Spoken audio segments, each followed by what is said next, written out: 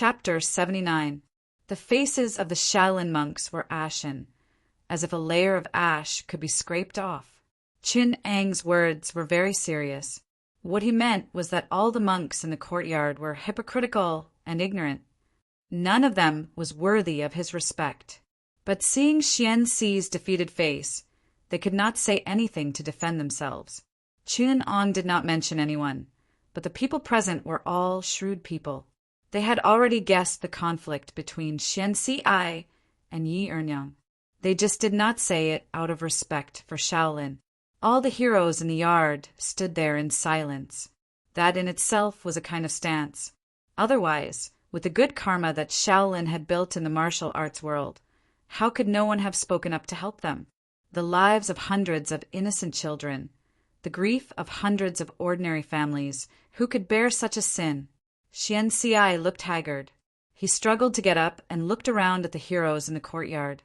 Looking at their disdainful, sighing, or resentful eyes, he sighed in despair. Excellent, excellent! Since there is karma, there will be karma. Ernyang, you have suffered all these years. Alas! His long sigh was filled with endless remorse. Xian Xi turned around to face Qinong and pleaded, "What the old monk has done, even though it is innumerable and unspeakable, it has nothing to do with the other disciples of Shaolin Temple. Shaolin Temple has strict rules and regulations since the ancient times. The other martial brothers and martial brothers strictly abide by the rules and practice Buddhism. Benefactor, you must not generalize. I am an idiot. It has nothing to do with the other Buddhist disciples." He knelt down heavily and pleaded, "Benefactor, please allow me to receive the punishment of 200 strokes of the rod, and then I will go with you to the 6-fan school to be punished." He spat out the last 4 words. A line of turbid tears flowed down along the wrinkles. His white eyebrows fluttered in the wind, desolate and lonely. The crowd of heroes on the scene saw that the abbot, who was usually full of vigor, now looked like an ordinary old man. They could not help but feel a bit sorry for him. The Shaolin monks even lowered their heads and closed their eyes, silently reciting the name of Buddha. Xian Xi, you've let Shaolin down, but what about the others?" Qin Ang sighed and said, "Even in this situation, what you can't forget is still Shaolin's clean reputation. Your child is right in front of you, but you don't even ask about it. You don't even care about second Mother Ye's life or death. This is your family's business, so I shouldn't say much. But even now, what you can't let go of is still the Shaolin Temple on Mount Song. Have you repented in the past 20 years? At this moment, you still don't know that I'm here to force you today, not because of the bullshit Shaolin rules, but because you've been watching and conniving at second Mother Ye's evil deeds for the past decades." Qin Ang took a good look at the gate of the Shaolin Temple. The words Zen Sect Ancestral Court shone in the sunlight. He sighed painfully and said, "Before you die, you are still thinking about the commandments and rules of the Shaolin Temple. It seems to be a great honor for you to die under the rules of the Shaolin Temple. Buddha has chanted the word mercy for so long. Has it become a rule? When I read the Buddha scriptures, I saw mercy and mercy for all living beings. But in Shaolin's Buddha scriptures, I saw rules and a bloody word: eat people." Xian Xi, until today, you still put mercy and mercy behind the rules. This is Shaolin sin. Xian Xi closed her eyes and said, "I did not abide by the rules and made a big mistake. Shaolin's precepts persuade people to do good. It is a very good thing. Today, I have added dignity to Shaolin's rules. I am sure that in the future, the monks will always be vigilant and will not repeat my mistakes. This will not go against the original meaning of mercy and precepts. What a pity, what a pity. Your rules are cannibalistic rules. Your precepts are killing precepts. How many tenant farmers at the foot of Mount Song have died because of this rule? At the foot of Buddhism, the life of the poor is even more difficult than in other places. You wear kasayas and gild Buddha's body. You don't produce, don't work. You follow the rules and follow the precepts.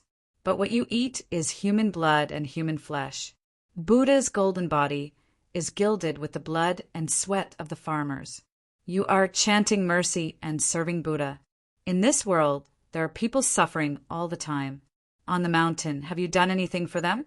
Adding oil in the middle of the night, burning incense day and night. Copper luohan, gold-plated dharmakaya. Extravagant, serving Buddha but ignoring mercy. Shaolin's rules. Why don't you change them into Baizhang's rules? Baizhang, the founder of the Tang dynasty's Zen sect, worshipped Buddha by bowing to the fields.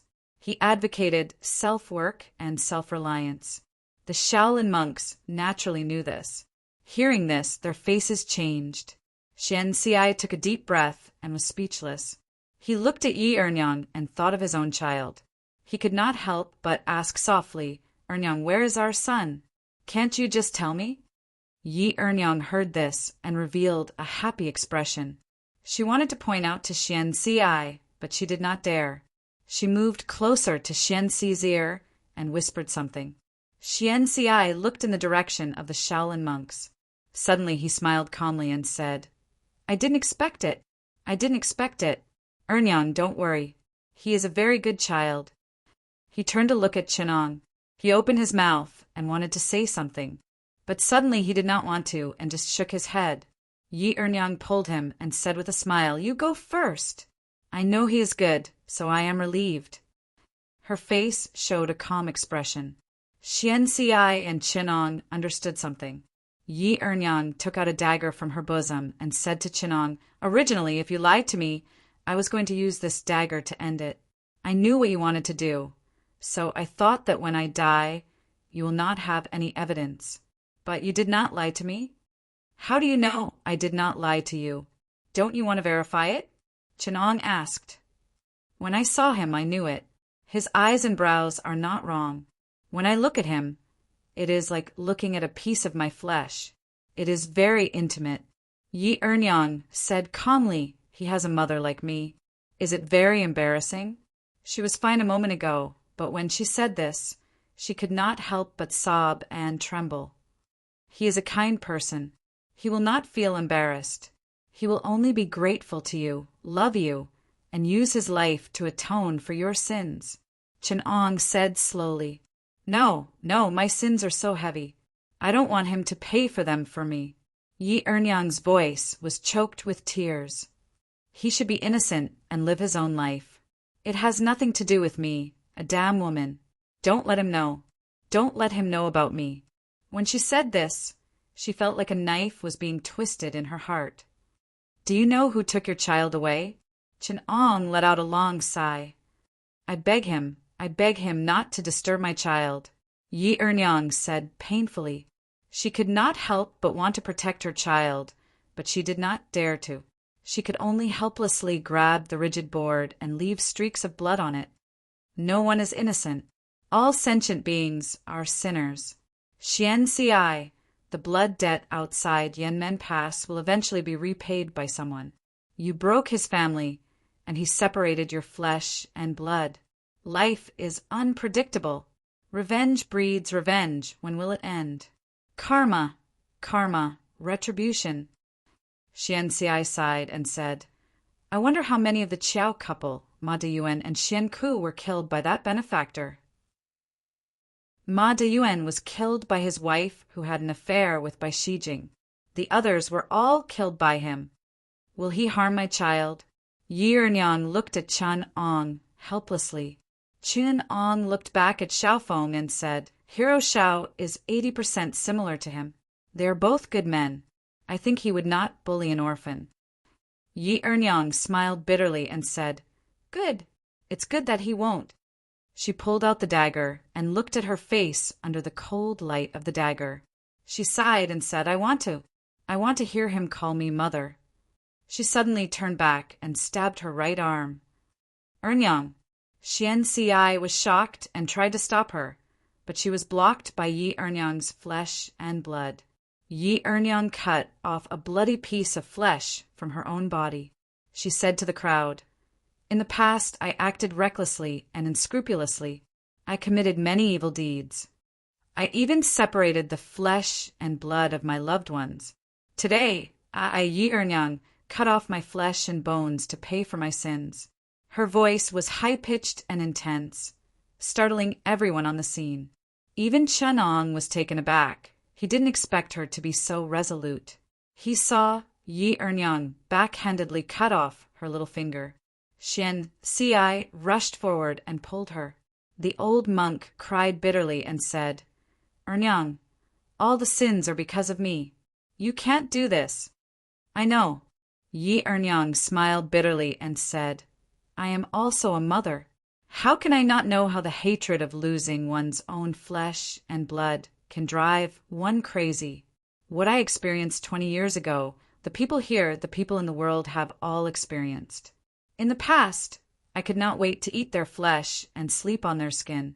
Today, how many people have experienced the same pain as me and have such hatred?" She smiled and said, "I want my child to live a pure and innocent life in this world. His mother should also be a pure and innocent person. I only hope that my flesh and blood can make up for that 1 in a million sin, so that Buddha can bless him to be safe and happy, so that he will no longer bear the burden of my sins." Xian Ci said with a trembling voice, "Ernyang, Ernyang, you must have a reason. He held her and stood up. He trembled and put Yi Ernyang on the ground. He was afraid that his tears would drip on Yi Ernyang's wound. "You are afraid, aren't you?" Chenong sighed and said. Yi Ernyang cried out involuntarily, I am afraid. Those children come to find me every day. It's fine if they find me, but don't pester my child. I have experienced that kind of hatred, that kind of pain. I know that they will not let us go." She pulled Xian Ci's hand and said with difficulty, "We can't live, but our child is still alive. He is so young, and he doesn't know martial arts. If others find him, what will he do? Now, as long as I die, the more miserable the better.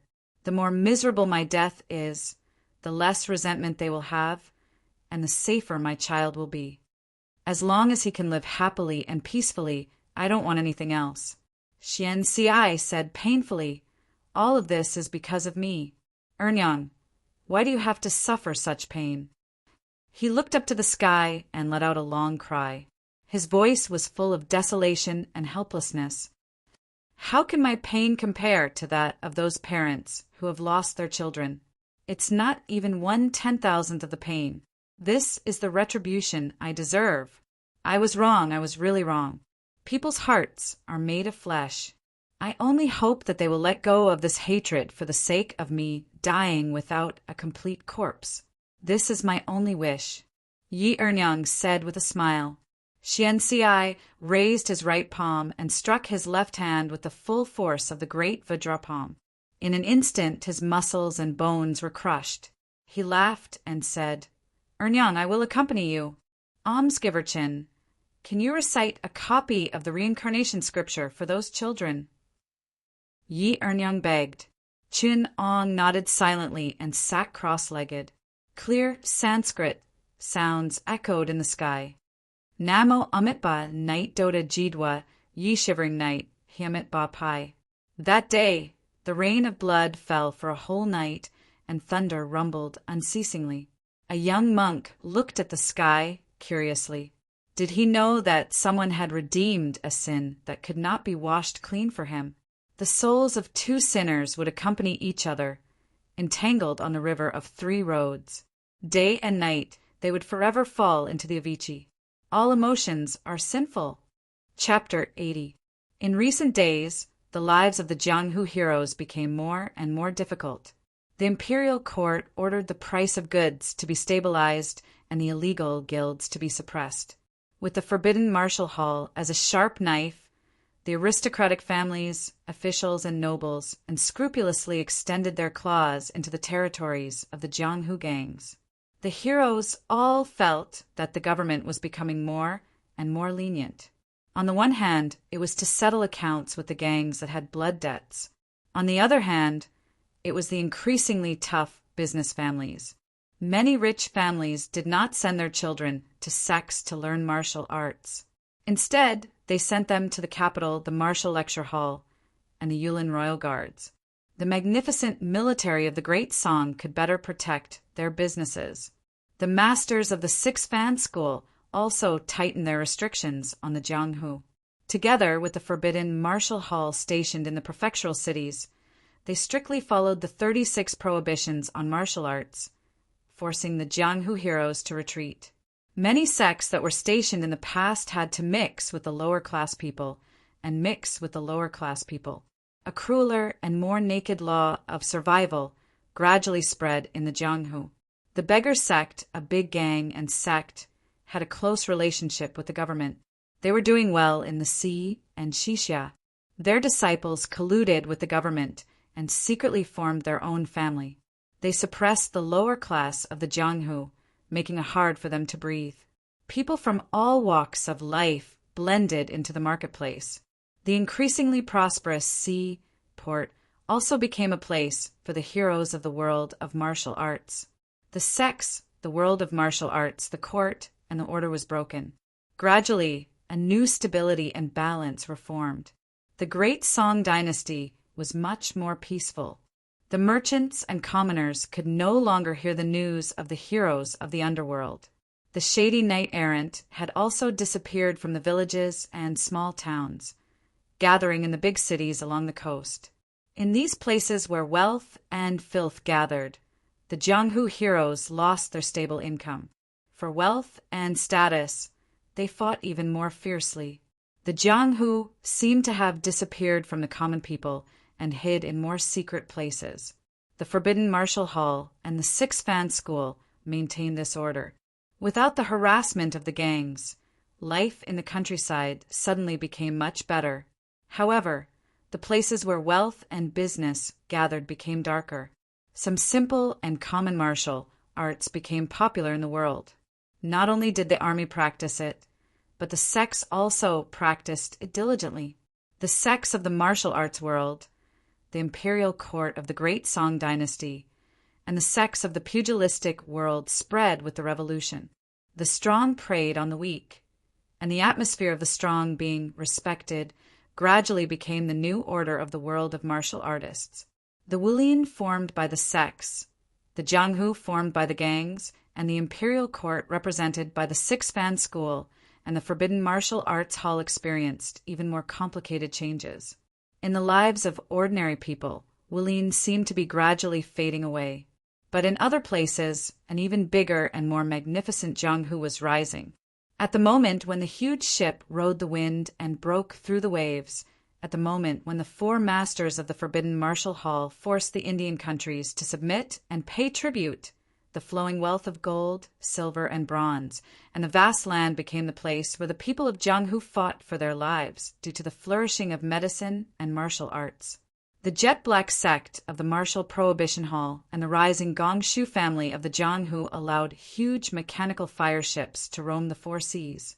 After the Shaolin and the other sects were attacked by the Forbidden Martial Hall, they had to turn their attention to overseas.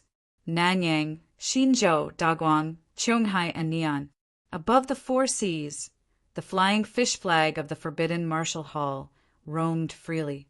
In the end, the bustling central plains were not as attractive as the chaotic overseas. After a few third-rate martial arts masters earned a family business in Nanyang and returned home in glory, many Jianghu people looked forward to the overseas flowing with wealth and rushed to the four seas. In a small town in the East Sea, Huang Chang looked at the report in his hand with a complicated expression. He sighed and said, after the governor left, Tong Guan and the other eunuchs took over the power and won the trust of the emperor. With the four masters Jiumaji, Morong Bo, Duan Yanqing, and Xiao Yuanshan as accomplices, the Forbidden Martial Hall has become a tool for the imperial court to oppress Jianghu. He held the hand of a young child and boarded a large ship. Apothecary, come with me overseas and be an idle hermit. In the smoke of war. Yunqing, come with me. On the battlefield of Songliao, a young general pushed the woman in white in front of him away with determination.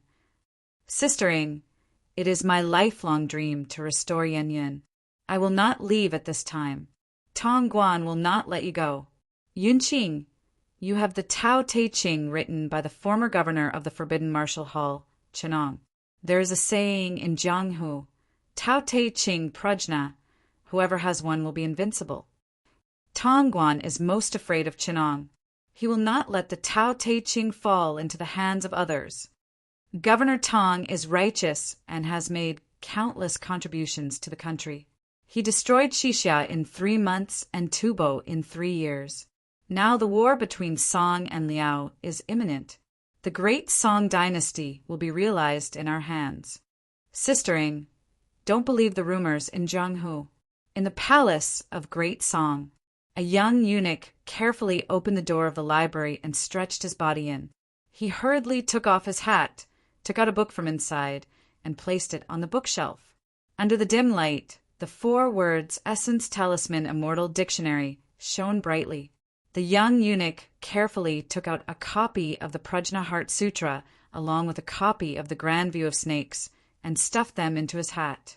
Then he quickly retreated. A small snake crawled out of his sleeve and slipped in through the crack of the door. It coiled around the door and window. On the grassland, a young man carried Lu Neng on his back and galloped away. Behind them were dozens of soldiers from 6 Fan School. Hongqi, go. Go by yourself. That old scoundrel Tongguan will not let me go. The commander's legacy absolutely cannot fall into his hands. This Prajna Heart Sutra hides a gargantuan secret, but I only have the first half. I've hidden the second half in the Imperial Library. Take it and run. Run. Lu Neng patted his body and jumped up angrily. He slapped his hands 3 times in the air towards the soldiers behind him. The soldiers, who were chasing after him, stood up straight. The arrowhead of the crossbow was aimed at his body. At this moment, a heroic voice shouted, "Little brother, what happened?" Xiao Feng pulled Hongqi up on his horse. Seeing the soldiers behind him, he struck out with the dragon, subduing palm. He grabbed Lu Neng with one hand and carried Hongqi with the other. While the soldiers were busy dispelling the palm force, he galloped away. "Ha! Little brother, we meet again. Since we are fated to meet, I'll ask Zhu to cook a bowl of beef soup for you later."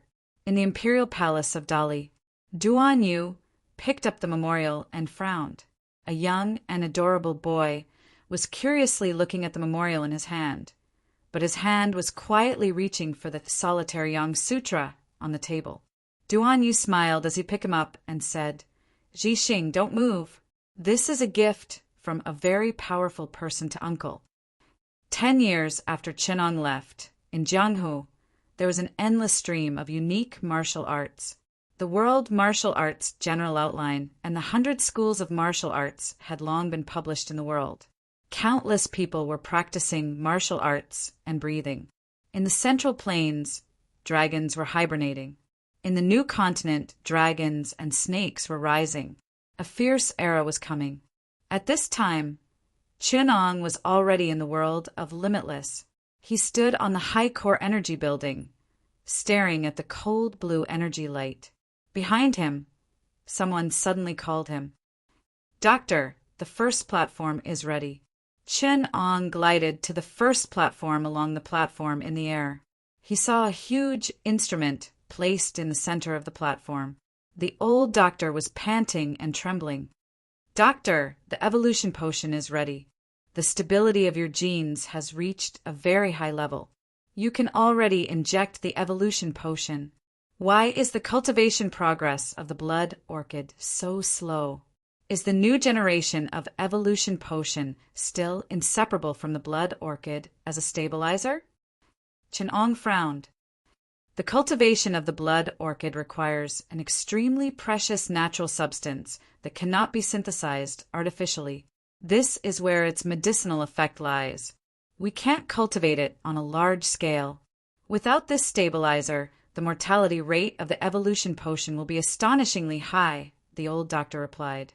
How is the research on the interaction between qi and the blood orchid? It's going well. There are already evolvers who claim to have sensed qi. According to several blood samples brought back by the doctor, their lifespan may reach 300 years. The role of qi in promoting the efficacy of the evolution potion is too obvious. Chen Ong was lying on the test bench. The blood-red potion was injected into his body. The old doctor was surprised to find that Chen Ang's eyes had become dark blue. His body suddenly trembled violently, but it was quickly controlled by Chen Ong. The little things around him suddenly floated uncontrollably.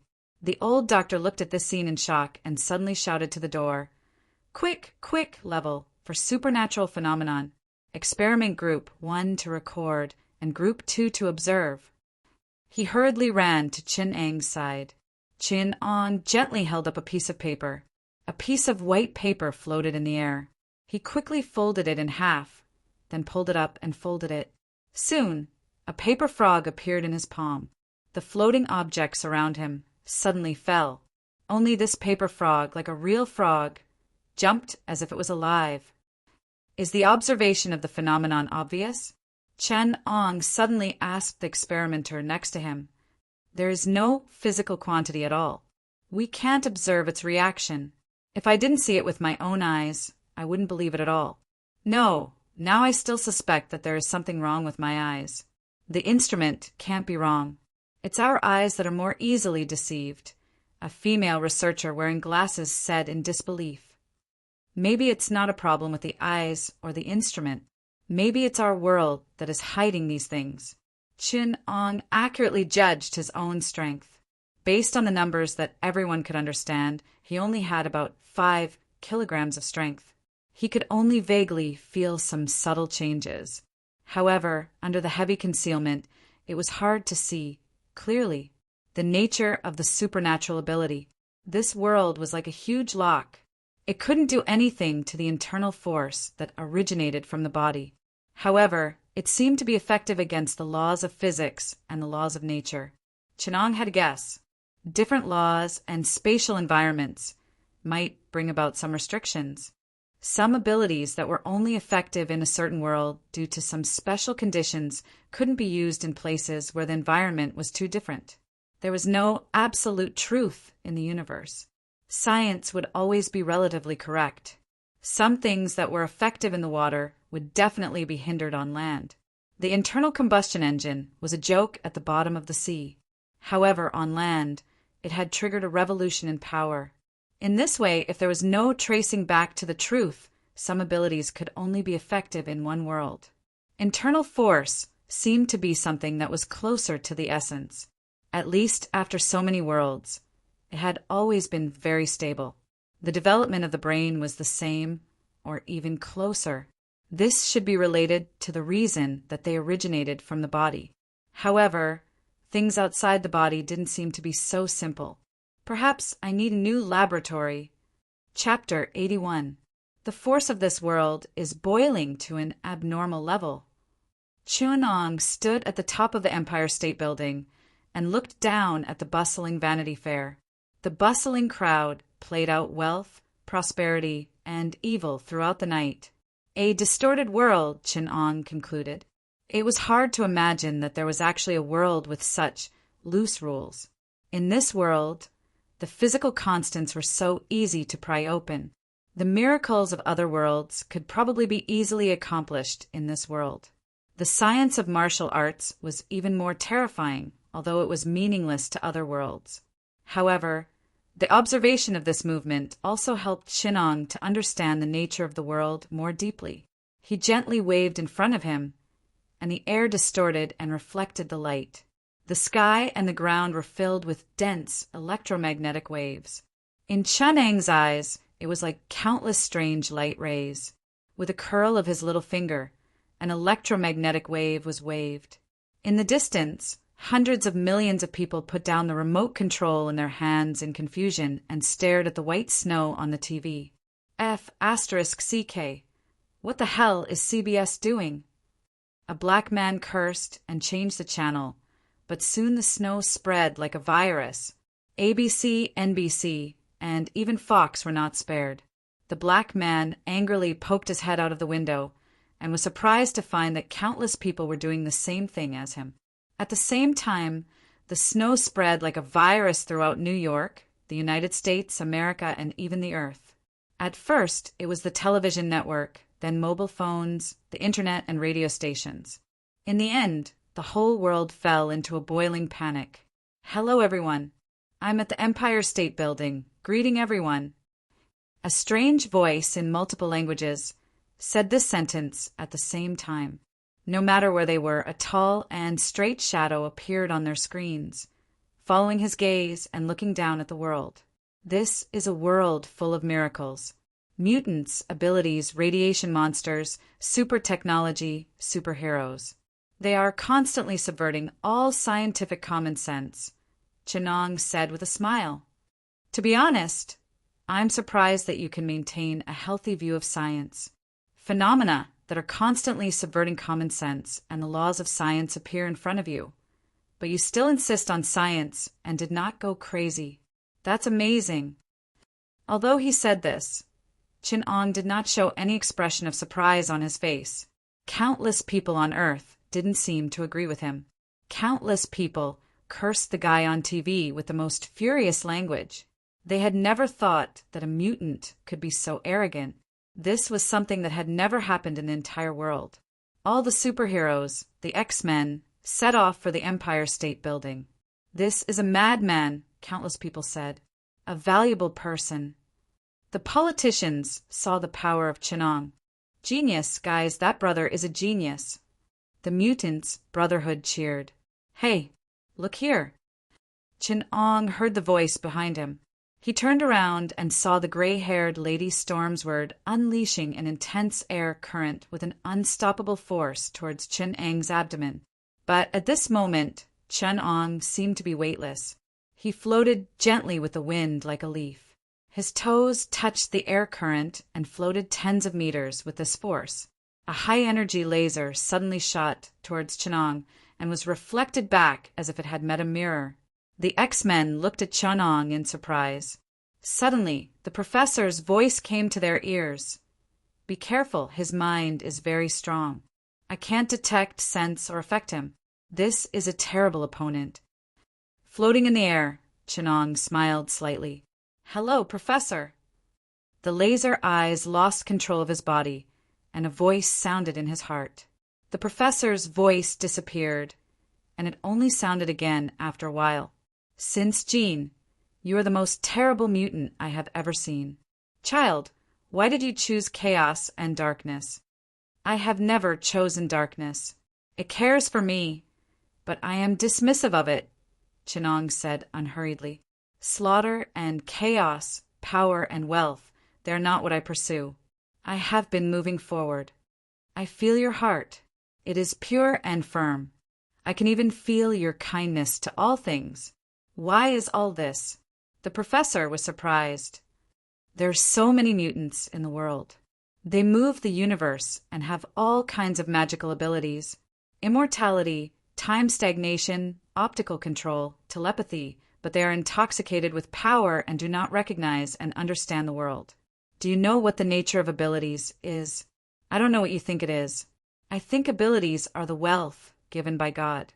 He makes every child better. Abilities make the world a wonderful place, but human suspicion and doubt have changed everything. Child, you will aggravate this process. The professor sighed. Those who do evil will suffer the consequences of evil. Abilities are not power, and not a symbol of status. It is knowledge and discovery. When people with abilities use their abilities as power, they are destined to live in suspicion and fear, because they are afraid, and even fanatically support this power. You think you are superior to others and have power, but you ignore evolution and accumulation. Human society is not nature. It is not a world of survival of the fittest. You think you are a new human being, but it is elimination. Your noble identity has been shattered as early as when you did not represent the progress of human productivity. Chenong sighed. Humans are not animals. Power cannot eliminate everything. Our progress is the road of wisdom. Ability users have so many conveniences, but science, wisdom, economy, and contribution to society, you are far behind. You do not represent the forces of progress. The professor was silent. Yes, we are the lagging party. I regret the misinterpretation of the theory of evolution when I was young. Killing is not the path. Only progress represents everything. When the world's best doctors, scientists, workers, and farmers are all ability users. But when you use this power to contribute to humanity, the gap and killing will naturally be dissolved. I will be proud of this. The power of Arcana may not lie in maintaining power, but in promoting progress. Child, you're the leader of the Arcanists.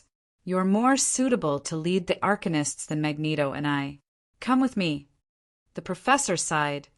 You are the future, but I am not an ability user. Chenong smiled. It doesn't matter. The professor sincerely said, what you seek is world peace, not progress, but I'm different. What I seek is progress. We are not on the same path. Chenong sighed. I will let the world see the power of wisdom. I will let them see how ability pushes the world forward. I hope it will help you. You don't need to take such a path at all. Progress with humanity. The professor anxiously said, I am a traveler in time and space, a messenger of progress. I am just a passerby in every world. I appreciate the scenery of different worlds. I listen to the voice of fate, and I announce the direction of progress. Let me witness the wonders of this world. No matter where you are, whether you are a hero or a criminal, I will bear witness to all of it. Chenong raised his hand, and a bolt of lightning came down from the sky, striking Stormsword's body and sending her flying. Chenong stood at the top of the Empire State Building and announced to the world, I am the king of the world. No, the professor anxiously said. Wolverine's eyes suddenly lost focus, and he stopped behind Chenong. You don't have to be like this. He can't hurt me. Chenong smiled. Wolverine shook off the effects of his daze and said in shock, Professor, what are you doing? Chenong's eyes looked into the void, as if they were intertwined with each other. He smiled at the world's audience and said, Hello, everyone. This is the time for a science lecture. A stone floated slightly, and Chenong held it in his hand. He smiled and said, the ability to move objects with one's mind. You call it telekinesis. Obviously, this is a very wrong concept. You can't deduce conclusions based on the results. This is a serious mistake in science. Moving objects with one's mind under the surface is the intelligence of a behemoth. Everyone take a look. This is how the average mutant fights. Chenong smiled and swung the stone at the wall. The violent kinetic energy created a big hole in the wall. A direct method, but a pity it's too crude. Using telekinesis as an energy source is simply a joke. This world has never lacked energy sources. If it's used to control everyone, take a look. Chenong smiled and floated a puddle of gasoline.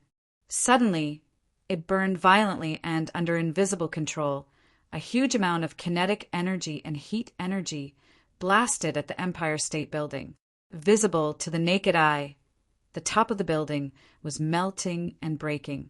The top of the Empire State Building suddenly collapsed, but under Chenong's control, it quietly turned into a pile of ruins. Unprecedented control appeared in front of the world. The calorific value of gasoline is about 1 liter of gasoline. If the density is 0, it can produce 212 by 10 carat 4 kilojoules of energy. What can this energy do? Forging metal, destroying boulders, these are all child's play. Only 1 liter of gasoline is needed to destroy the entire Hoover Dam. Lady Storm's word was almost trembling. She knew what kind of magic box Chenong had opened. Before humans could control such a powerful force, they might have to destroy themselves first.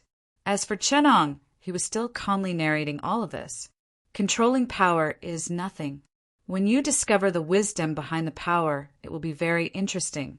What is telekinesis? To me, it's a force field. To others, it might be a magnetic field, or maybe it's fluid control. Under one expression, there are countless possibilities. As for my telekinesis, it should be called gravity control. Chenong floated a piece of gravel and said, The essence of gravity is that mass affects the folds of space. Therefore, my telekinesis has 3 points: mass, space, and energy. Unfortunately, we are on a huge mass, surrounded by countless folds of space. When wisdom and control reach a certain level, this is a nightmare. The folds of space drive the movement of objects, just like how denser objects will move to places with lower density. This is the essence of telekinesis. Energy is conserved. All telekinesis users rely on this huge mass under our feet. Then what will happen when this kind of space control and influence reaches its peak? Chinong said with a smile. Countless Americans suddenly exclaimed. They saw the Statue of Liberty being quickly destroyed into a pile of debris under the huge pressure. The Manhattan River soared into the sky as if it had lost gravity. Hundreds of millions of tons of water rushed into the sea, showing a scene of destruction. To destroy the Statue of Liberty, I need a moment. To destroy Manhattan, I need 3 seconds. 3 minutes in New York, 3 hours in New York State, 3 days in America, and only 3 weeks in the whole world. Congratulations! In 3 days, an asteroid with a diameter of 800 meters will hit the Earth. In 3 weeks, it will be an asteroid with a diameter of 30 kilometers. In 3 months, you will be lucky enough to enjoy the scene of the Moon and Earth colliding. Humanity will be destroyed in 1 day. Now, whether you are a hero or a sinner, whether you are a mutant or an ordinary person, find me and stop me. The whole world suddenly fell silent. Chapter 82. Where is he now? Where is our army? General Vic angrily hammered the table. He pulled up the staff officer next to him and roared at him. Tell me, a mutant destroyed our Statue of Liberty and the Empire State Building in front of the world. And now you actually let him stay in Manhattan. Am I crazy? Tell me, am I crazy, or are you a bunch of trash? He slammed the poor staff officer to the ground. Now tell me, where is the army and where is the enemy? General, the New York garrison has fallen. What are you trying to tell me? You used fallen? Are you trying to tell me that they were all killed by a mutated bastard?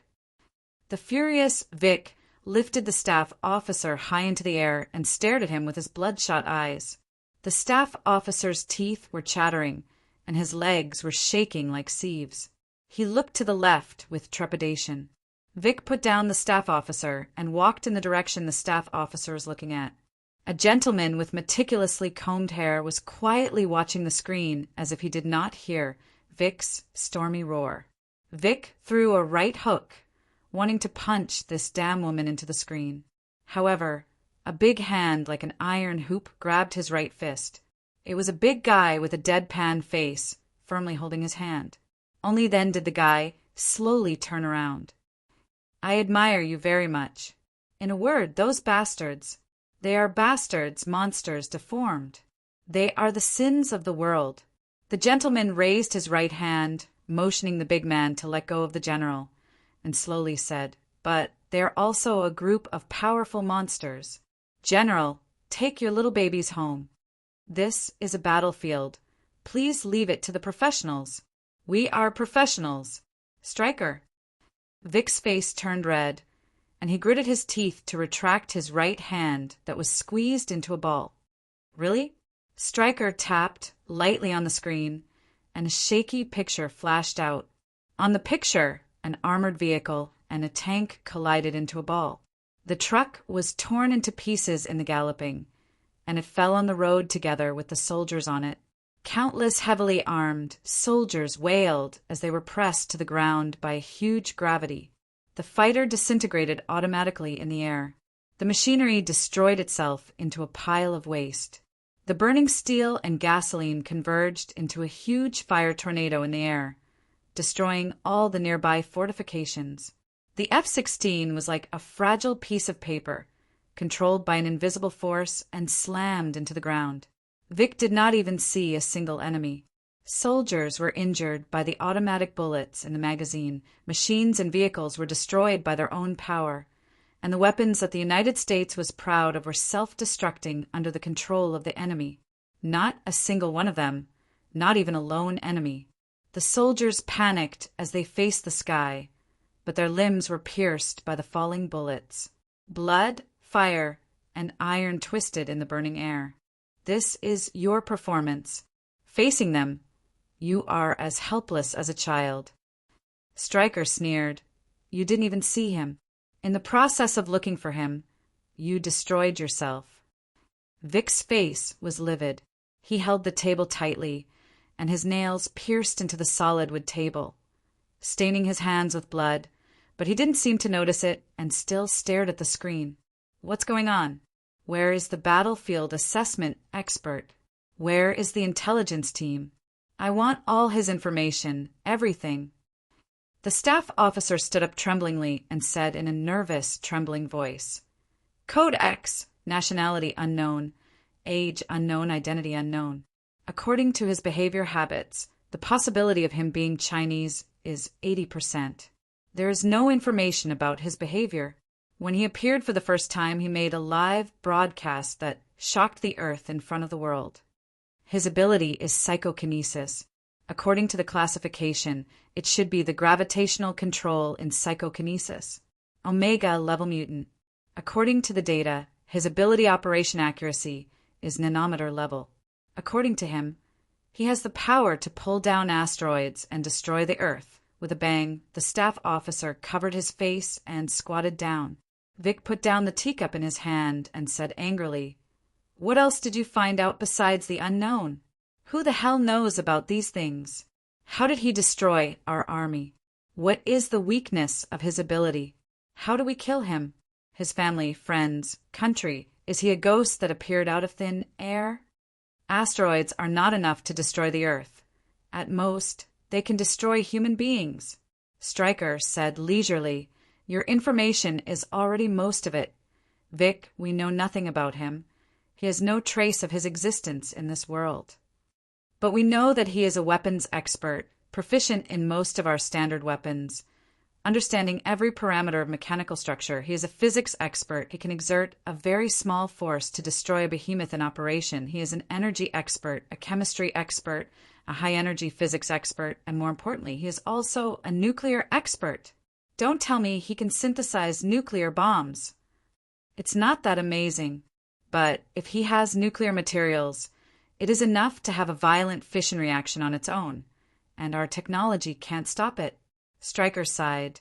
The power of wisdom and science, the great power of mankind. Although he is a mutant, he is more like a human than any other mutant. Other mutants are just beasts. Only he is a hunter. You mean any nuclear power plant on our land can become a nuclear bomb at any time? Big beads of sweat dripped from Vic's forehead. What are we waiting for? This is a thug. An unprecedentedly dangerous lunatic. Wait, are you sure about all this? How do you think the Washington Aircraft Carrier Group, a nuclear-powered aircraft carrier, was destroyed? Stryker laughed. I saw the Washington Aircraft Carrier Group in the dock the day before yesterday. Stryker, don't try to lie to me. Vic stared at Stryker and said fiercely, Take a look. Stryker handed him a document with a double-headed eagle top-secret mark and said, while facing the screen with his hands behind his back, The huge heat of the nuclear reaction destroyed the core of the aircraft carrier, and what is lying in the dock now is a pile of scrap iron. Our pride in the hands of X is a nuclear bomb that can be detonated at any time. He can easily destroy all aircraft carrier groups, and the Department of Defense has issued strict requirements that all nuclear weapons are not allowed to face X. If this is the case, why didn't he destroy the Washington Aircraft Carrier Group? Vic couldn't believe it, and he questioned. Stryker was silent and said after a while, Professor X, that mutant bastard, proposed a possibility. He thinks that X is promoting peace between mutants and humans. He is urging the world to face the power and value of mutants and to reintegrate mutants into human society. Promote by destroying the Earth? Do you want to promote it by killing? Vic laughed wildly. Isn't war the biggest impetus for ethnic integration? In the face of such a crisis, mutants and humans can only unite and communicate with each other. The power of mutants makes the opposition tremble, and those who support them cheer as heroes. There is a great possibility of his behavior. Stryker said indifferently, "You mean we are facing a saint in human history? Jesus?" Vic laughed. He felt that there was nothing more ridiculous than this. He pointed to the battlefield on the screen, pointed to the flying bullets, and said, "Are you sure Jesus did this? He is Satan. Without him, why do people look forward to heaven?" Stryker smiled and said, "Most of the soldiers are just injured. The soldiers, you see, who are really dead have a low mortality rate. To the mutated humans, he is Satan. However, I am not a lamb waiting for the arrival of the gospel. Those bastards, their only value is to lie on the experiment table. Those monsters, their only fate will be destruction. So find him and kill him, no matter what he wants to do." "So," General Vic narrowed his eyes. "So, let the professionals come and let the hounds behind me show some color." Stryker looked at the men in black behind him and sneered, "Go! My weapons!" In Manhattan, there were beacons everywhere, and the unburned fireworks were filled with black smoke. The once most prosperous and prosperous center of New York was ruined like a huge ruin. The once bustling crowd and elites are now only a few wild dogs and carnival gangsters playing in this city. A huge steel structure hovered in the center of Manhattan. These TV towers and steel frames gathered from all directions, twisting into a huge steel throne on the original site of the Empire State Building. Chun-Ong stood at the peak and looked into the endless distance. "It's finally here." Chun-Ong sighed. The invisible gravity, like a giant spiderweb, stretched across the entire territory of the United States and continued to spread to other areas. All the mass that could affect gravity was reflected by this giant web. Through Chun-Ong, it was connected to the internet of electromagnetic waves that stretched across the sky.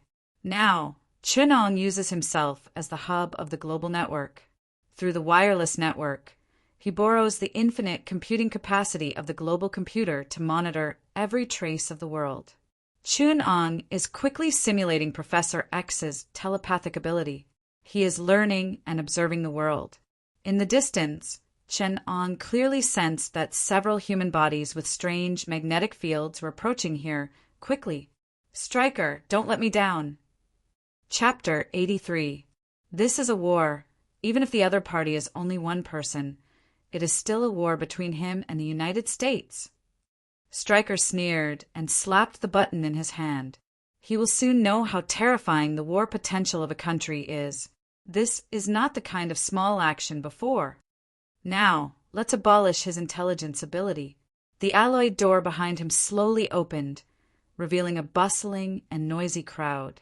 Hundreds of men and women in military uniforms screamed and ran in front of the computer. Countless people flowed in an orderly and organized manner, acting for a war goal. X's physical analysis report is in file number 1, and the psychological analysis report is in file number 2. The behavioral expert group, please go to analysis room number 1, and the psychology group, please go to intelligence center number 2. Manhattan Terrain Structure Mission, transfer data to support 3D modeling, and request the meteorological data of the last month from the Weather Bureau. Stryker smiled and took Vic into the command room. In front of the huge central supercomputer, a black old man bent over and curled up on the medical bed. Electronic Will, the best hacker in the world. Before that person appeared, he was the king of the global network. His mutated ability is Electronic Command, which can give computers artificial intelligence. Now he maintains the union of 23 supercomputers in the United States. We have been resisting that bastard's attacks on the network. Now is the time to fight back. In the 23 underground bases in North America, all operations are manually completed, and the huge central computer flashed with countless faint blue lights. Under the command of Electronic Will, countless data swarmed up from the world's network, impacting Chun-Ang's Skynet architecture. In the sky, a Hercules formation flew toward Manhattan. When they were 5 kilometers away from the Iron Throne, they slowly opened their trunks, and the containers weighing hundreds of tons fell out with a loud bang, turning into piles of waste on the ground. Crimson molten iron gushed out of the sealed boxes, flowing on the streets, and wherever it passed, everything melted away. A black-clothed man stood in front of the molten iron, allowing the scarlet-hot liquid to flow over his head. He was like snow under the scorching sun, disappearing without a trace. Everything had melted cleanly, but the scarlet iron seemed to have its own will. The dark red molten iron became scarlet red again, surging towards the steel throne. Liquid body, Earth King, Deadpool, Phantom Master, Steel Man. Chin-Ong smiled faintly, revealing his white teeth. Countless distorted gravitational forces surged all over his body like the ocean before a storm. They were slowly brewing and waiting to be unleashed. His feet hovered slightly above the ground, his eyes filled with joy and anticipation. The fluid was the man in black who had just disappeared. He could merge with any fluid and turn any substance he came into contact with into a fluid. The surging molten iron melted the concrete, melted Manhattan, and flowed toward the Iron Throne. Earth King and Steel Man rushed out from a building on the side. The Earth King stepped on the flowing concrete, the surging soil, stones and cement wrapped him up. He stood on the ground and became one with the earth. Even gravity could not destroy this whole body. The Steel Man stood on his shoulder, the alloy gradually covering the surface of his body. The King of the Earth raised his hands and held the Illusion Master in his hands. An integrated energy field immediately covered the fragile Illusion Master. The King of the Earth's ability was to assimilate energy fields. He stood on the ground and had endless power, just like Achilles. The torrent of steel and concrete passed through the streets and overflowed the tall buildings. Under the gaze of Chin-Ong, it slowly flowed toward him. But at this moment, a strange distortion suddenly appeared behind Chin-Ong. A katana, at a speed that was truly beyond the visual, stabbed at Chin-Ang's back. Deadpool's red shadow rushed out of the void, and the flowing sword light gently wiped Chin-Ang's shadow. The sharp and invincible sword light, made of adamantium, was enough to cut through flying bullets, but it flowed through Chin-Ang's shadow as if it was nothing. A voice sounded behind him. "Are you a warrior?" Chin-Ong stood behind Deadpool, holding an egg-thick steel bar in his right hand and gently pointing it on Deadpool's spine. An invisible tremor force penetrated into Deadpool's spine, destroying his ability to move. "Sorry, I forgot, you can't speak now." Although Chin-Ong said this, there was no apology in his hand.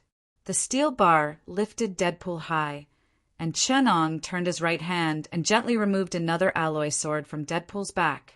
His thumb wiped the edge of the blade, and the bright, cold light illuminated his eyes. Deadpool tilted his head and made an innocent expression. On the steel bar, his body disappeared without a trace.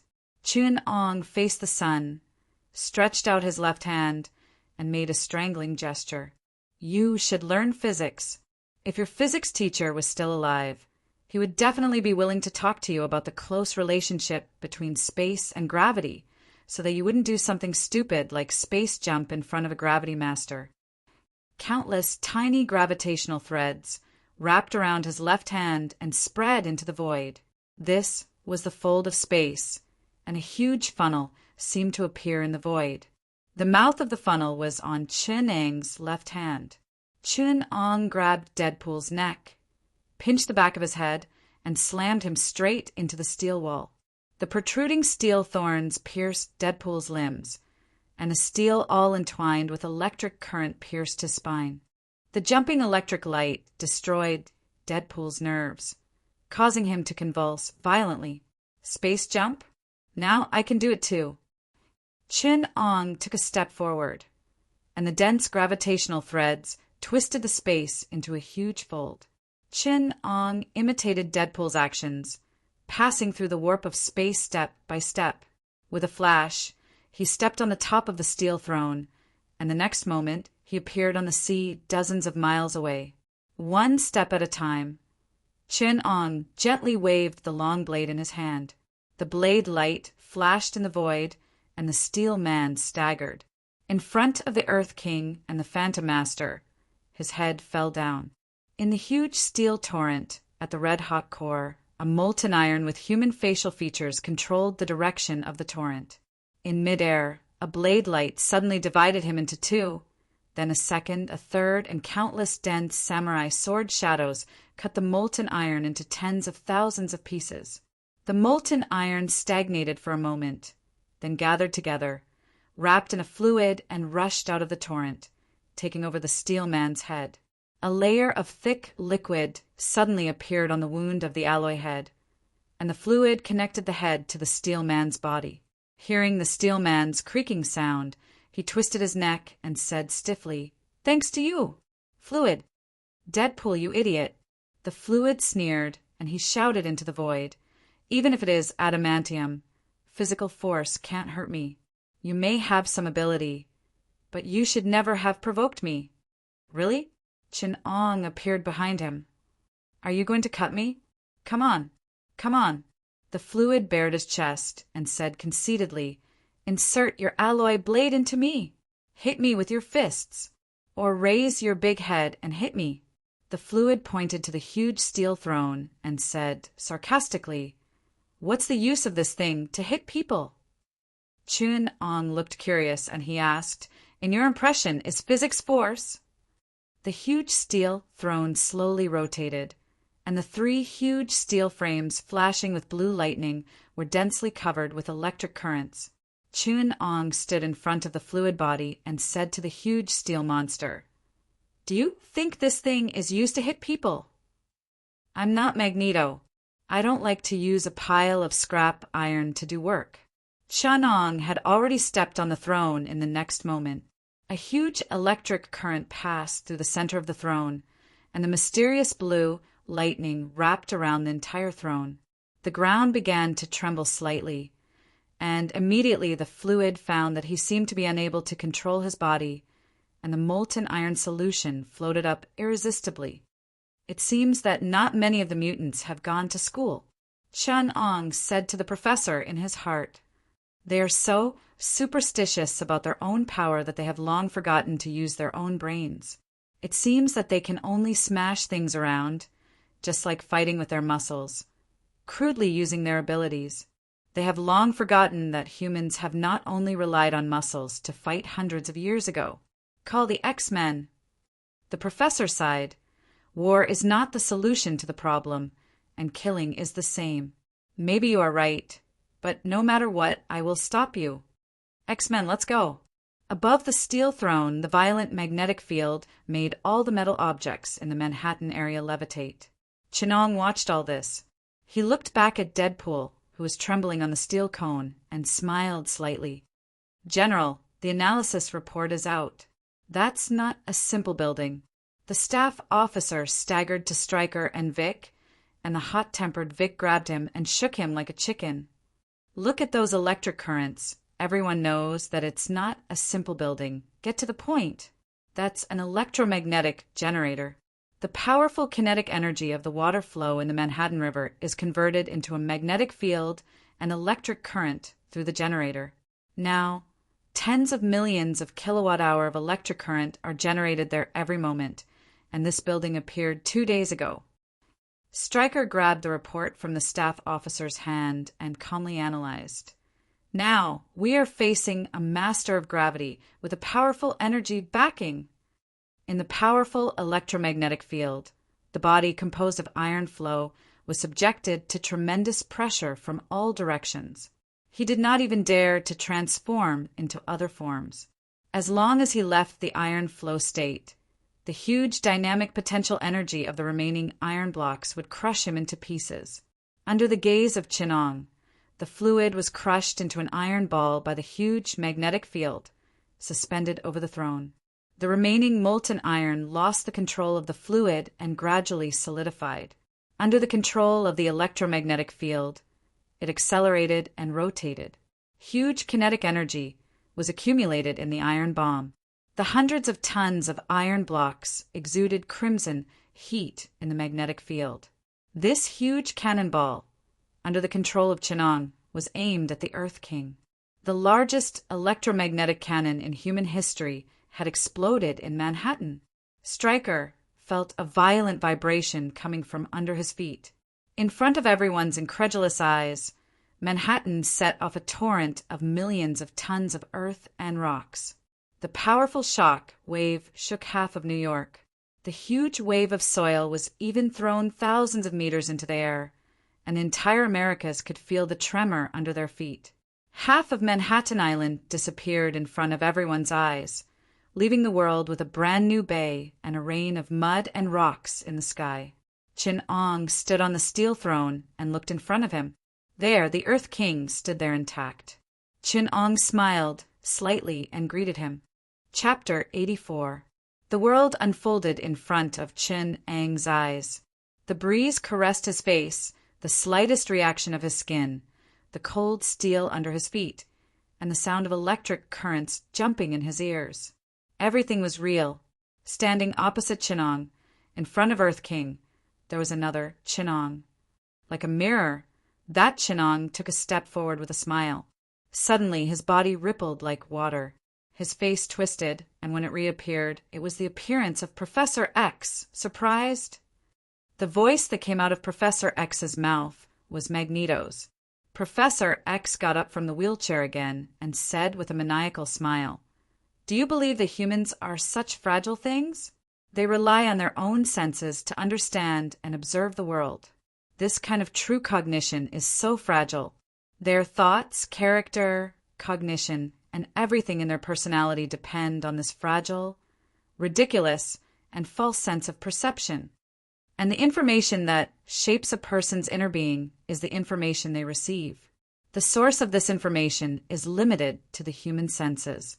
Our understanding of the world and our personality are gradually completed from the information we see and hear.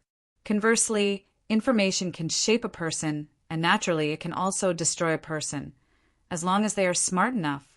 Chin-Ong laughed. "You are a smart person, so you are a master of illusion, not a manipulator of the five senses. You are absolutely right." Jason said crazily, "I am a master of illusion manipulation. I am a master of psychological manipulation. I shape those people into what I want to see. I am their master." He retracted his trembling hand and looked at Chin-Ong. "You are a different person. Among all the people I have met, you are the only one who uses these strange things to perceive the world." Jason, who was disguised as a professor, sighed with emotion.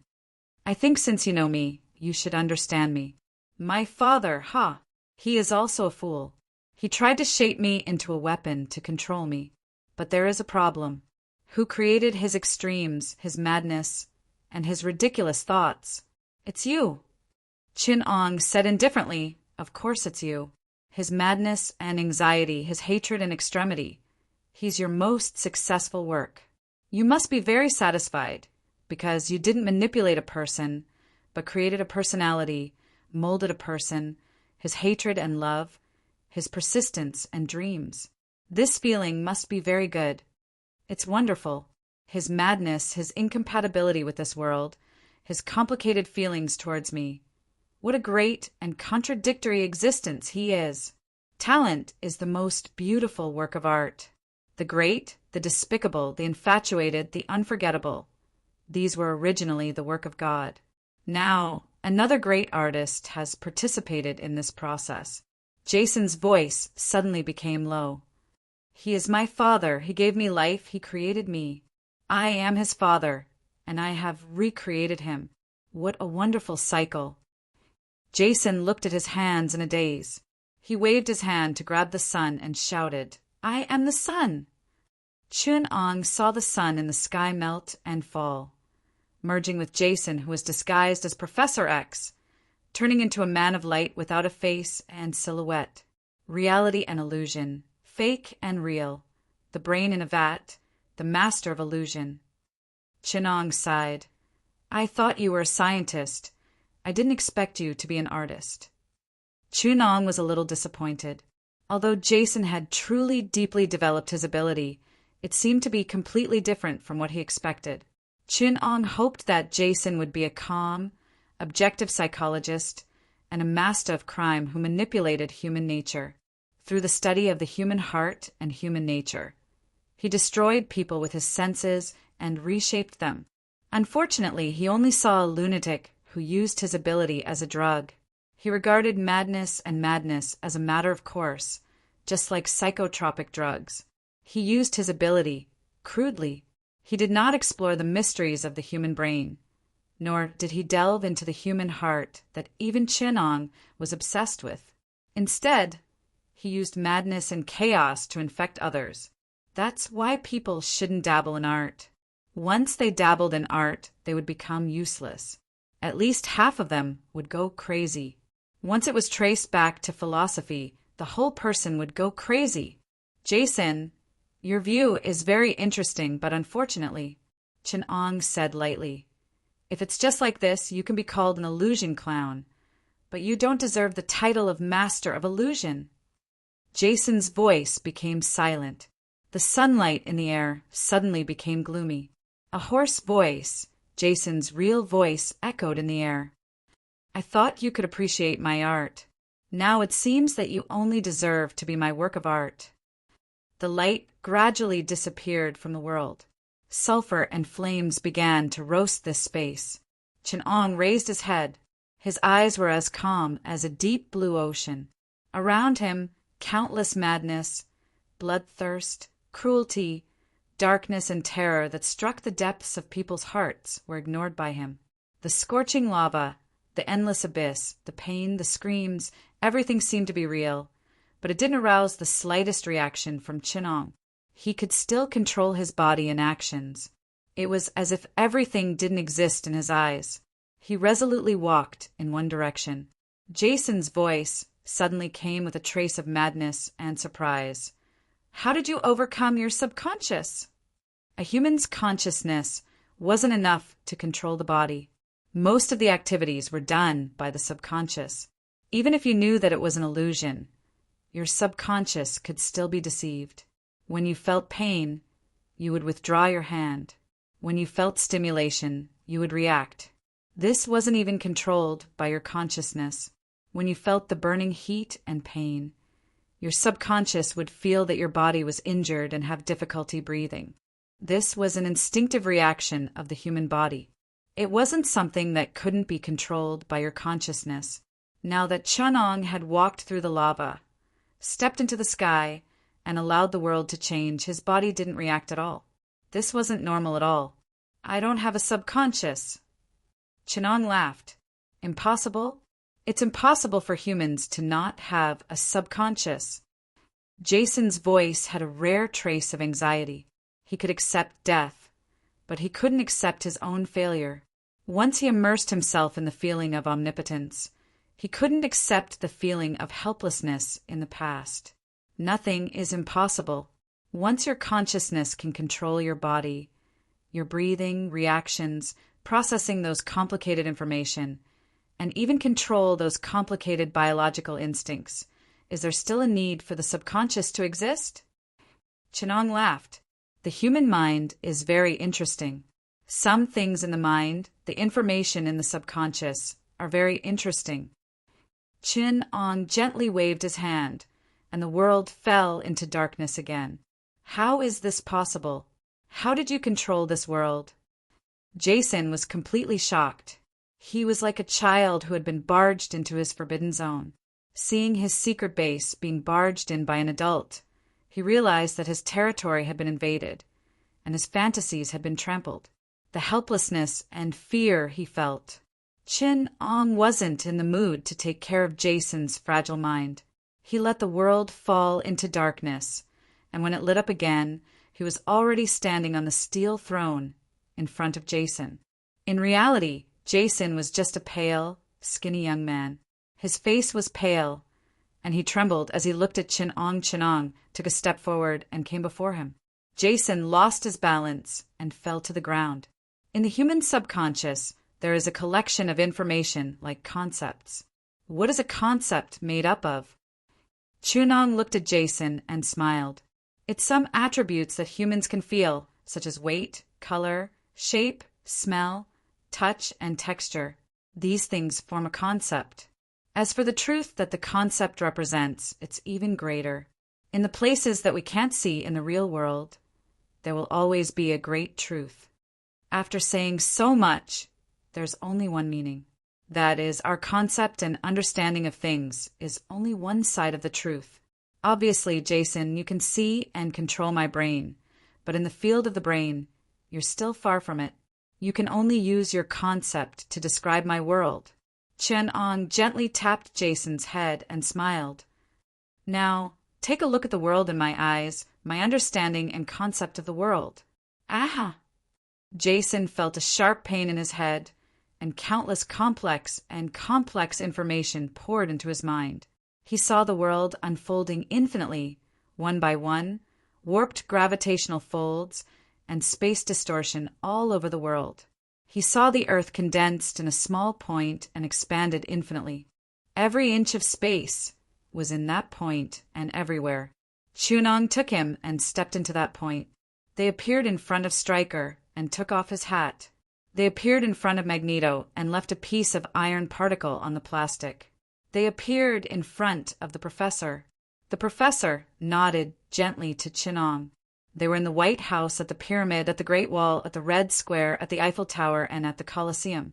At the same time, in countless locations, Chunong unfolded the entire space dimension and appeared in countless places with Jason at the same time. And at the same time, these places collapsed into a small point. The next moment, they had returned to the steel throne. This place has already changed. Countless magical and unspeakable existences are spread throughout every inch of space. Jason can see waves of fluctuations filling the space around him. A special will is fighting with Chin-Ang's will in these ubiquitous fluctuations. He saw countless information carried in the fluctuations. Chapter 85. Honey, we're working overtime today. X is on target. Illusion Master has failed. The military has sealed off Manhattan and refused to divulge any information about the mutant. According to sources, the military's operation in Manhattan has failed miserably. We don't know what's inside. Electromagnetic waves drifted in the sky. Jason could see the information they carried. Countless strange waves reflected the countless things in the world that couldn't be seen or felt. Jason could even see strange life forms living in the same space, but they couldn't touch the human world on Earth. The two worlds were once so close, but they couldn't feel each other. A creature with an uncertain shape passed through the body of a human on Earth. The two didn't notice each other at all. Countless worlds overlapped in space. It's amazing, isn't it? Chun-Ong stood beside him and looked at this strange world. He smiled and said, visible light waves are electromagnetic waves of 3 micrometers. Infrared and ultraviolet are worlds that humans can't see with their eyes, but they can still be observed with instruments. But how many worlds do humans know? Less than 3 in 10,000. The world I see is already 100 times bigger than the world that humans can perceive. Electromagnetic waves can be seen, radiation can be seen, space can be seen, gravity can be seen, and there are countless worlds that can't be detected at all. These worlds that can't be discovered have another name, dark matter. This is the world in my eyes. This is the concept in my eyes. If you want to deceive me, please don't use those low-end attributes like a pixel game to deceive my senses. Chunong looked at Jason and sighed. He raised his right palm and smiled indifferently. Suddenly, a distorted air appeared in his palm and a dot of blue gradually expanded. Color. It was either strong or light blue, twisting in Chen-Ang's hand. Shape. The outline of a flower appeared in the blue. It was so real that no clues could be seen. Quality. The blue flower fell into Chen-Ang's palm. Texture. Chun-Ong handed the flower to Jason. Jason felt that it was almost real to the touch. Temperature. Jason felt that the flower in his hand had a real breath of life. Sound. The wind blew through the flower and the sound of petals dancing. Smell. The smell of sunshine and the fragrance of flower petals. Taste. Jason plucked the petal and chewed it carefully. A bitter taste filled the tip of his tongue. There are also things that you can't see, hear, or touch. Jason did not notice any change in the petals. Is what you see the truth? Humans live in a world of senses. They are easily deceived, changed, and controlled. On the other side of the earth, countless people cried out in alarm. They pointed at the rising sun and looked at everything that had appeared under the sunlight again. The moon and the sun appeared in the same sky. Impossible, impossible. Jason picked up the flower uncontrollably and looked around crazily. He grabbed his hair and knelt on the ground in despair, screaming miserably. Chun-Ong blended into the wind, but his voice resounded throughout the world. I deceived your eyes. I deceived your ears. I deceived all your senses. I deceived your understanding of the world, and even your ability was deceived. I created your world. I changed your personality. Jason felt a deep darkness surrounding him. He passed through the darkness and came to the outside world. It was an ordinary world. In the distance, the crater of the electromagnetic gun was still emitting green smoke. The Earth King struggled with difficulty. Below him was the steel man with a metallic luster. When they saw Chun-Ong, the Earth King roared and raised his hand to grab the steel man beside him. He threw it out with all his might. Sharp blades appeared on the steel man's hands and feet, and it shot towards Chun-Ang's head. But everything froze in an instant. Jason saw himself raising his hand, and his ability was silently released towards the steel man and the Earth King, changing his 5 senses, deceiving his subconscious and even his ability. The steel man turned into a steel statue, and the Earth King turned into a stone man. They froze at that moment, and their abilities became their ubiquitous restraints from their arms and weapons. They soberly felt their bodies stiffen little by little, felt their abilities lose control, and roared and solidified into statues. Chun-Ang's voice clearly came from his ear. I am the Illusion Master. Weapon X, total destruction. Stryker's face was pale, and the hat on his head disappeared without a trace. Together with General Vic, he trembled as he looked at the picture on the screen, watching Deadpool twitching in the electric current, the struggling fluid in the steel ball. The Earth King solidified into a stone statue. The Steel Man turned into a large iron block, and finally the Illusion Master crawling in front of Chun-Ong. The throne was slowly lifted, and Chun-Ong stood at the peak. His eyes crossed the endless sky and ocean, and looked at Magneto hundreds of miles away. Magneto looked at the metal suspended in front of him and nodded with a smile. He took a little body tissue from the Steel Man and also collected a little blood from the Earth King, as well as fluid. Deadpool. The throne behind him suddenly opened a door, which was neatly placed inside. The Manhattan Scientific Research Agency's precision instruments were neatly placed inside. The invisible force field hand grabbed the 5 Weapon X's and entered, and the door closed with a bang. The most cutting-edge scientific instruments and the advanced science and technology of the Star Wars world, plus the magical abilities and laws of this world. Chun-Ong shuttled through various instruments, trying to replicate the black technology of the Star Wars world, the activated metal cells of the Steel Man, the cellular magnetic field of the Earth King, the brain secretions of the Illusion Master, the amazing vitality of Deadpool's cancer cells, and the fluid anthropomorphic cells. Of course, there is also the anti-gravity engine. Even without developed material processing technology, under the observation of Chun-Ang's gravity control ability, he still replicated a shrunken version of the anti-gravity engine. On the other side, Stryker sat limply on the ground, shivering. He slumped decadently in the corner, and there was only a blank look in his eyes. Suddenly, the door opened in front of him, and the professor in a wheelchair slid in, smiling at the pale Stryker. Your hat. The professor put Stryker's hat on him. Stryker trembled a few times and quickly took a few steps back. His face was as gloomy as death. Do you think you can beat me like this? Professor, I will not let you go. I will not let any mutant bastard go. Shut up. The laser eyes grabbed him fiercely and slammed him against the wall. Red-eyed bastard. Coward, Stryker said frantically. Do you dare to take off your glasses and let out your 2 light bulb eyes? Come on. I will kill you. The laser eyes pressed his hand on his glasses angrily. Scott, stop! The professor stopped the laser eyes and came to Stryker, sighing. Even if I don't agree with you and even hate you, but our purpose is the same, to stop X's behavior. The Department of Defense thinks that we want to cooperate with you, and I need you to do one thing. Hee. What is it? Stryker sneered. Stop them from releasing Magneto. The Mutants' Brotherhood will not go against X. They will only unite together. It will not work for the Department of Defense to count on them to kill each other. The professor said sincerely, Okay, I will. Stryker unexpectedly agreed. But I have a request, he said cunningly. X-Men, go and catch that man. That's why we are here. The professor sighed. The research on living metal cells went smoothly beyond Chin-Ang's imagination.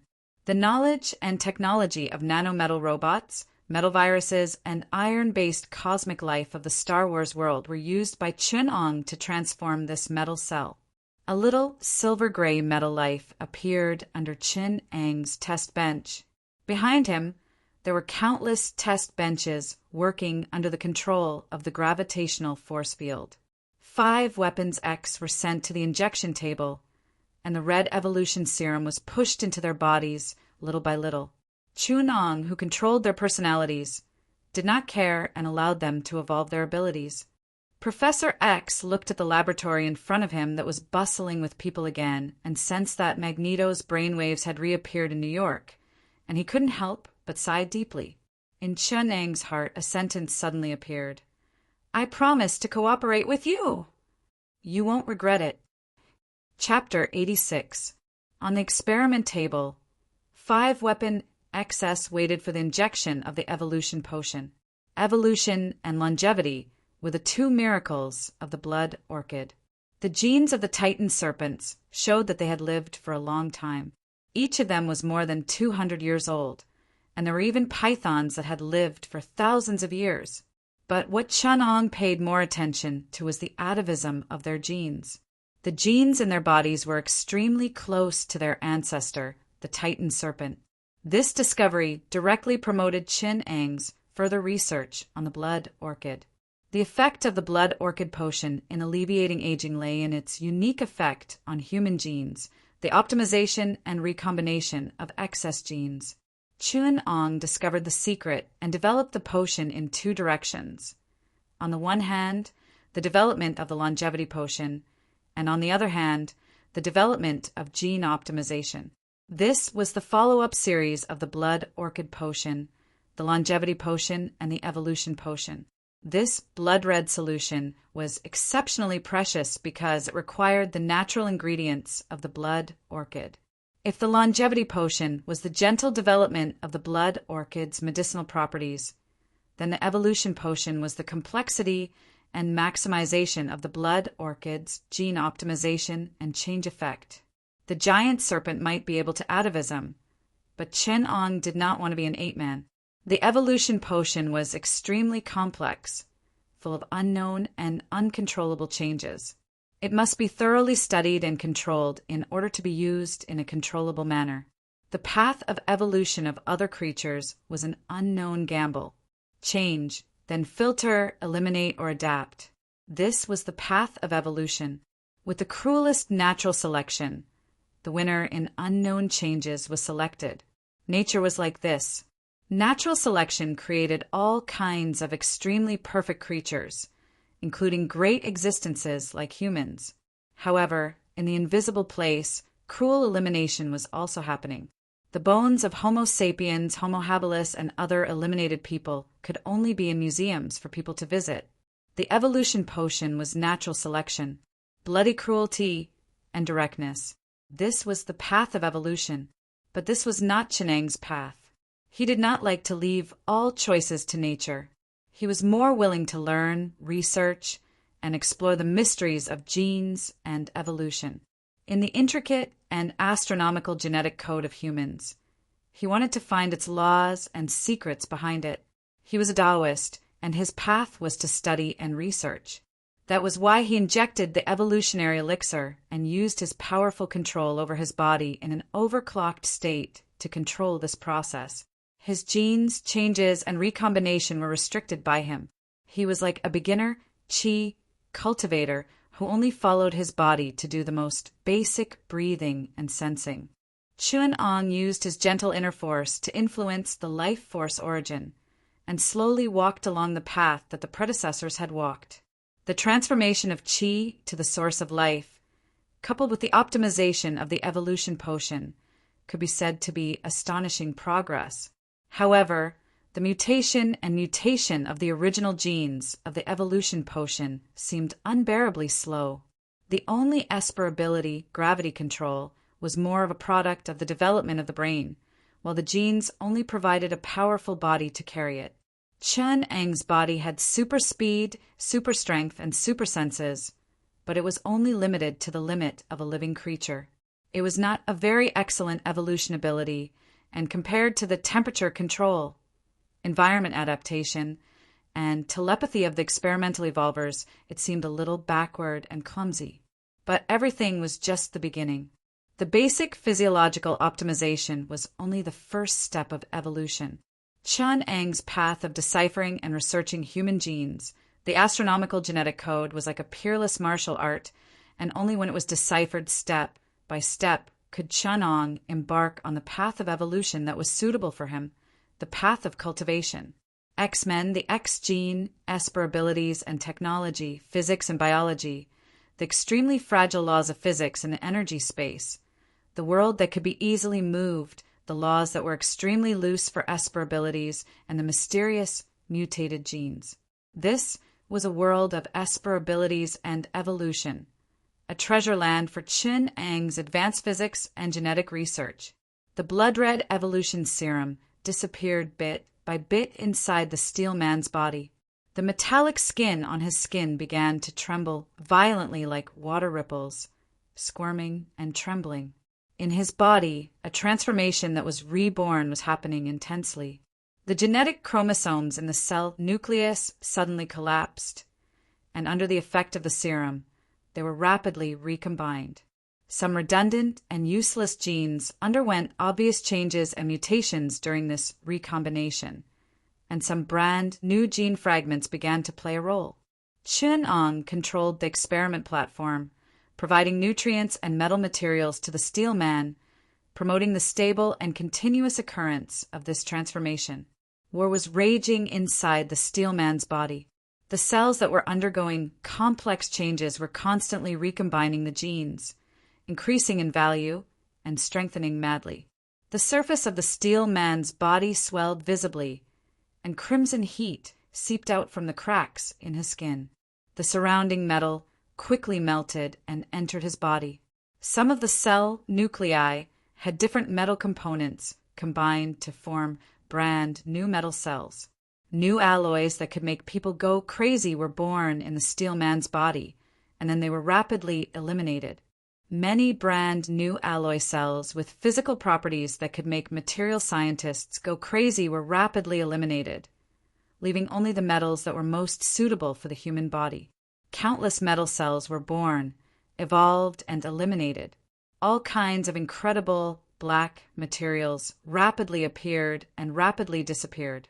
Superconducting metal cells without resistance, magma metal cells with extremely strong heat conductivity, gravity-free metal cells with their own magnetic fields, liquid metal cells with excellent physical properties at room temperature. These black technologies were produced by an extreme coincidence, and then Chun-Ong extracted them as samples before they rapidly disappeared. At the same time, there were hundreds of millions of metal cells evolving.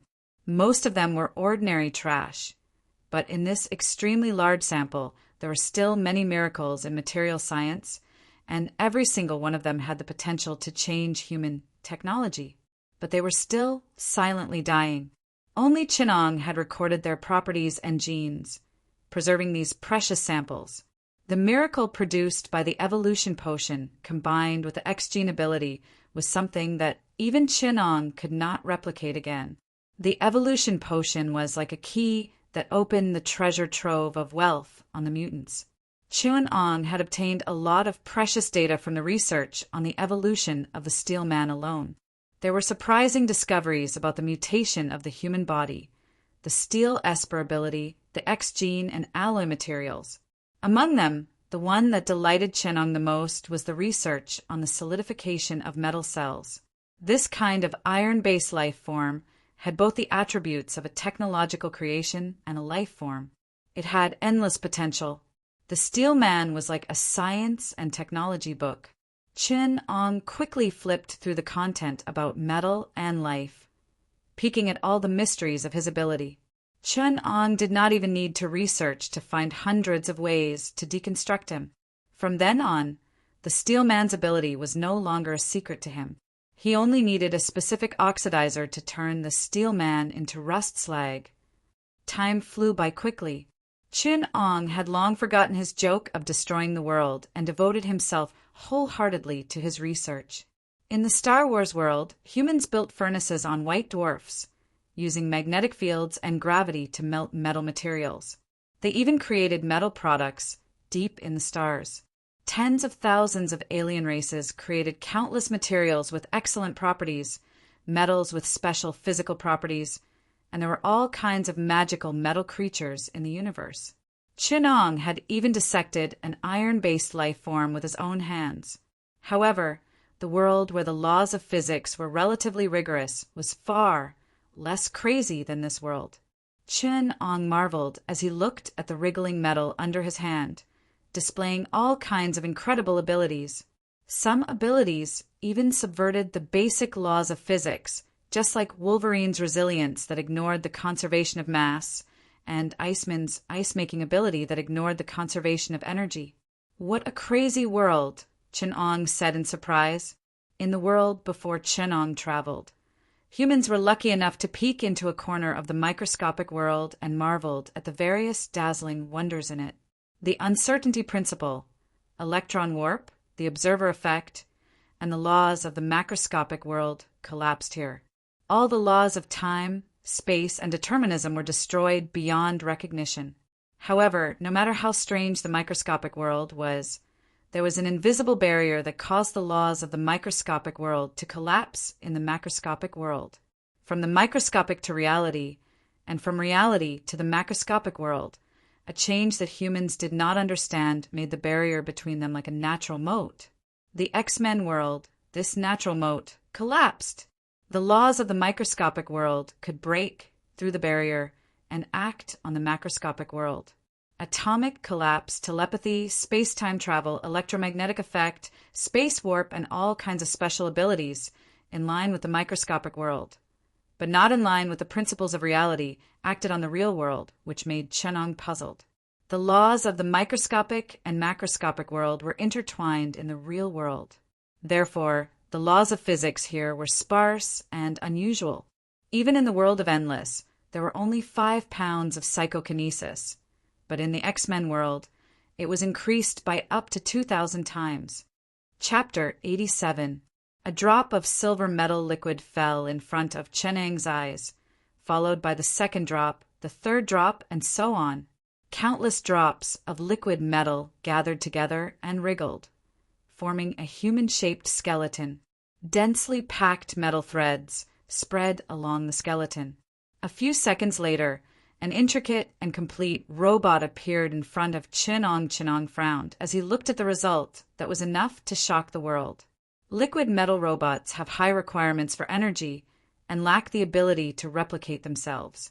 The professor sat in a wheelchair and came to the periphery of the underground base. He looked up at the huge steel creation in the direction of Manhattan from the skylight. There was a trace of unconcealable worry in his eyes. Suddenly, there was a knock on the door behind him. "Come in," the professor said warmly. When the person came in, he was surprised. "Logan, what happened to you?" The professor frowned and looked at the ragged Wolverine in front of him. Wolverine's body was full of scars. What surprised the professor the most was the dim metal organs on his body. Logan's right arm below the elbow was completely replaced by a metal arm.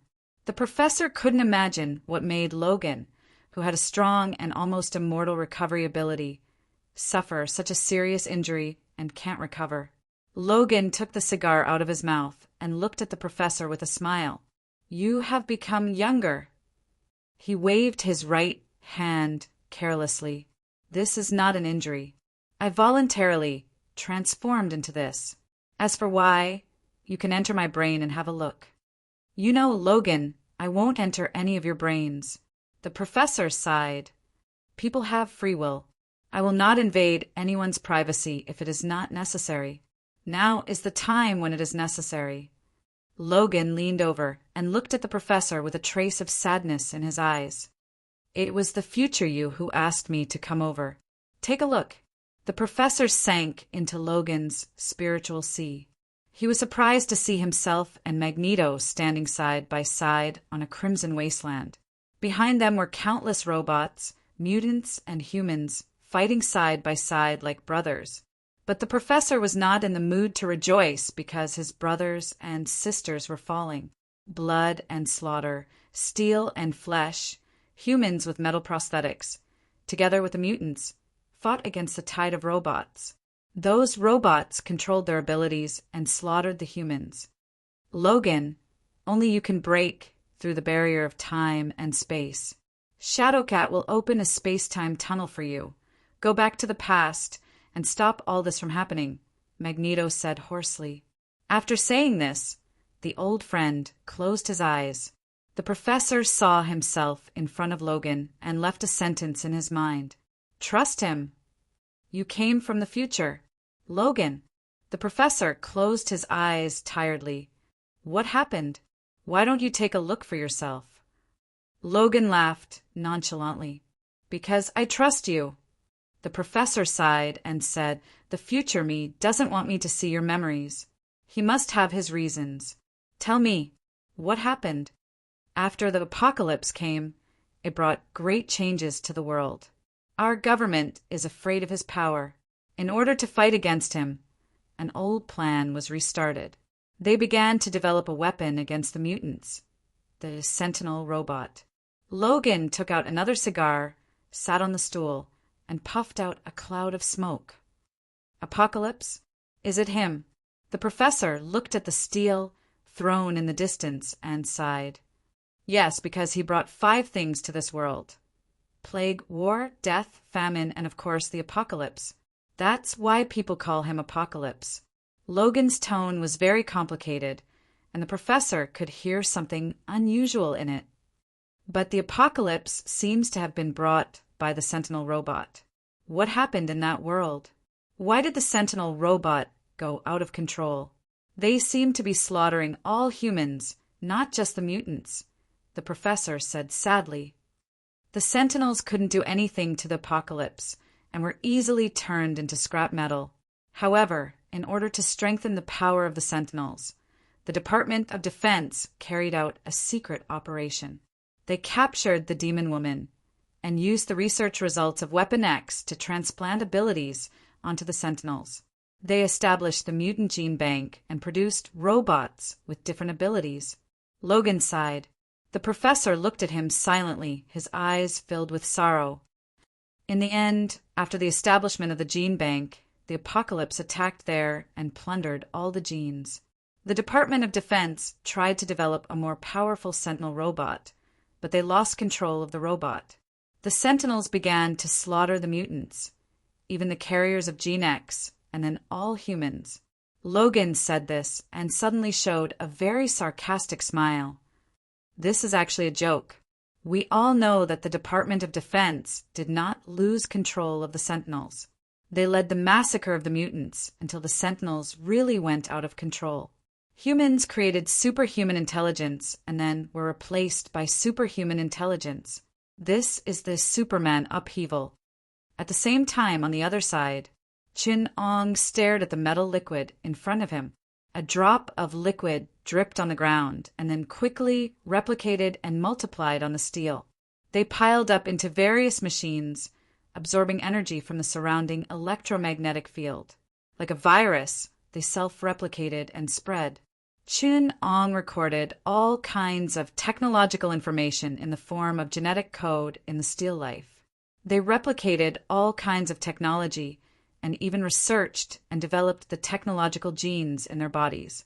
Chun Ong witnessed with his own eyes that a little steel cell, with enough replication ability, developed from the steam age to the internal combustion age in one afternoon. With energy and raw materials, it could be replicated. This was not scary. However, without energy, self-development.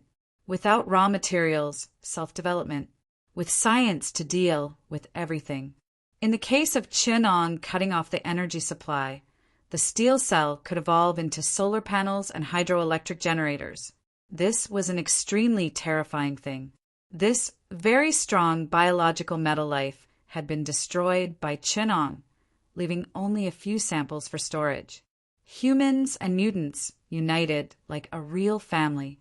No one brought up the mistakes of the past. We all looked forward to the future. Therefore, we hid the fact of the genocide from the public. Logan looked at the professor with a complicated expression. "Professor, you led us to Manhattan, opened a ruin, and released Skynet." "What's Skynet? How do I know about Skynet?" The professor frowned. Skynet is an artificial intelligence, or rather, a collective consciousness program of machines. Since you brought it out of the steel ruins, the liquid metal has become our best weapon. We injected the spinal cord into the metal cells to form our own supermetal, and through magnetic induction we controlled it. Logan's right arm suddenly fell down and melted into liquid. Under Logan's control, the metal liquid floated up from the ground and skillfully assembled into different weapons. There were throwing knives, guns, javelins, and even electromagnetic cannons. Skynet, also known as war. We used to think that it was our savior because it did not have an intelligent consciousness, but a macro computing system. Skynet's robot army and humans worked together to defeat the Sentinels and soon recovered most of the territory. But the ambition of humans destroyed everything. In order to control this weapon, the government came up with a stupid idea. They let the electronic will control this artificial intelligence weapon. At this point, Logan could no longer hide the exhaustion on his face. Then, Skynet had its own consciousness. It awakened. Although the war between it and the Sentinels had to continue, it was not afraid of destroying humanity. It created the Terminator, and together with the Sentinels, they destroyed human society. The professor looked at him sadly and choked. "Then you came here?" "Yes, the time and space. You told me the truth. It was Apocalypse who created war Skynet. He used the cells of the Steel Man's body as a carrier and used advanced technology to create self-replicating nanomachines. Using the brain of the Phantom Master as the prototype, he imitated the group consciousness of the nanomachines. Logan said solemnly when he obtained Magneto's genes, he solved the most critical problem of energy. The Earth's magnetic field and electricity are almost endless. As long as there is raw material, the nanomachines can replicate infinitely. After Skynet awakened, they became a new race. We must stop Apocalypse from creating Skynet and stop him from obtaining Magneto's genes," Logan said solemnly. The professor was confused. "What about the Sentinels? Apocalypse will destroy them. We just need to stop the government from using them again." In the future, the Sentinels were almost destroyed by Skynet. They were driven to human settlements to compete for living space with humans. This time, not only did I travel through time and space with the help of Shadowcat, Skynet also sent the Terminator, Logan said solemnly. "It will kill the person in charge of the Sentinel project and destroy the Sentinels of the future. We must destroy the prototype of Skynet and kill the electronic will." Countless nanomachines converged into an ocean. They were connected to each other through weak electromagnetic waves. The vague group consciousness was heavily programmed by Chunong learning from the metal virus. Chunong did not develop anything too dangerous this time. He only wrote a vague AI program for the nanomachines. He also set up many restrictions, not giving the AI a chance to develop independently. Something as terrifying as the metal virus showed the horror of artificial life. Even Chen Ong had to carefully explore this forbidden technology. If he was not careful, he could destroy the world. Of course, the nanomachines were much more common. These were not mainstream in the world of Star Wars, so they did not pose much of a threat. That was what Chen Ong thought. The silver-gray ocean was magnificent. Chen Ong stood on this torrent of machines, controlling the nanomachines to construct countless strange structures. He controlled them to replicate himself and felt the rigid machine program. Chapter 88. The ocean of knowledge was endless. The higher Chen Ong went, the wider the world became. The deeper he learned, the more he realized how ignorant he was. Even though Chen Ong maintained the habit of researching and learning for more than 8 hours a day, he still felt more and more powerless. In the face of the vast unknown, the efforts of a single person were too insignificant. When he came out of the laboratory, the moonlight had already passed through the gap in the atrium and shone on the high platform. Another day of research is over. Chen Ong looked at the bright moonlight and said in realization. He held a 6-sided metal Rubik's Cube in his hand, which emitted a white glow under the moonlight. Chen Ong let go of his hand and looked at the metal Rubik's Cube floating in the air. Suddenly, he said to the AI program that assisted in the management, "Skynet, begin testing." Third space metal testing test. Beginning recording. The dull electronic voice came from the high platform.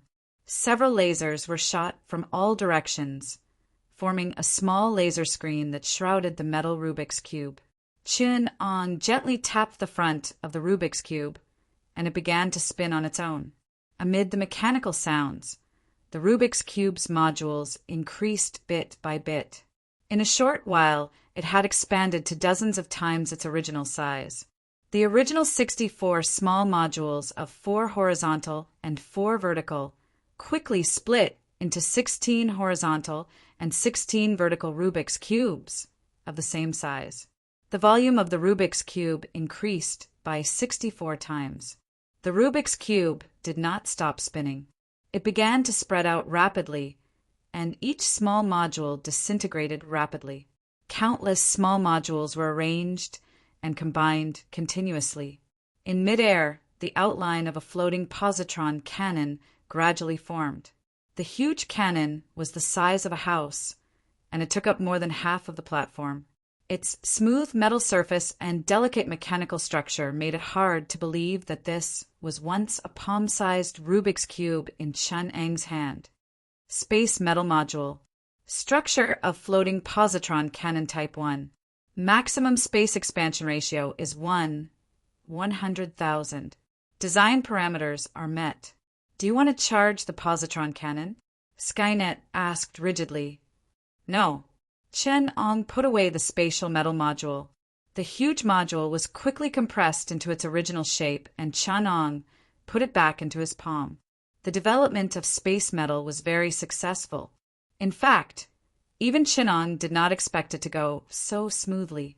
It could only be said that gravity control had a great advantage in the research of space physics in this world. Gravity was the study of space and mass. Chen Ong had not only made rapid progress in space physics, but he also had a deeper understanding of the mass effect. Mass and space were closely related and had a distinct system. They were like 2 sides of a piece of white paper called gravity. They were closely related in many aspects of science. Because of this, Chen Ong was finally able to apply gravity distortion to real matter and finally develop space metal, a product that completely dissected matter and space. Although the success of space metal was mostly due to the special microscopic laws of this world, it was different from metal cells. Chen Ong was confident that he could replicate this metal in other worlds. Perhaps the effect would be reduced, but it could still solve the problem of Chen Ong being unable to carry too much matter.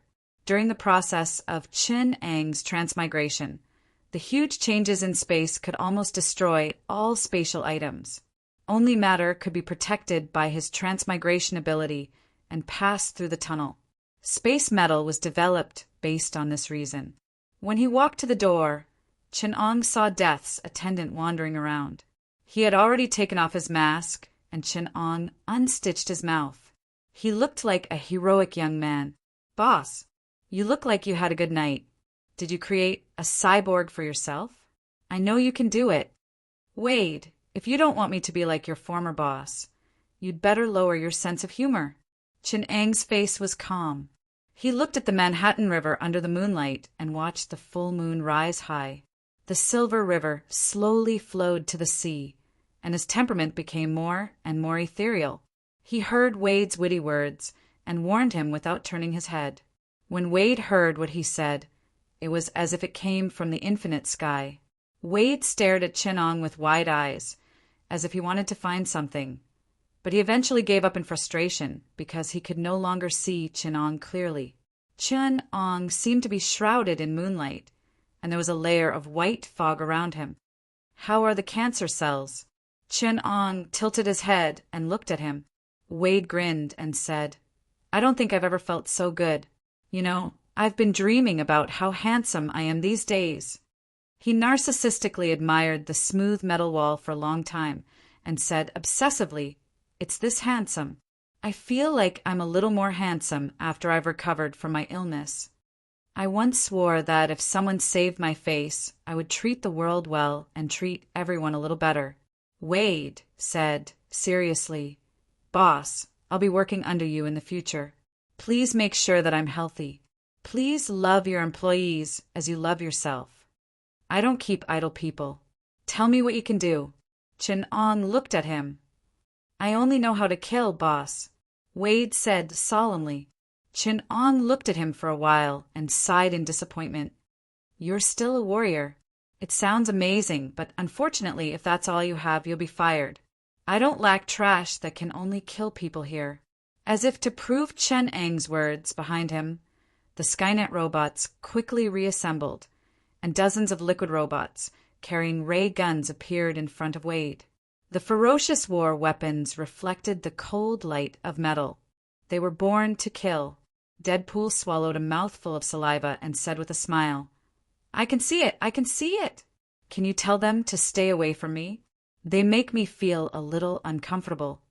Chin-Ang ignored his request and said seriously, "Can you teach yourself some surgical medicine? I'm still short of experimental assistants, or a degree in theoretical physics or space physics to help me do some more dangerous experiments. To be honest, I'm short of a fearless assistant like you." Wade blinked and suddenly said, "Boss, do you have someone you hate? I'll help you kill him. I'm a quick killer. It seems that you don't want to learn this." Chin-Ang said lightly, "Research or be researched, this is a question. I thought you would choose the right one. To be honest, what's the use of people who can only kill in this world? Robots can do it better than you. Skynet, specializing in a million kinds of killing techniques, has endless robot clones. I just need to do the next task, and the program will complete it by itself." Chin-Ang sighed and said, "It seems that you only have the value of being researched." "Wait, boss," Deadpool hurriedly said. "I think I can still be saved. What do you want me to do? Just say it. I'm actually a very smart person, and I learn very quickly." "You're not an honest person, Wade." Chin-Ang said slowly, "You have cancer, and I can treat it so you work for me. Just like Stryker for Weapon X, for the U.S. government. You support whoever has the money. But I'm not like them, Wade. I don't need you. You're not as valuable as you think. This means one thing. I won't tolerate you that much. Boss can tolerate the willfulness of his excellent employee, but doesn't mean that a loser has bargaining chips. Don't show off your cleverness here, Wade. I know what you're doing behind my back. If there were no robots, I would teach you how to be a man." Wade curled his lips. Chin-Ang slowly stretched out his hand, and Wade saw nanomachines quickly carrying metal particles, smelting and hammering in midair. In just a breath's time, a furnace made of nanomachines appeared in front of the two. The crimson metal solution, under the control of machinery, was cooled and shaped, forged in the electromagnetic furnace, then tempered, quenched, and cooled. When a silver-white metal sword came to Chin Ang's hand, the whole process took no more than 3 minutes. The power of Skynet was fully displayed, and Wade had to hold his breath and feel the suffocating power of technology. When Chin Ang's hand held the hilt of the sword, there was an indescribable and inexplicable feeling that made the hair on Wade's back stand up, as if facing something terrible, a sharp feeling like the tip of a knife across the skin. P.S. When it goes on sale tomorrow, I have to sort out the outline. There is only 1 chapter today. For the next week, I will maintain 3 chapters a day. For this reason, I have specially sorted out the outline and paved the way for the next 30,000 words of plot. It's the first time for me to update with such a high intensity. It's scary to think about it. Many readers in the book review area don't know where chapters 81, 82, and 83 are. In fact, they are the first, second, and third previews. I have counted them in the number of chapters. The previews and the main text are seamlessly connected. By the way, I will ask for the first chapter for tomorrow. 3 chapters a week.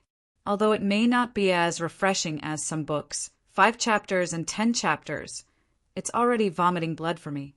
Chapter 89. Regs. Deadpool gently took off the adamantium katana from his back. The blade was cold and bright like a pool of clear water, refreshing. In his eyes, the world suddenly became very slow, so slow that even the cold light reflected by the blade was clear and transparent. The tip of the blade lightly pressed forward, making a katana-style appearance. Then the blade light was like snow. Deadpool's nerve reflex speed was enough for him to see the flying bullet clearly. His body's coordination and flexibility could also keep up with this terrible reaction speed. The keen sense tempered between life and death allowed Deadpool to make accurate judgments at a critical moment. He replaced his brain with intuition. Deadpool's katana technique is direct and accurate.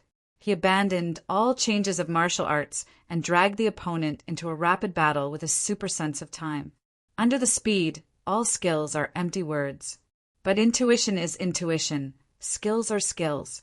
When there is a terrible existence in the world who replaces the subconscious with consciousness and is more sensitive to time than Deadpool, the straightforward katana technique becomes a ridiculous existence. Chin Ang stretched out 2 fingers, and in this terrible state of life and death, like taking something out of his pocket, he clamped the invincible adamantium katana. His nails were neatly trimmed and his hands were well protected. His slender and white fingers didn't even have calluses formed by long-term friction, just like a pair of ornaments.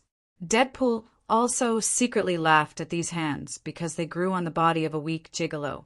But it was these 2 fingers, like an iron clamp, firmly clamped Deadpool's blade. Deadpool swallowed a mouthful of saliva and looked at his katana with a little fear. It grew on Chin Ang's left hand like a root. I think everything is fine. What did you just say? In fact, the plan of the Earth King has nothing to do with me. You don't seem to be fast enough, Chin Ang said with a smile. That depends on who you want to compare with, Wade habitually said. Then, he knew he was wrong. Chin Ang didn't like his mouth. The sword was not fast, or it could be said that Chin Ang did not make it that fast. To a master of gravity manipulation, speed, time, and space were no obstacles. As long as Chin Ang was willing, he could even make the sword move. It appeared directly in Deadpool's heart. However, this time, Chin Ang did not use his special ability to cheat. Bullying an idiot who did not understand physics could not be done for a long time. Otherwise, it would quickly lose its fun. He just used ordinary strength and ordinary speed to perform his swordsmanship that was not surprising at all. It did not affect the physical constants and the laws of the world, and Deadpool could even see it clearly. The blade was crawling towards him bit by bit, as slow as a snail with his reaction speed. At this moment, he could make 16 slashes. How could such a sword technique hurt people?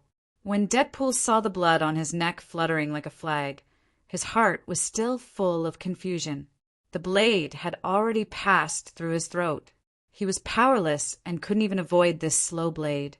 When he dodged the stab of the sword, Chun-Eng's sword immediately underwent an unexpected transformation. He only used 13 transformations. Deadpool was forced into a corner and had to parry with his long sword. When the sword and saber clashed, his hands felt an indescribable tremor. His long sword was easily knocked away by Chun-Eng.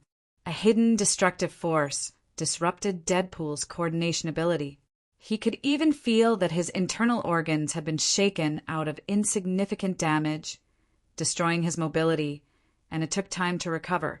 In the next moment, his throat was pierced by the blade. Not only are you not fast enough, even your skills are a little lacking. Chun-Eng wiped the dull blade, leaving no trace on it, and the blood slipped from the blade as if it had never existed. Wade opened his mouth and wanted to say something, but the burning pain in his throat made him give up this move. He was surprised to find that his recovery ability was suppressed to the lowest level. Although he didn't die, it was difficult to heal the wound. Blood stained his chest, and Deadpool habitually ignored it, but now he found his fatal mistake. His legs softened and he knelt on the ground, feeling the gradual loss of strength in his body and the dizziness when the blood left his body. Abilities are the third hand of human beings, or even the sixth sense. You should observe, use, and feel them.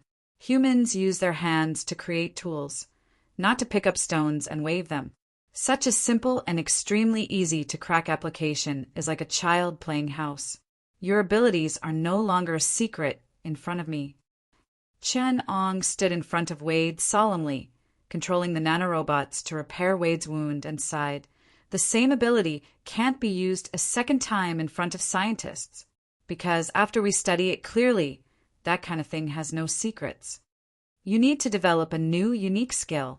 He turned around and prepared to leave. Suddenly, a huge hole broke open in the ground. Under Chun-Eng's feet, the ground became as muddy as a swamp, and Chun-Eng's feet were trapped. How is it? Our new unique skill is not bad, right? Steel Man rushed over from the side and grinned. Thanks to you, our arcana has undergone a brand new change. The change in the substance of fluids can make the properties of steel become like glue. Your fragile body is nothing without your arcana. Where did the gravity control go? You can try it. See if the iron blade pierces your body faster, or the speed at which your ability works. You lifted the Illusion Master's shackles, which is your biggest mistake. As if to vent his dissatisfaction of being a test subject, Steel Man controlled his body and sprouted ferocious steel thorns. Now, I'm going to use the gift you gave me to teach you a lesson. He waved the alloy thorns on his arm and walked toward Chun-Eng. Did you hear what I said just now? Chun-Eng said lightly. Steel Man didn't expect him to say that. He was stunned and asked back, What? If you heard it, you should know that your abilities have no secrets in front of me. Chun-Eng gently walked out of the quagmire. The fluid behind him faded away little by little. The changes on his body were sealed in steel as he screamed. Steel Man was stunned by this sudden change. He watched in horror as the fluid was covered by nanomachines. Chun-Eng easily got rid of their trap and came in front of them. There are two obvious mistakes in your words. First, leave the ability. I still have my brain. Even if you don't have an ability, with your abilities that have been thoroughly studied, it is impossible for you to deal with me. The nanomachines quickly appeared around him and climbed onto Steel Man's body. He was horrified to find that the nanomachines, flashing with electromagnetic light, made his body almost paralyzed. He couldn't control himself. Chun-Eng came in front of him. He said lightly, Second, the ones who are really weak without the ability are you. You think I'm fighting with you? Chun-Eng sneered. But in fact, the battle ended 3 days ago.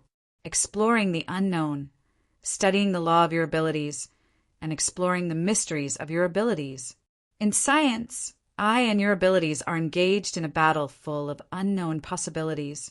I may lose, but I may also win. Science is an unknown. When I'm researching, it's a fierce battle. It was an intense battle. They used their wisdom and knowledge to explore, to battle with the unknown, and to battle with themselves. This battle is so magnificent. When the experiment is over, I've solved the unknown secrets of your abilities. At that time, I've already won. The nanomachines sprayed synthetic substances, and Steel Man's body quickly began to rust. The hard alloy steel shattered into debris in the air. Steel Man screamed as he looked at his limbs, which became fragile in the air. A little special rust agent made him completely fall into a life-threatening crisis. The scientific battle between me and your abilities is already over. Your challenge is just to make me repeat the process of solving the problem. And your abilities, except for your abilities, are all zero. It's not even within the scope of consideration for solving the problem. To be honest, you are simply upright apes.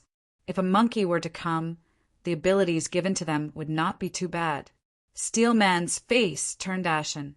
Even Deadpool on the side was worried. Chin Ong said a fatal point. Without their abilities, what were they? So the battle was Chin Ang's battle with the abilities, not with them. When the abilities lost, their wisdom and abilities were completely useless. Chin Ong said lightly, "How many ways do you think I have to deal with your alloy body?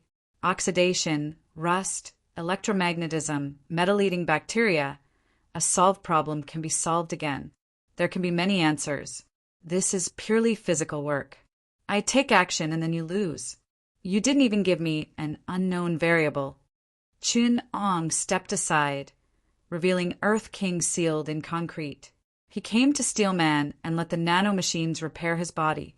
Also, I don't like to control people, so you can get rid of Jason's sensory control.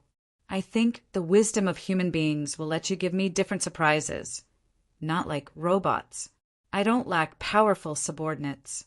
Unfortunately, you have forgotten how to use your brain to think and live like animals.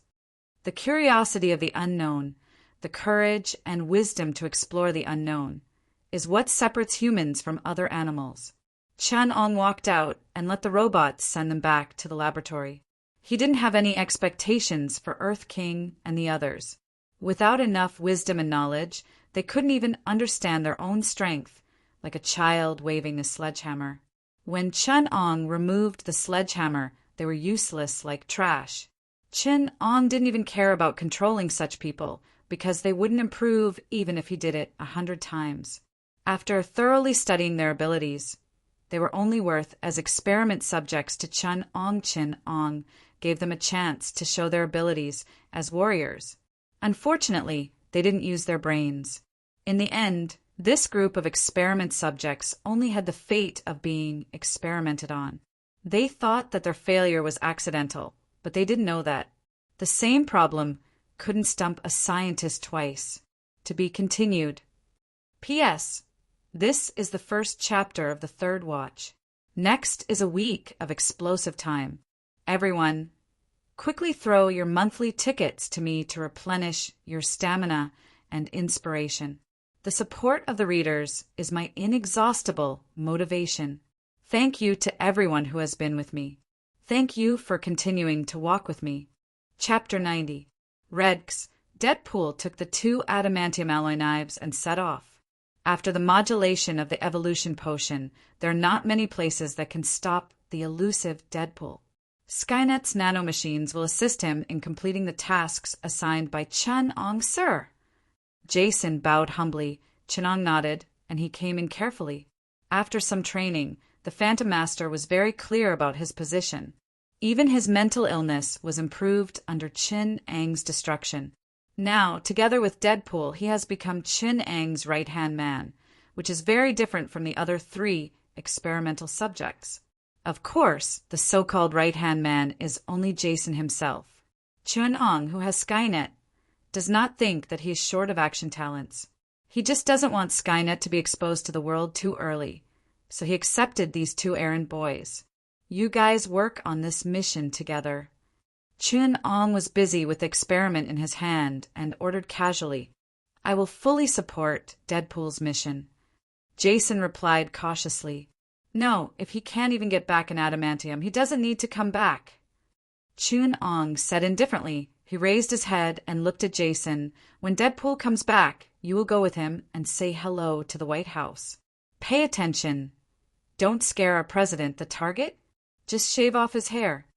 "We know, sir." Jason quickly agreed. Jason soon left, and Chun Ong was still in front of the test bench, but he had stopped the experiment in his hand. "Skynet, seal this area. Level 3 alert," Chun Ong ordered lightly. "Roger." The red light in midair flickered twice, and countless nanomachines surrounded and blocked the laboratory where Chun Ong was.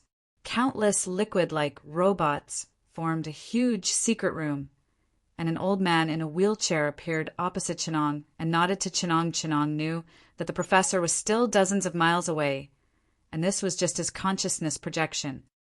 Stop the war. That was enough.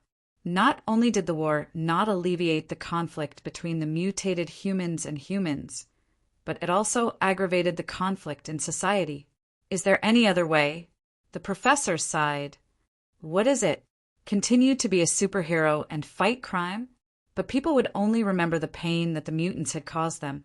You will remember your covetous eyes on the dominance of human society, but you will not remember your efforts for peace. Chun Ong looked at the professor and went straight to the point. The professor was silent. He could already feel the undercurrent, the increasingly intense conflict. The racial war was right in front of them. The conflict between the two sides had been suppressed to the extreme. Even he felt a trace of fatigue and had the consciousness of sacrificing himself. Mutants were once the pride of evolution, but now you are just the eliminated ones of society. Chun Ong pointed out mercilessly, "Professor, the differences between humans and animals are social and economic. Culture, industry, technology, and creativity. Mutants are nothing in these aspects. Most of the mutants live at the bottom of society. They think with their muscles and fists. Your social form is closer to some dynamic social organizations that worship power and have a clear hierarchy. Perhaps the mutants were once wealth. Superpowers are also talents, but now the mutants are the cancer and residue of society." Looking at the professor's face getting paler and paler, Chun Ong sighed. "Please forgive me for being so direct." "You are right." The professor sighed. "We have not adapted to this society. This is our biggest problem. Superpowers are wealth, but we have power, but we have no contribution to society. We ask for power, but we have no contribution. This is why ordinary people are most hostile to us. You have superpowers. You should be better, but you don't. In human society, showing off your power like animals will only be met with disdain. Humans are divided by status and wealth." Chun Ong raised his hand and said, "Superpowers should be your third hand. It brings you unparalleled talent. Learn, create, explore. Use it to develop your own wisdom and contribute to the advancement of mankind, instead of indulging in power. You seem to have evolved, but your society is regressive." Chun Ong gently flicked a few times in the void, and beautiful notes came from his hand. "With great power comes great responsibility. Cherish talent and develop wisdom. Mutants should be more outstanding people, not a group of lunatics who only know how to destroy." Chun Ong looked at the professor and said solemnly, "Use your power to create, not to destroy. Use your power to help others, not to be above them. This is the promise I have kept all my life, and it is also my insistence. X-Men, help others with our own power. We choose to integrate into humanity and make our contribution." The professor took a deep breath. "So we are not the same kind of people. You look forward to peace, but I look forward to progress more." Chun Ong said seriously, "Superpowers are a kind of wealth, a kind of outstanding talent. Mutants should not simply integrate into this society, but should lead the development of the era. use their potential to move forward, improve, and promote the progress of human society and science. I look forward to the day when you use your abilities to explore the unknown and nature. You use your wisdom to develop your own abilities and let your superpowers become your third hand, your third eye, your second brain, and liberate your creative ability. That is the world I look forward to and work hard for. I know what they are afraid of. The professor said worriedly, talent should not be a shackle of a person. There are strong and weak innate abilities.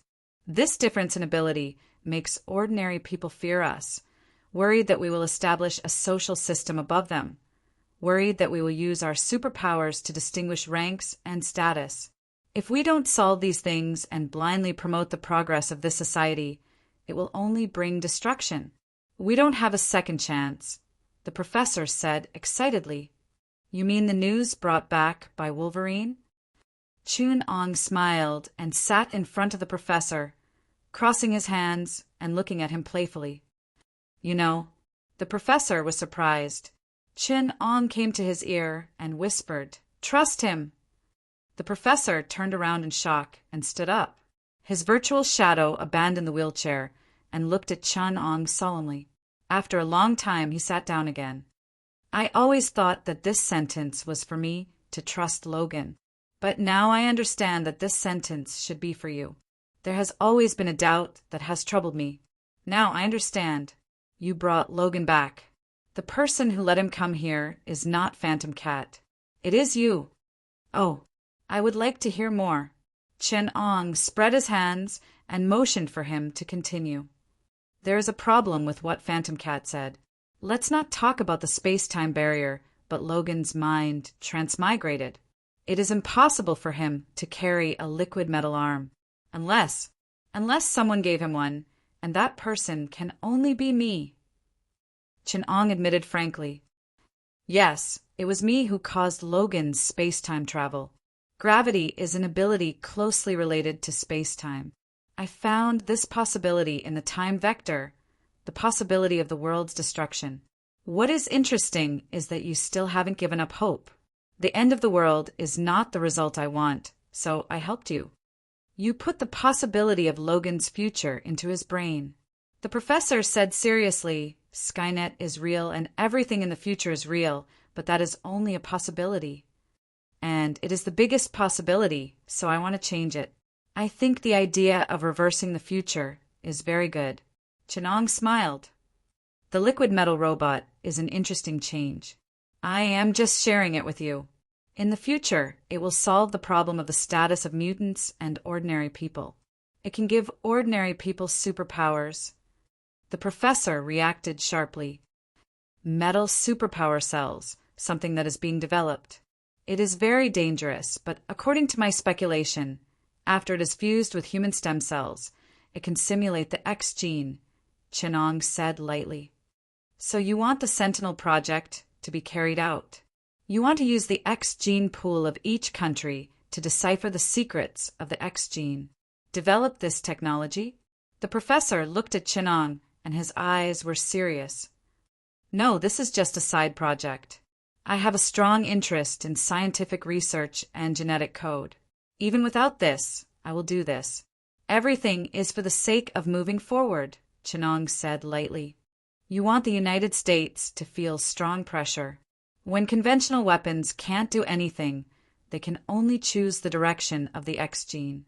No matter which direction they choose, you can reap their results. This is your purpose. Is Skynet also developed for this reason? The professor asked. No, Skynet is the next step of the plan. If the Sentinels are too dangerous, Skynet will protect humanity. If they are not strong enough, then Skynet will be humanity's enemy. No matter what, you need a strong external pressure to promote the union of mutants and humans to help you move forward. Of course, you can also clean up the old, rotten, and hindering factors of social progress. This will promote the change of blood in human society, Chun-Ong said seriously. Why are you doing this? The professor couldn't help but ask. We can wait and not make the choice for them. We don't know if what we are doing is right or wrong. We don't have the right to make the choice for the world. There is a limit to human strength. I can't move forward alone. So, I am dragging the whole world into this. Either they will walk to the end with me, or they will be destroyed together. It is not practical for me to promote the development of science with my time and energy alone. So, I want the world to become my laboratory and let all of humanity move forward with me, Chenong said with a smile. This is crazy. The professor sighed helplessly. No, not at all. Skynet has been unfolded, and the Terminators are already in place. Not only Logan, but I also created other reborn from the future. They will speed up this process. As long as we put a little more pressure on the US government, they will start Project X and collect the genes of mutants. You have already started, right? The professor said seriously. Yes, Deadpool is a talent. I mean, his mouth can drive the president crazy. This huge and old bureaucratic machine will run like crazy. My first goal is the mutant gene bank. Of course, it hasn't started yet. You want to invade the White House. The professor said angrily, you will intensify the contradictions of the whole society. No, with the main contradiction of the destruction of the Earth. Human beings have no intention of fighting each other. When the meteorite falls, their only choice is to unite and deal with me, the enemy of the world. And what is the White House? It's just a slap on the face of this bureaucratic machine. With those people's faces, maybe they will forget in a blink of an eye. What I want is to grab their lifeblood and make them panic, fear, and have difficulty sleeping. Chen Ong pointed to the map. What about the Federal Reserve? You are going to destroy the financial industry, the professor said slowly. These vampires that hinder the development of society should have died long ago, shouldn't they? Chenong smiled and said, it was my wish for a long time to put streetlights on the streets of bankers. Of course. This time I am here to destroy their money. I will stop you. The professor said firmly. Welcome. Chenong nodded.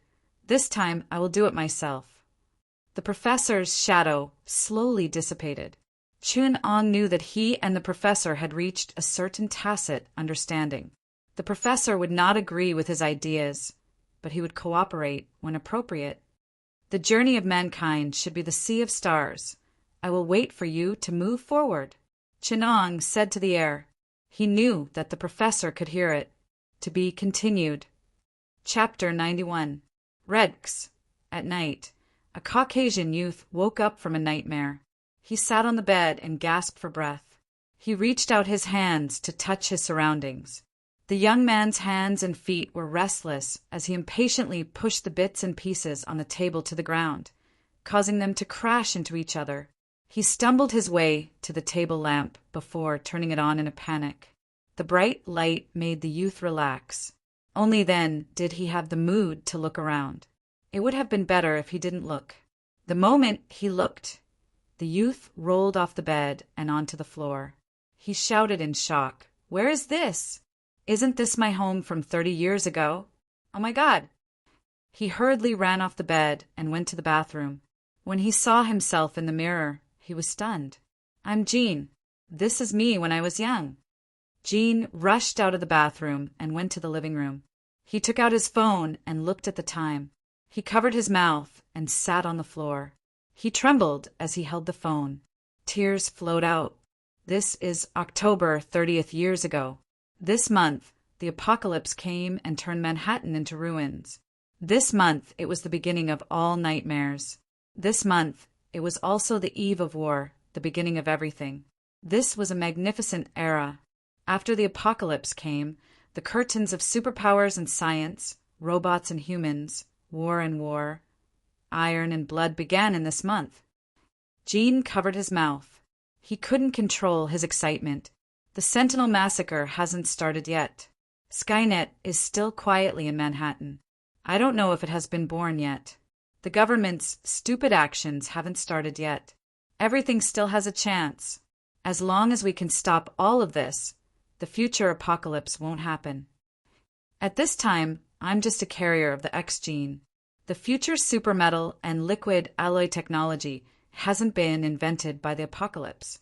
I don't have superpowers. I only have passion and courage. I also have the combat skills and marksmanship that I trained in the future. The greater the power, the greater the responsibility. I know that in the future, I will definitely be able to destroy the apocalypse and Skynet. I will save this world. Gene was excited as he thought about the exciting parts. He started to recall the memories he knew. It seemed to be the effect of going back to the past. He could even remember the next few days. Those things happened a long time ago, but his memory of his transmigration was very vague. Gene did not take it to heart, thinking that this was a normal phenomenon of time and space reversing. In the future, the Esper ability developed by the superalloy for Xeon was mental connection, which was an extremely common ability. However, Gene had always found it strange. It was as if his supernatural ability was not limited to that. This time he understood a little.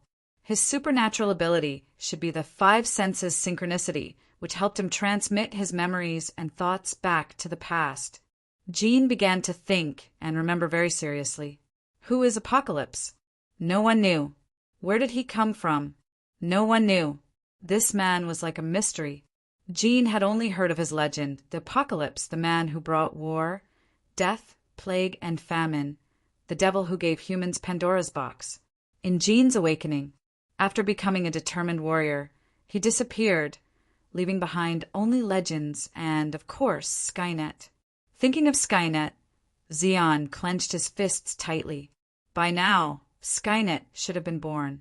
He couldn't stop it, nor could he stop Apocalypse from creating its Warbringer. The future once represented hope, but later brought despair and pain to humanity. Skynet's nanomachines, Warbringer, and Skynet's liquid battle robots, Terminator. The core of Warbringer's remains was the precious superalloy, the weapon of the future humans. I need superalloy. Gene made up his mind. Without power, I can't change the tragedy of the future. Whether it is Skynet or the Sentinels, I can't stop them. I must become stronger and contact the X-Men. Gene frowned. Scott is not a qualified leader. His naivety and impulsiveness are not suitable for war. I will turn the tide, defeat Apocalypse, and win freedom for humanity. Only I can lead the X-Men from one victory to another. Skynet and the Sentinels have not fully evolved. I know their weaknesses, and I can destroy them before they become stronger. Gene was in high spirits. He hurriedly combed his hair and walked out of the house. As soon as he walked out, Gene saw a huge ruin in the distance. A city of steel stood in the center of Manhattan. Dark clouds hung low, connecting with the dark city. In the future, there will be a huge crater here. The river will converge into a lake, and the steel ruins will be at the bottom of the lake. Apocalypse was a level 6 mutant, a level specially set for him, X. He controlled gravity and was also called the Master of Gravity or the King of Attraction. He was a truly invincible and terrifying opponent. Gene thought of the gravity formulas determined by him in the textbooks and couldn't help but tremble. These could be said to be the foundation of Apocalypse's power and wisdom, but every mutant suffered the destruction of his spatial mathematics. When Gene thought about the complicated formulas required for the supercomputer to run, as well as the spatial math problems and exercises that forced psychics to their deaths, the calculation methods, and the principle of imagination, as a typical bad student with low intelligence, a community college graduate, Gene felt a chill in his heart. That's the natural fear of a top student. Even if Gene was confident, he still didn't want to go against Apocalypse unless it was absolutely necessary. Imaginary mathematics, spatial mathematics. Thinking of these terrifying knowledge that subverted common sense, Gene was afraid to see him. That's right, Tianqi is a very patient person. He loves knowledge, and these are things that he researched in the future. He probably doesn't know about them yet.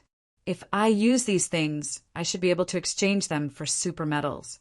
Gene, who was calculating how to exchange Chan Ang's knowledge with him, probably didn't expect that he and a few reborn people were under the pursuit of Skynet. He was excitedly planning his future. The biggest opportunity in these few days should be Apocalypse's destruction of the Federal Reserve. The 12 Federal Reserve banks were breached one by one in 3 days. First was New York, then Chicago, then Los Angeles. All the financial information and gold reserves were destroyed, and the financial industry suffered an unparalleled blow. After that, the Sentinel Project had more than 10 banks to provide funds. Did Apocalypse do it on purpose? The future Sentinels didn't cause him any trouble, but the humans who created them had to rely on Skynet to resist? Jean recalled the popular conspiracy theory of the future. Professor and Apocalypse had long been in cahoots, and the Sentinels grew under his connivance. Jean suddenly opened his mouth and laughed. What nonsense am I thinking? How is this possible? Jean waved his hand and stopped a taxi. He got up and got in the car. He wanted to go to the Federal Reserve Bank to take a look. In the future, there were many places where he could get a bargain. As long as he was careful, it was possible to get a semi-finished supermetal. After I get it, I'll give it to Magneto. In the future, he can copy the finished product. It shouldn't be difficult now. Going to the Federal Reserve Bank? Jean and the driver talked. There are quite a lot of people going there today. The driver turned the car around and chatted with Jean. My colleague just drove a strange man. He was wrapped up tightly in a hot day and looked like a wanted criminal. He was going to a place like a bank. My colleague asked him to show his ID. Guess what he said? The driver answered his own question. He said he's from the Federal Shield. Haha, the Federal Shield. Jean's face became serious. This is the government's agency in charge of major crises. This news, there's something unusual about it. There's another customer who is also going to the Federal Reserve Bank. He's Chinese. I saw his car, but he waved his hand and asked me to stop. He didn't want to take his own car, but wanted to take a taxi. Asians are strange. He was wearing a pair of sunglasses and didn't take them off until he got out of the car. How rude. What does he look like? He's no different from other Asians. Small eyes, short nose, yellow skin. I can't tell, you know. Oh, his hair seems to be quite long, and he looks quite elegant. Does he have a very special gaze? Clearly behind the sunglasses, but you can feel that he's looking at you. There's a kind of temperament that allows you to recognize him at a glance in a sea of people. Even if he's Asian, he's different from other Asians. There's a very special feeling about him. If you see him, you won't forget him. Jean was sweating profusely. Yes, do you know him? I'd rather not know him. Did he still have a rose cufflink? The rose gold kind? Jean's voice became more and more shaky. Even the driver felt that something was wrong. Sir, what's wrong?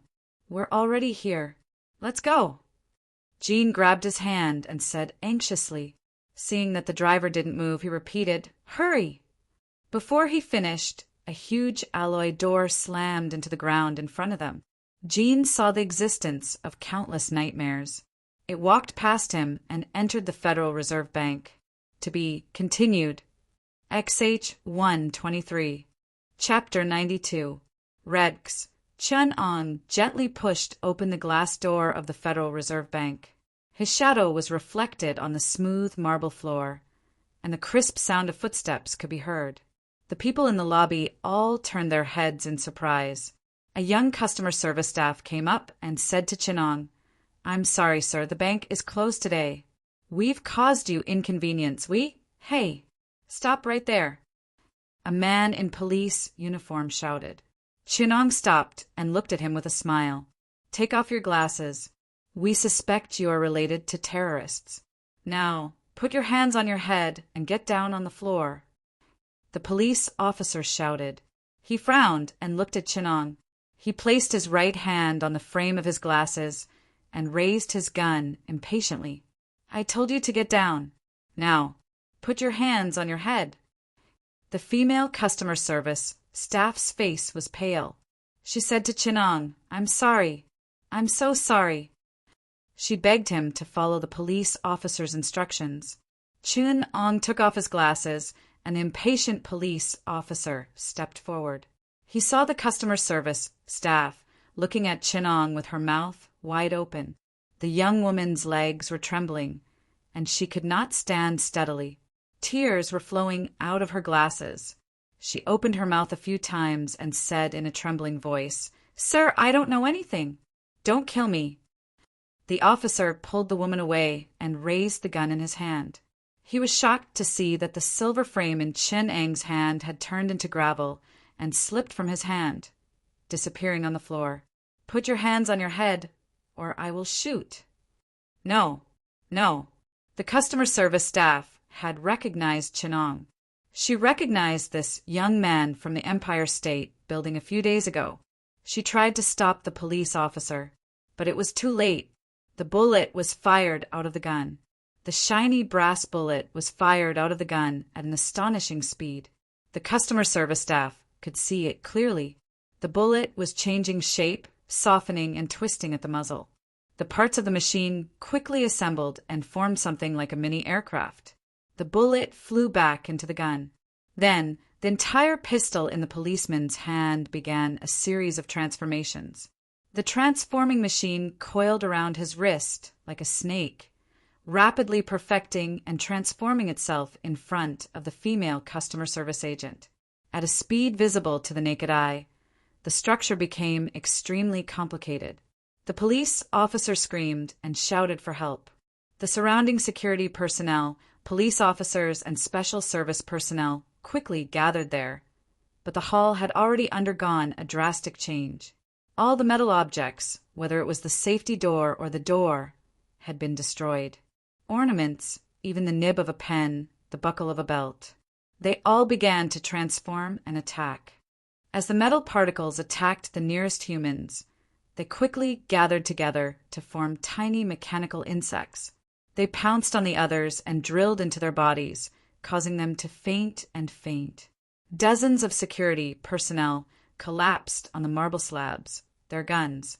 They agilely crawled on the ground and gathered in front of Chinong. A huge metal pillar appeared in front of everyone. It inserted its tentacles into the wires, absorbing electricity and energy. It became a blazing electromagnetic furnace. Silver-white nanomachines rushed out of the furnace, gathered on the ground, and formed dozens of exquisitely structured combat robots, which rushed into the hall. Chin-Ong gently waved his hand and used gravity to push the people in the hall to a safe place. He signaled with his eyes, and the female customer service agent followed him, trembling with fear. "Relax, everyone. I'm here to rob a bank," Chin-Ong said with a smile. Under everyone's incredulous gaze, Chin-Ong stepped forward and shouted to the people inside, "You've been surrounded. Please don't resist stubbornly. Resistance will not end well. You're provoking the dignity of the United States. You can't bear its anger." A man in black walked out of the hall. The surrounding robots were dismantled by an invisible force. Next to him, a young woman smiled coldly at Chin-Ong suddenly. She opened her mouth wide and looked in Chin-Ang's direction. His companion skillfully took out a headset and put on his head. A powerful sound wave broke out, and the sweeping sonic boom shattered all the items in front of Chin-Ong. The glass within dozens of miles suddenly exploded at the same time. The hostages in the hall screamed, but they were suppressed by the woman's sound wave alone. In their panic, they didn't realize that their surroundings were clean, and there was no glass. Chin-Ong found a chair and sat down leisurely. The nanomachines were broken in the sound wave, and then quickly adjusted their structure, reorganized, and formed some instruments in front of Chin-Ong to measure the physical data of the sound wave. The surrounding concrete rustled down in the sound wave, revealing the steel structure, and Chin-Ang's collar was only a little messy. "Interesting ability," Chin-Ong commented. Shield's elite agents, the mutants Banshee and Rip, looked at Chin-Ong with eyes full of disbelief. Banshee retracted her sound wave, and looking at Chin-Ang's calm expression, the two could hardly suppress their anger. A trace of ferocity flashed on Rip's face, but he quickly suppressed his impulse. He glanced at the strange nanomachines and sneered, "Let's clean up this garbage first." There was no shock wave, no high temperature, and no sound or light. A strong pressure pressed down out of thin air, crushing the surrounding robots into scrap iron. "You shouldn't provoke us. We're not a group of trash in the military." Rip's voice was calm and cruel. "You should know who the real master of this country is. You can't afford to provoke their power. Don't think you're great just because you defeated the group of trash in the government. You can't imagine the power of capital. Who you choose to be your friend, you should choose clearly." Banshee smiled and said, "Mr. Morgan is very willing to meet you. He is very interested in your theory of mutants.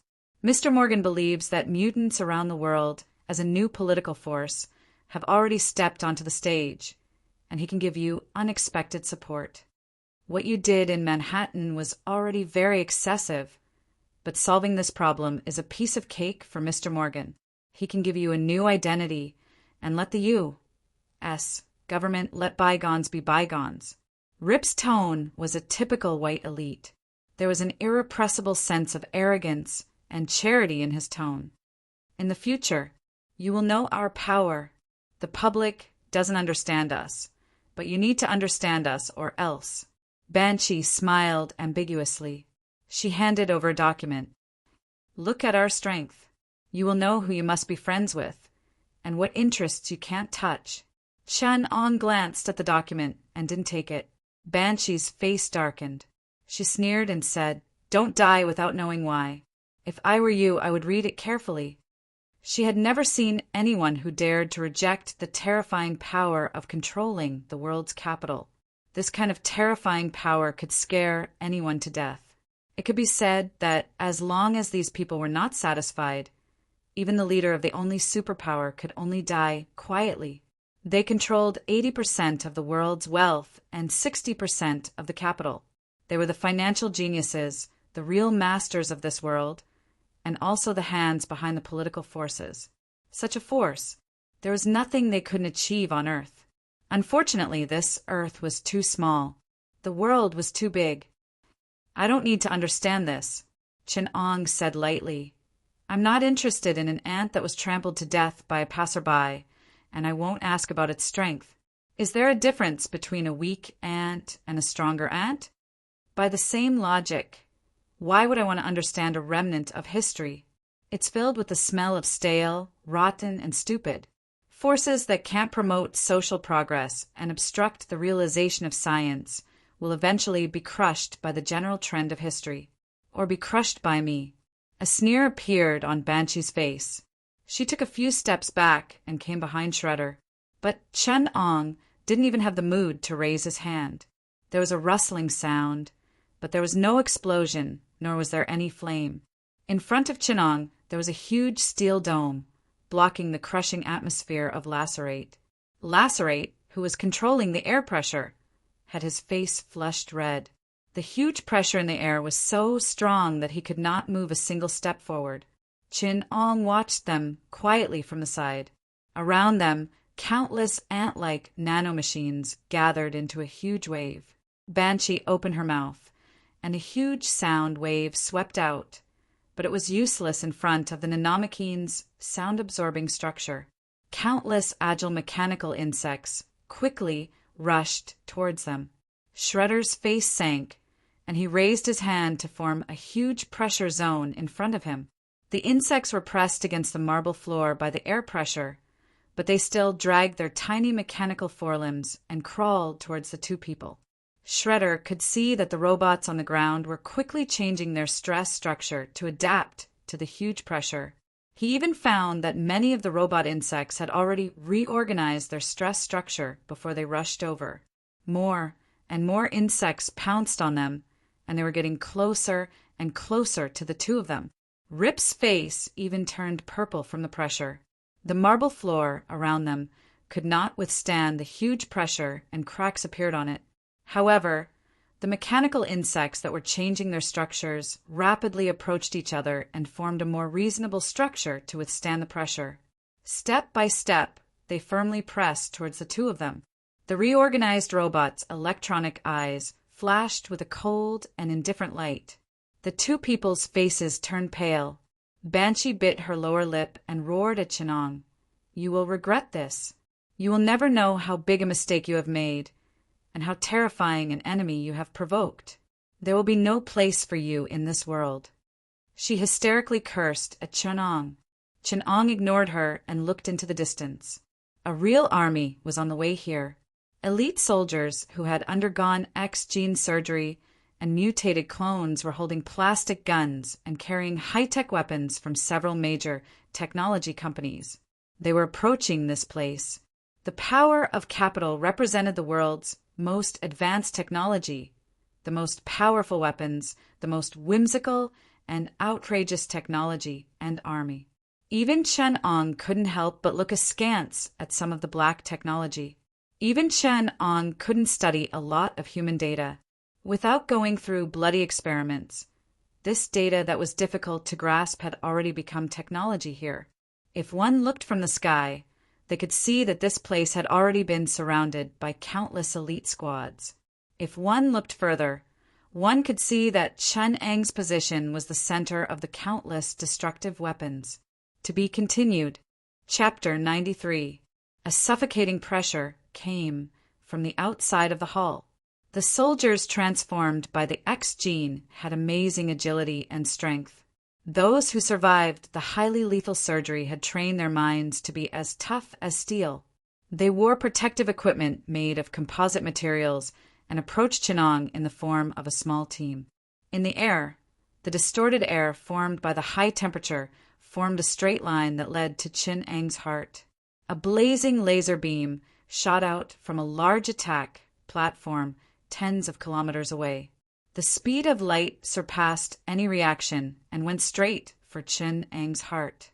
Under the guidance of the mutant Hawkeye, the soldier who completed this miraculous, super long-range attack didn't even have the time to cheer before he saw the laser beam refracted from Chen-Ang's body and passed through Shredder's calf. Gravity could naturally distort the direction of light, but Chen-Ong didn't need to waste so much energy for this attack. It was just a metal mirror with a high refractive index. The melted metal mirror was disassembled into nanomachines. You're at your wit's end. Shredder covered his calf with big drops of cold sweat on his head. He and Banshee were surrounded by the nanomachines and had already given up resistance. However, he still tried to make one last effort. This time you can't escape. Do you know how many people you're facing? 12 intelligence teams, more than 300 analysts, and all the technical experts from large enterprises and universities. You're not facing a few combat teams, but an entire system, a collective of hundreds of thousands of people. You're alone. It's not shameful to admit defeat. Who said I'm alone? Chinong asked with a smile. Banshee's face was gloomy as she sneered. Or these nanomachines. How many nanomachines do you have? You can't even replenish them. The weapons of the combat team are all composite materials. The metal here has been used up. You have no more resources. Chin-Ong raised his eyebrows and smiled. I have a special transportation technique. Banshee looked at him with disdain in her eyes. Shredder shrank in the corner. The nearest combat team was less than 500 meters away from Chen-Ong. Suddenly, a shrill scream came from midair. A gigantic meteor fell from the sky. The Banshee was dumbfounded as she saw the gigantic meteor smashing into the center of the combat team, causing a terrifying explosion.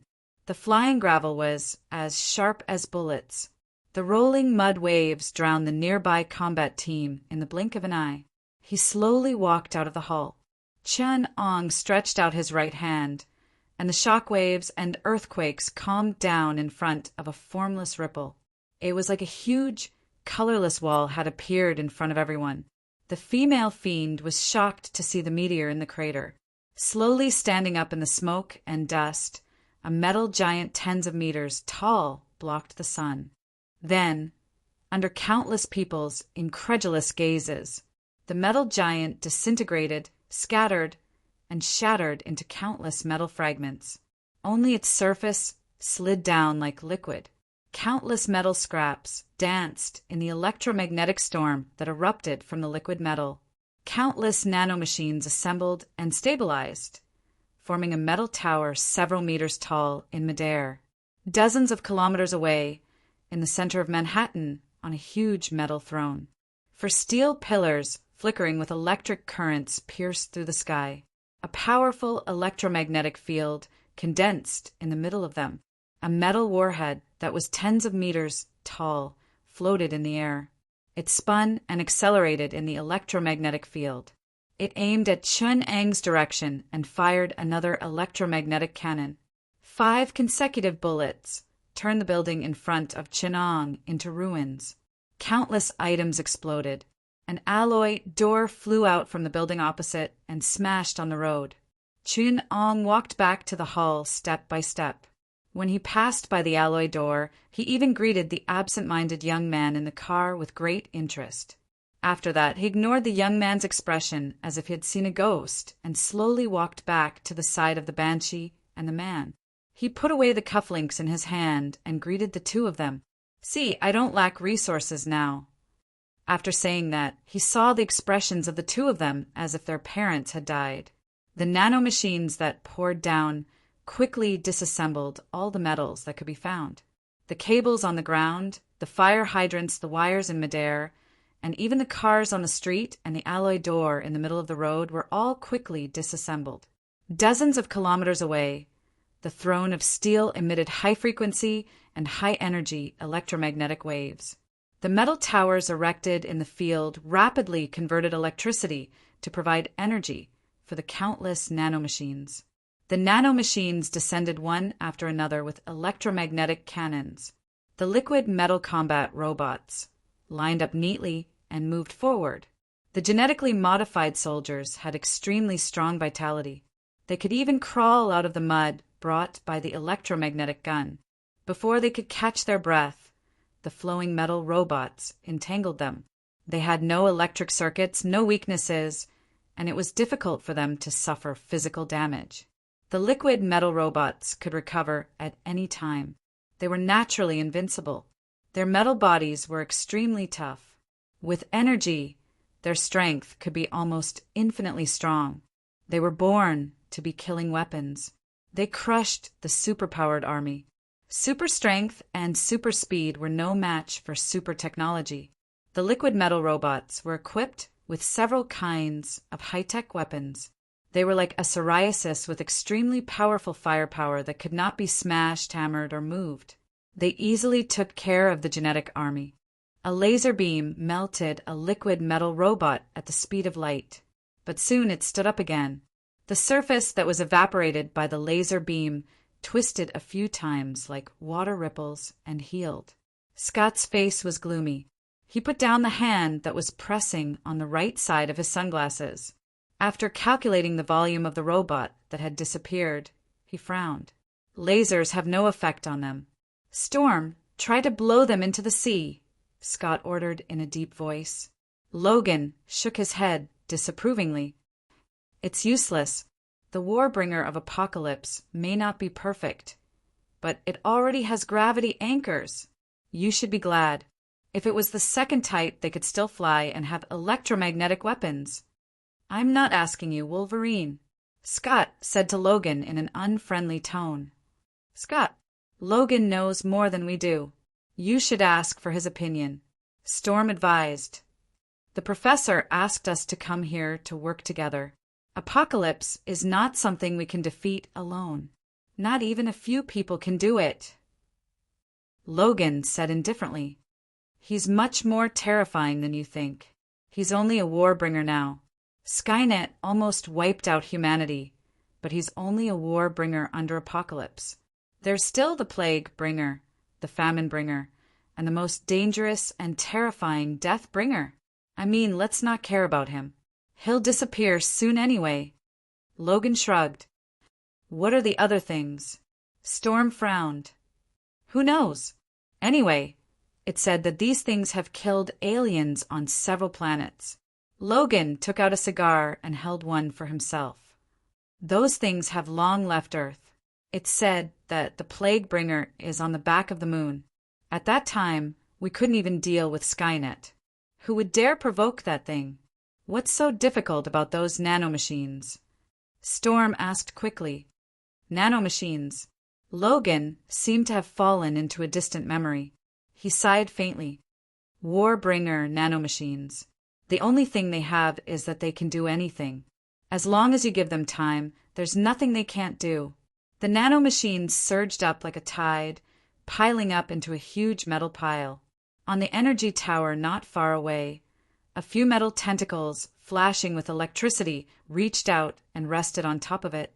A steady stream of energy flowed into the crowd of nanomachines. Technological reconstruction. Her expression changed. She pulled the driver and rushed to the hall in the distance. Chunong was in front of Banshee and Ripper, studying their genes seriously. On the experimental bench, where the nanomachines were reconstructed, Chunong observed their X genes and said, "The nature of your abilities is actually very similar. One is vibration conduction.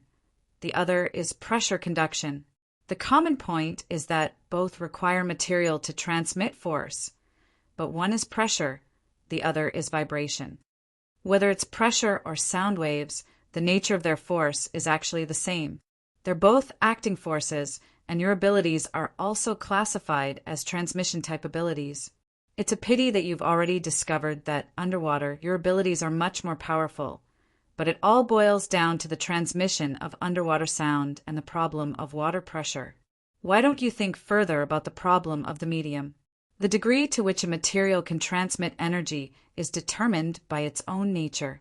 Air is really not a suitable medium, and water is much better than it." Chin-Ong looked at the two's sarcastic eyes and sighed. "I know that air is more common than water, but you guys don't understand what I mean. There are so many material carriers. Haven't you guys researched in this area? Even if you don't explore your abilities, you still have to develop your abilities. Do you know about gravitational conduction? What about dark matter?" Looking at the two's confused eyes, Chenong sighed. 2 more test subjects. It was really not easy to find one with a brain. This was just common knowledge in science. But the 2 of them actually disdained to understand it. It was as if they were trying their luck to develop their abilities. How stupid was that? He stood up and pointed to the huge metal tower reconstructed by the nanomachines. The energy conduction ability of gravity is tens of thousands of times that of air. If the energy frequency of sound waves becomes gravitational waves, the result will be like that. The huge metal tower began to move slowly. The loud buzzing sound made them cover their ears. Then they saw a scene that they would never forget for the rest of their lives.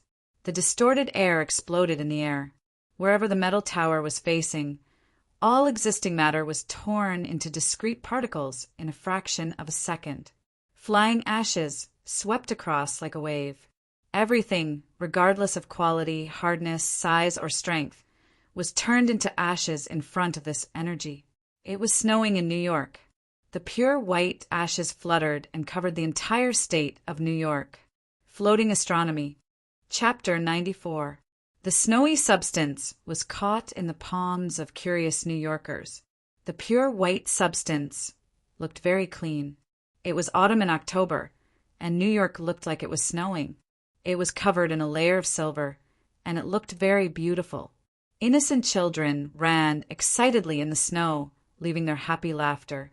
But in the eyes of those who knew, there was only a chill in their hearts, and they trembled. Tens of thousands of tons of material were evaporated in an instant. In the swirling snow, there was the most terrifying power of destruction.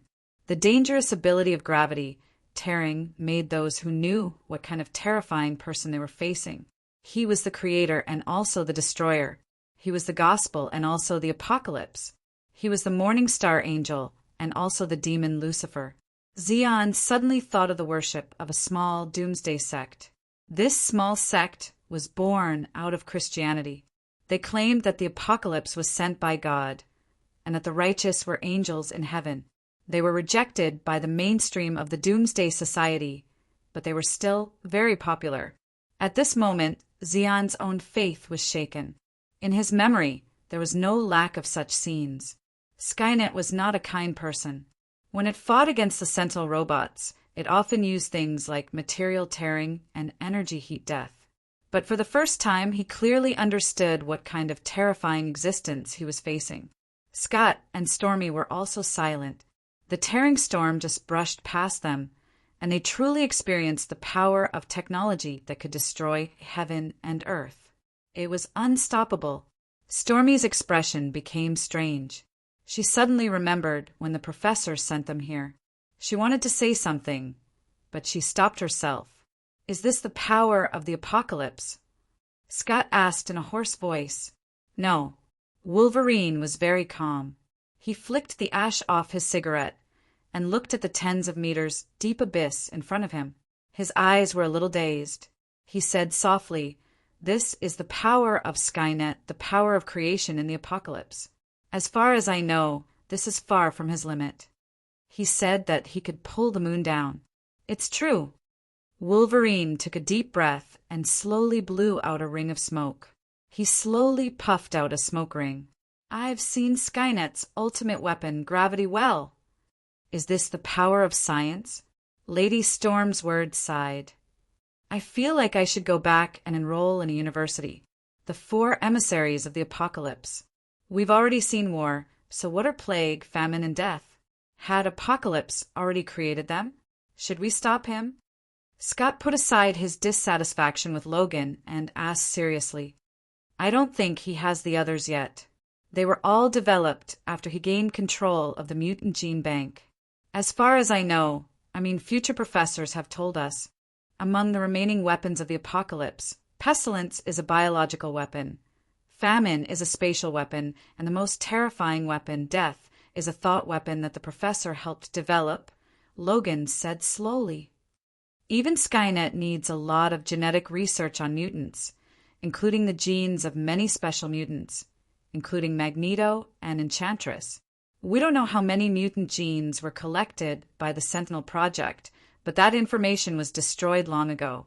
I only know that it was a genetic collection that included all the mutants in the world. We must stop the Sentinel Project. Scott hammered the ground. How can we stop it? Logan asked. How much pressure did Apocalypse bring to the world? How much potential did he display in his special ability? The development and research of Arcana is already the trend. How can you stop it? Believe it or not. If we stop the development of Arcana science, the first to object is our government. In fact, just 2 weeks later, Congress passed the Department of Defense's Special Military Expenditure Bill and the Special Technology Support Bill. The government will not give up on research in this area. This is Apocalypse's overt plot. Do you think the think tank didn't think that Apocalypse would steal the results? Then are we just going to sit back and watch? Scott said agitatedly. There's no way to stop him. What Apocalypse wants to do, as long as we give it time, it will succeed. He can discover problems and find a solution. Even if he can't find a solution now, he will eventually solve it, Wolverine said calmly. Coming back from the future, don't you have any ideas? Scott said fiercely. I'm waiting.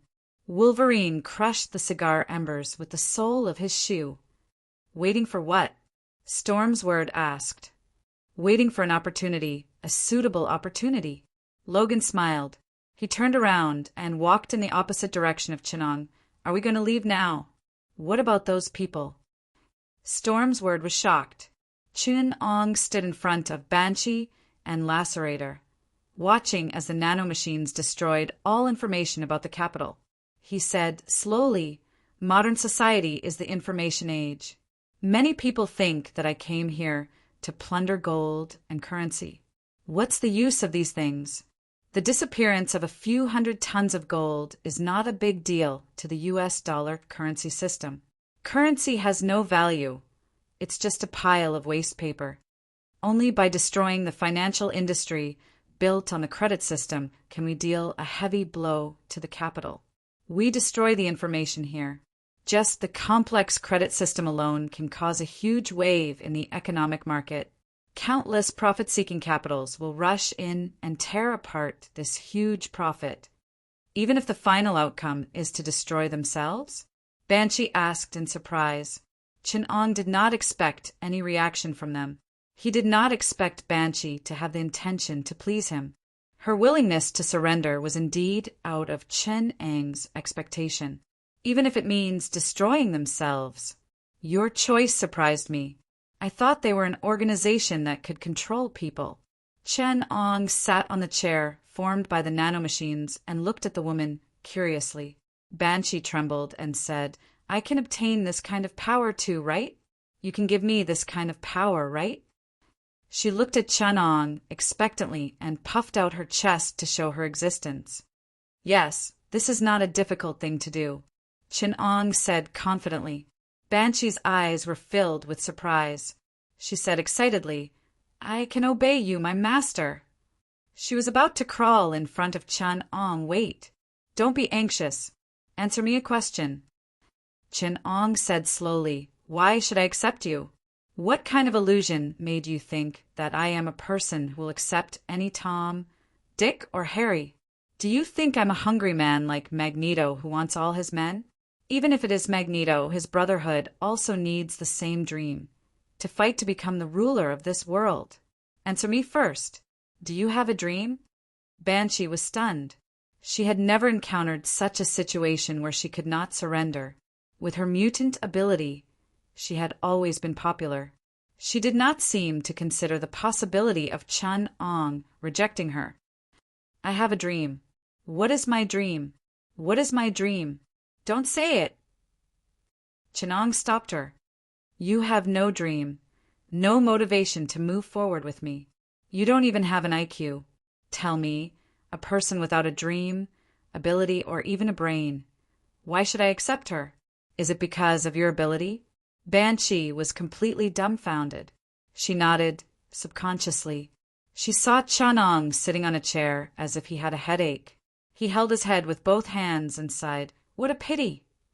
A group of nanomachines quickly reassembled in Chin-Ang's hand, turning into a robot that looked exactly like Banshee.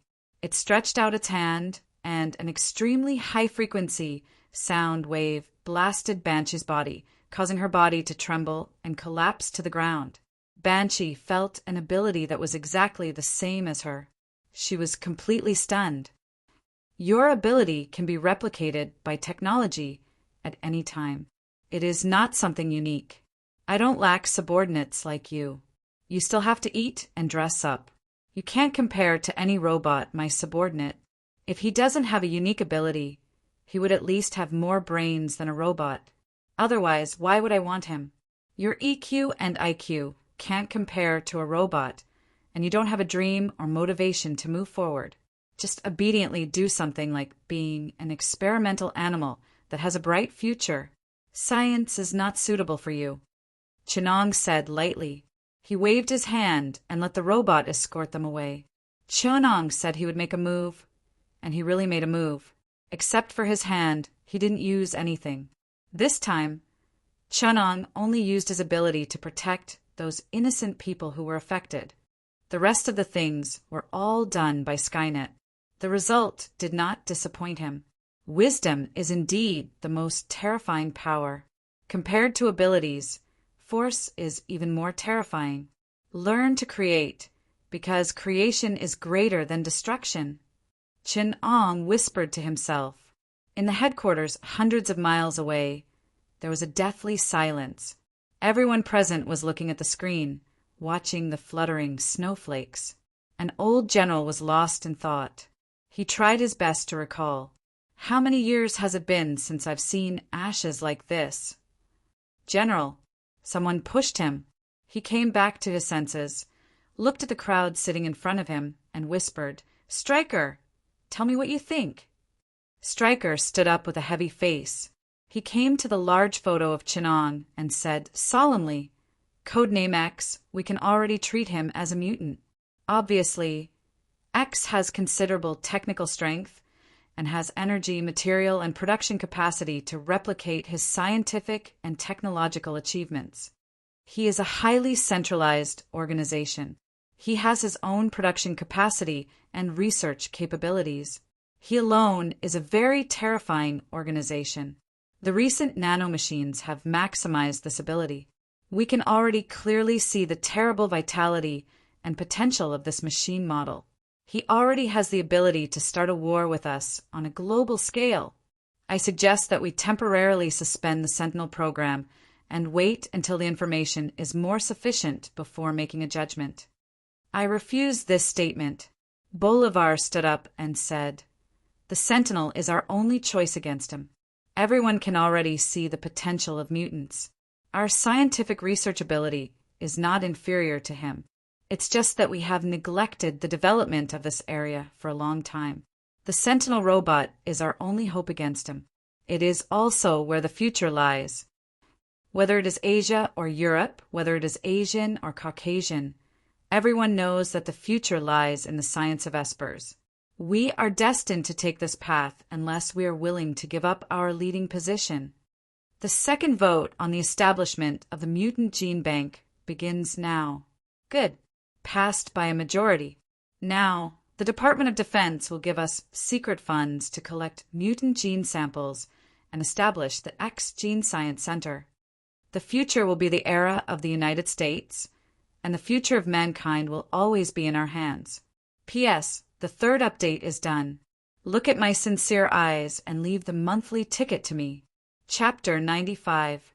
Redx. In October, the Federal Reserve Bank of New York fell. A large amount of financial information was burned, and hundreds of tons of gold were transported away. The financial system of the United States was hit hard. The Federal Reserve Banks in Chicago, San Francisco, and other places were also attacked by Skynet and were eventually breached. This month was a black October for the United States financial system. The bodies of the bankers who committed suicide could be connected from the streets to the ends of Wall Street. The credibility of the USD suffered an unprecedented blow and challenge, and Stark was closed for a month. On the wound of the behemoth, the Federal Reserve, the scavenging eagles were ready to tear off a piece of fat meat at any time. The war machine of the United States seemed to have been whipped and began to operate efficiently. Countless people, materials, wealth, and industrial capacity worked together for a goal, displaying extraordinary efficiency. Under this war machine, who knew how many heroes were crushed into dregs, the power of the organization began to show its power. The wisdom of millions of people would achieve terrible results. In North America, and even in every corner of the world, this huge organization and industrial system began to play its role. This kind of shadow shrouded the whole world. Countless resources, materials, scientists, and mutants were forcibly recruited from all over the world. In 15 bases around the world, they advanced for a goal: to fight against Apocalypse. The New York base was the bridgehead facing Apocalypse. The combat personnel, weapons and countermeasure analysis and intelligence personnel were the most concentrated. The large base, which was originally only dozens of meters deep, was now hundreds of meters deep. It had a huge underground complex for more than 50,000 researchers to live and study there. In the beehive-like underground base, a powerful energy field shrouded here. The electronic equipment arranged everywhere magnified this energy field, making it enough to cover the entire base. The professor looked at the soldiers and researchers in a hurry.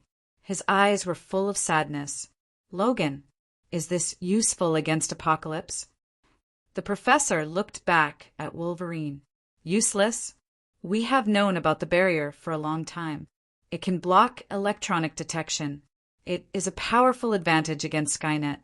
Unfortunately, when Skynet evolved the quantum entanglement radar, it was useless. That guy knows nothing about physics. We taught him space physics and energy physics, but he couldn't learn it at all. There is no way to develop his ability in depth. Apocalypse studied such an energy barrier for 2 days. Then we'll find a way." Logan taunted without a care. "I'm not talking about that, Logan. I'm talking about such a system." The professor slowly said, with the wisdom of hundreds of thousands of people, the combination of technology and arcana, Apocalypse is just one person. He can't fight against such an advantage. The U.S. government was full of confidence in this competition. They had the most outstanding scientists, the most extensive mutant gene pool. There is no reason for them to fail. Wolverine was silent. He looked up at the steel dome above his head and sighed. It's useless, even against Skynet. Skynet is faster than us. The human brain limits our abilities and the speed of computers. The research and development capabilities they have brought has surpassed all of our efforts. It's not that we didn't try our best in the future, but we still lost. Skynet's thinking may be rigid, but every time it fails, it learns from us. Then it completes the development at the fastest speed and crushes us in turn. Even if human innovation far exceeds it, the limitations of the brain make us unable to compete with machines. Apocalypse has disappeared in the future, but the 4 creations he left behind have wiped out many civilizations. Perhaps they are the abrupt changes of Superman, but Apocalypse is already Superman. A huge photon computer was placed in the center of the base. Electronic Will was standing there with the photon computer to fight against Skynet's infiltration of the internet, providing powerful computing power for the research here. Stryker was standing aside, looking at the report in his hand with a pale face. When he saw the professor and Wolverine coming over, he showed a very gloomy expression. Now is not the time for our ideological confrontation. The professor shook his head and said, Our purpose is the same, from maintaining peace to stopping apocalypse to stopping the development of sentinel robots. Our positions are truly standing together. But on a larger scale, in terms of exterminating mutants, we are like fire and water. Stryker said bluntly, You want to kill me, but you take into account the views of the government. I want to kill you, but I have the support of the government. You must not mind that I accidentally die in this war. Now is not the time to talk about this. The professor sighed. Stryker snorted coldly, but did not ridicule him. A soldier came here with a little girl. He pushed the girl rudely. Help me, please. The little girl punched and kicked to prevent the soldier from approaching, but she still couldn't stop the soldier from approaching. The professor nodded, and his eyes slightly condensed, and the soldier stopped on the spot. It's the Prophet. She's also been conscripted. Logan exclaimed. Do you know her? The professor took the girl's hand and asked in confusion. Logan looked at her face carefully and nodded. The girl suddenly laughed, and she was surprised. So you are from the future? Logan was not surprised. He and the girl looked at each other and smiled with a deep understanding. The soldier had recovered from the stagnation.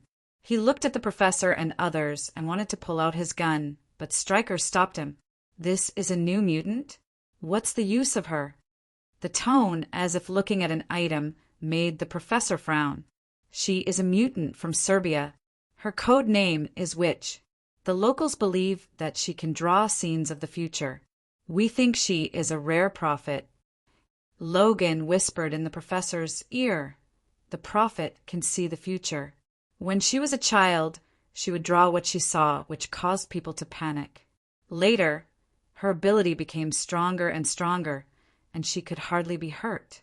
She could avoid danger every time. She is also the pillar of human resistance against Skynet. Why didn't you catch her? Logan asked her with a smile. The prophet replied, This is the best result. I can see you. I can't escape anyway, so it's better to come here. Are you willing to take me in? She stared at the professor. I will never refuse. The professor opened his arms. The prophet took Logan's hand, avoided Stryker, and whispered, They won't succeed. You saw it? Logan asked. No. The prophet bit her nails and pretended to be mature. It's because there is no such thing that it's terrible. I saw Apocalypse look at me. He can see me. War is terrible. You can only promote the birth of the other 3 monsters.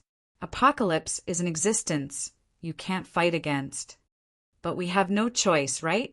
Logan just put his hand on his chest and was kicked by the prophet, Don't smoke in front of children. Protect me. Don't let Magneto see me. He's in trouble. The prophet said in Logan's ear, let the professor take me later. They have a big action today to tear down the big iron shell. You have to stay away when the time comes. On the other side, Stryker took the professor to a heavily guarded laboratory. There were all kinds of advanced instruments and weapons, and the tense atmosphere made the professor a little dazed. His old friend, Magneto, stood in the middle, looking at him with a smile, next to the mutants of the Mutant Brotherhood. Mystique's face was complicated, and there was something indescribable in her eyes. Raven, the professor whispered. Charles. Mystique smiled and greeted him. It's time for us to fight side by side again. Charles. Magneto laughed. Well, don't talk nonsense.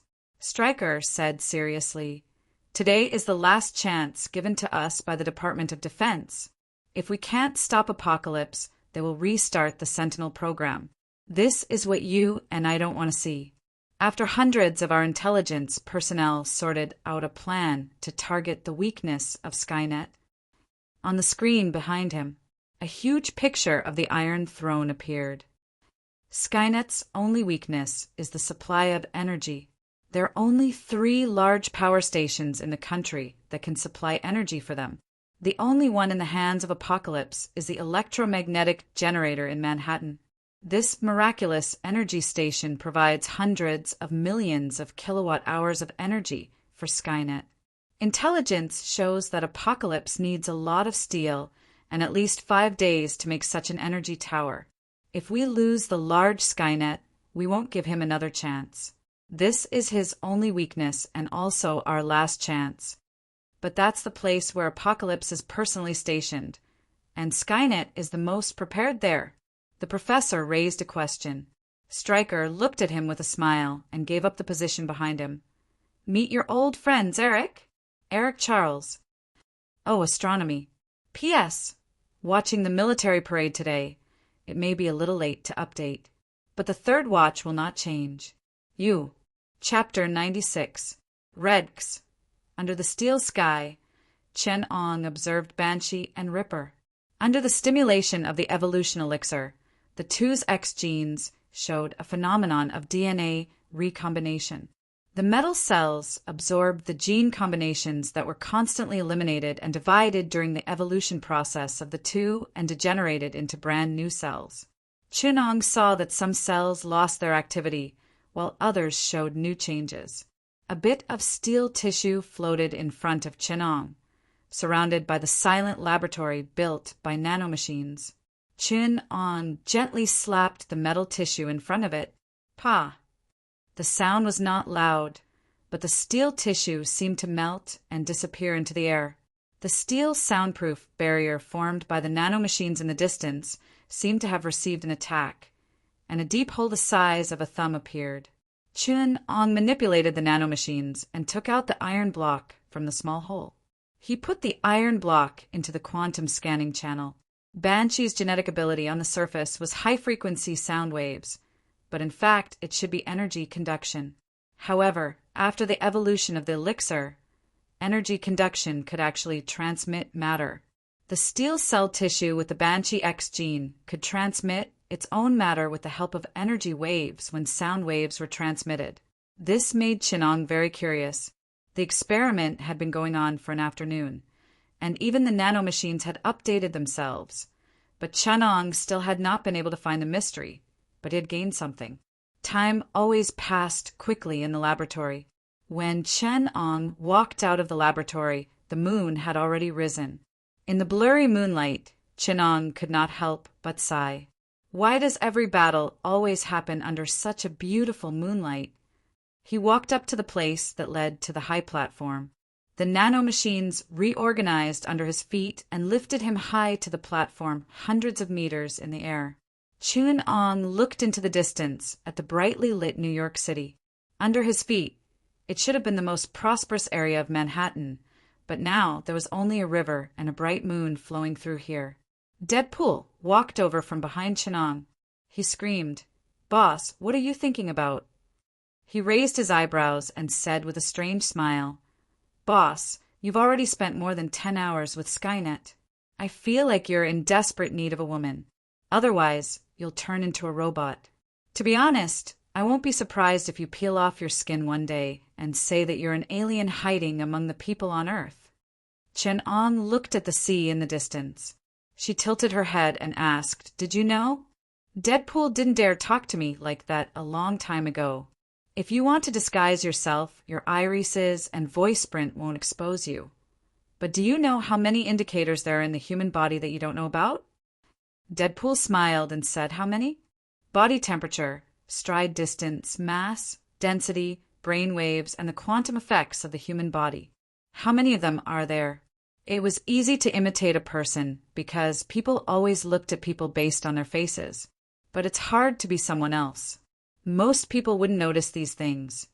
But I'm not an ordinary person. Chen-Ong looked into the distance, calmly. Deadpool's body suddenly squirmed, and blue stripes occupied half of his skin. Soon, he changed back to his original appearance.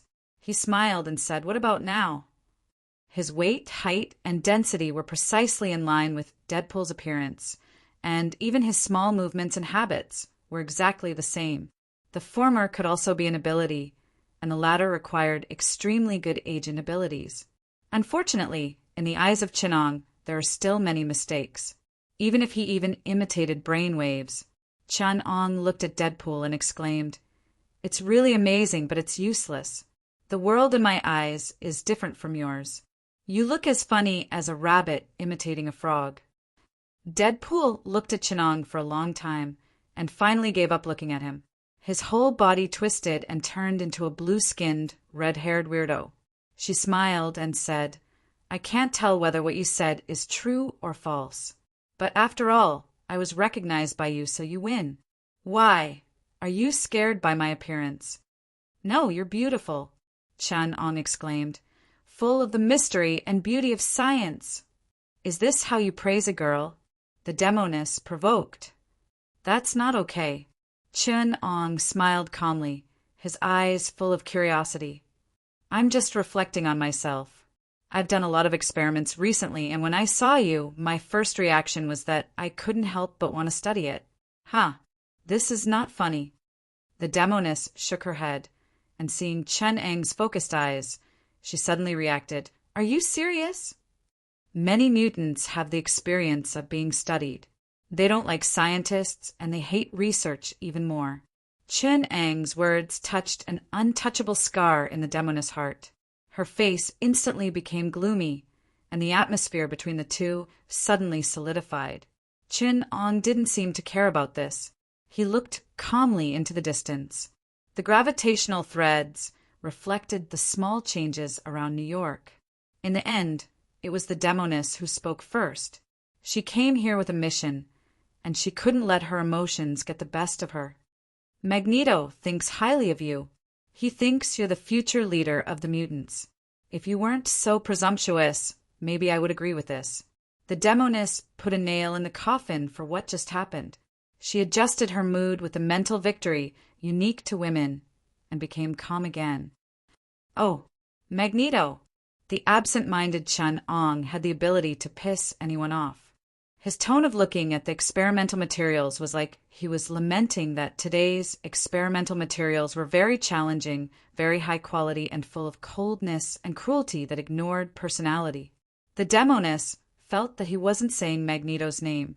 Instead, he was saying the code name of a white mouse. If she could go to Chen-Eng's laboratory and take a look, she would be surprised to find that the experimental equipment custom-made for the two of them was already in place. If she was careful, she might even find the experimental materials in the corner. Experimental preparations. She could see her and Magneto's names on the sterile clothes.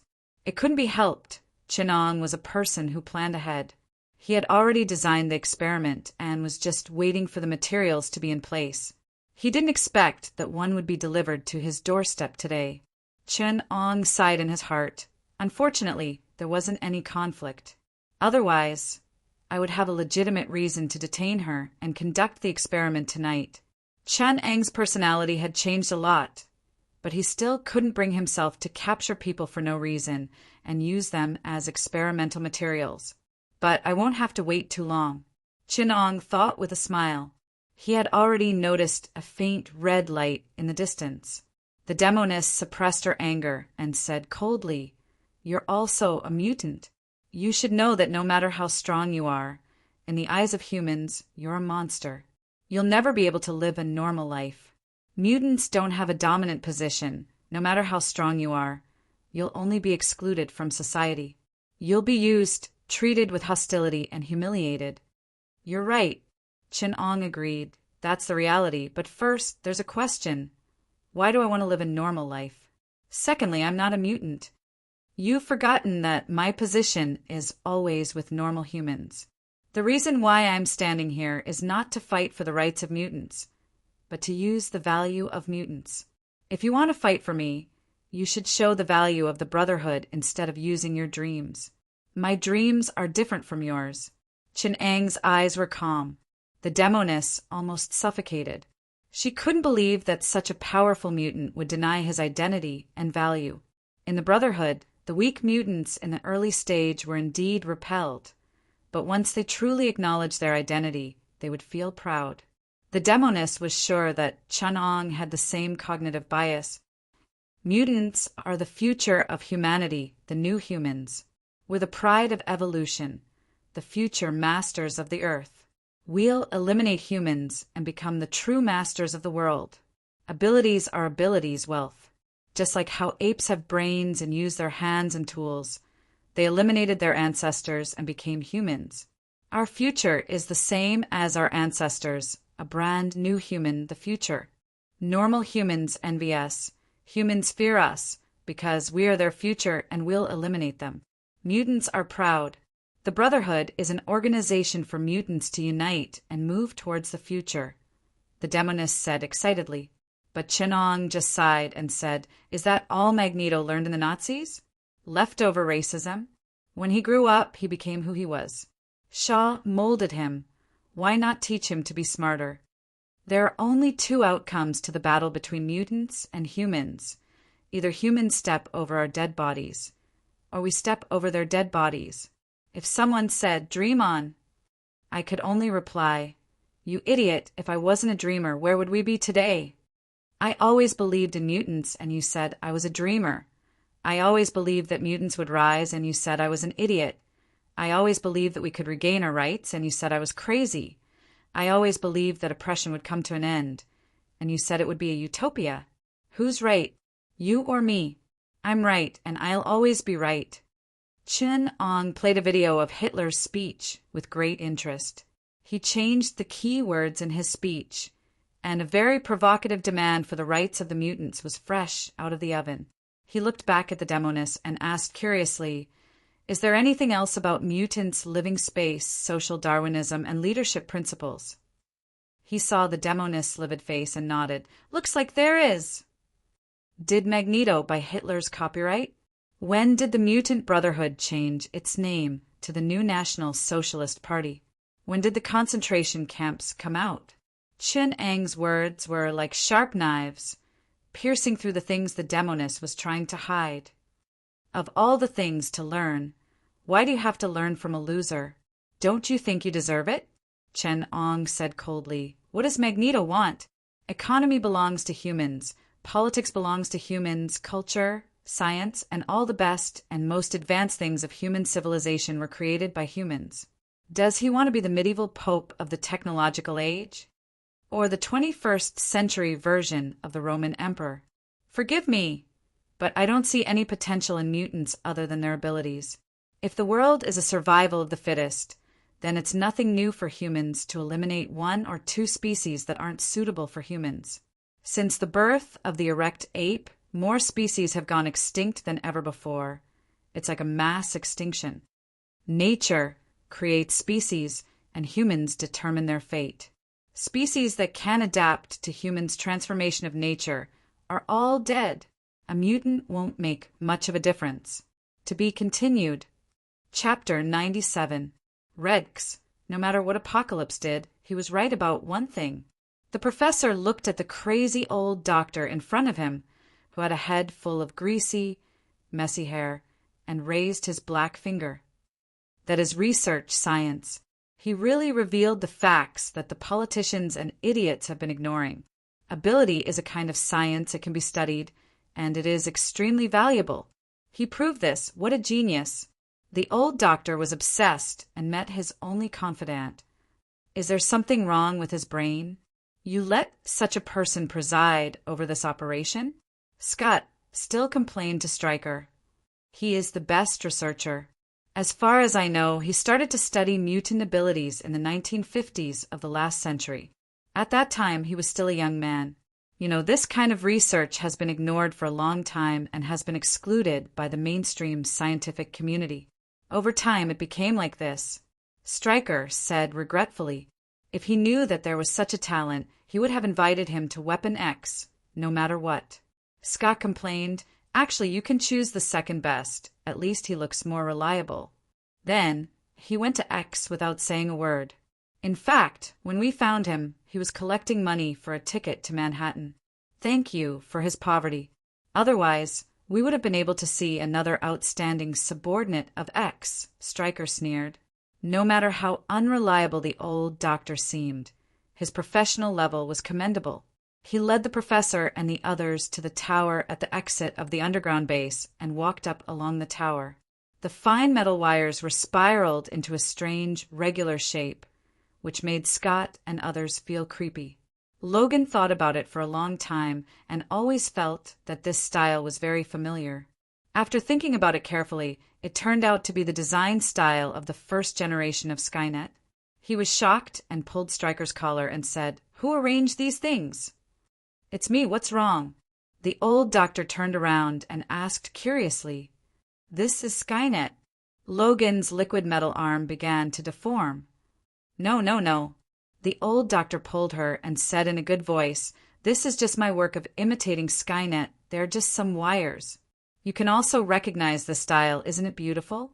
Apocalypse is really a genius. Everything he created is so beautiful, so scientific, so harmonious, so imaginative. This time, Logan sharply noticed that the code name the old professor used for Chinong was Apocalypse, not the X that he was currently using. His pupils shrank, and he raised his vigilance against this fallen doctor. In any case, anyone who knew the name of Apocalypse was worth paying attention to. Scott pulled Stryker's collar and said angrily, "You found me a supporter of Apocalypse and a fanatical believer. He is almost treating Apocalypse as a god. You put my life in the hands of such a person.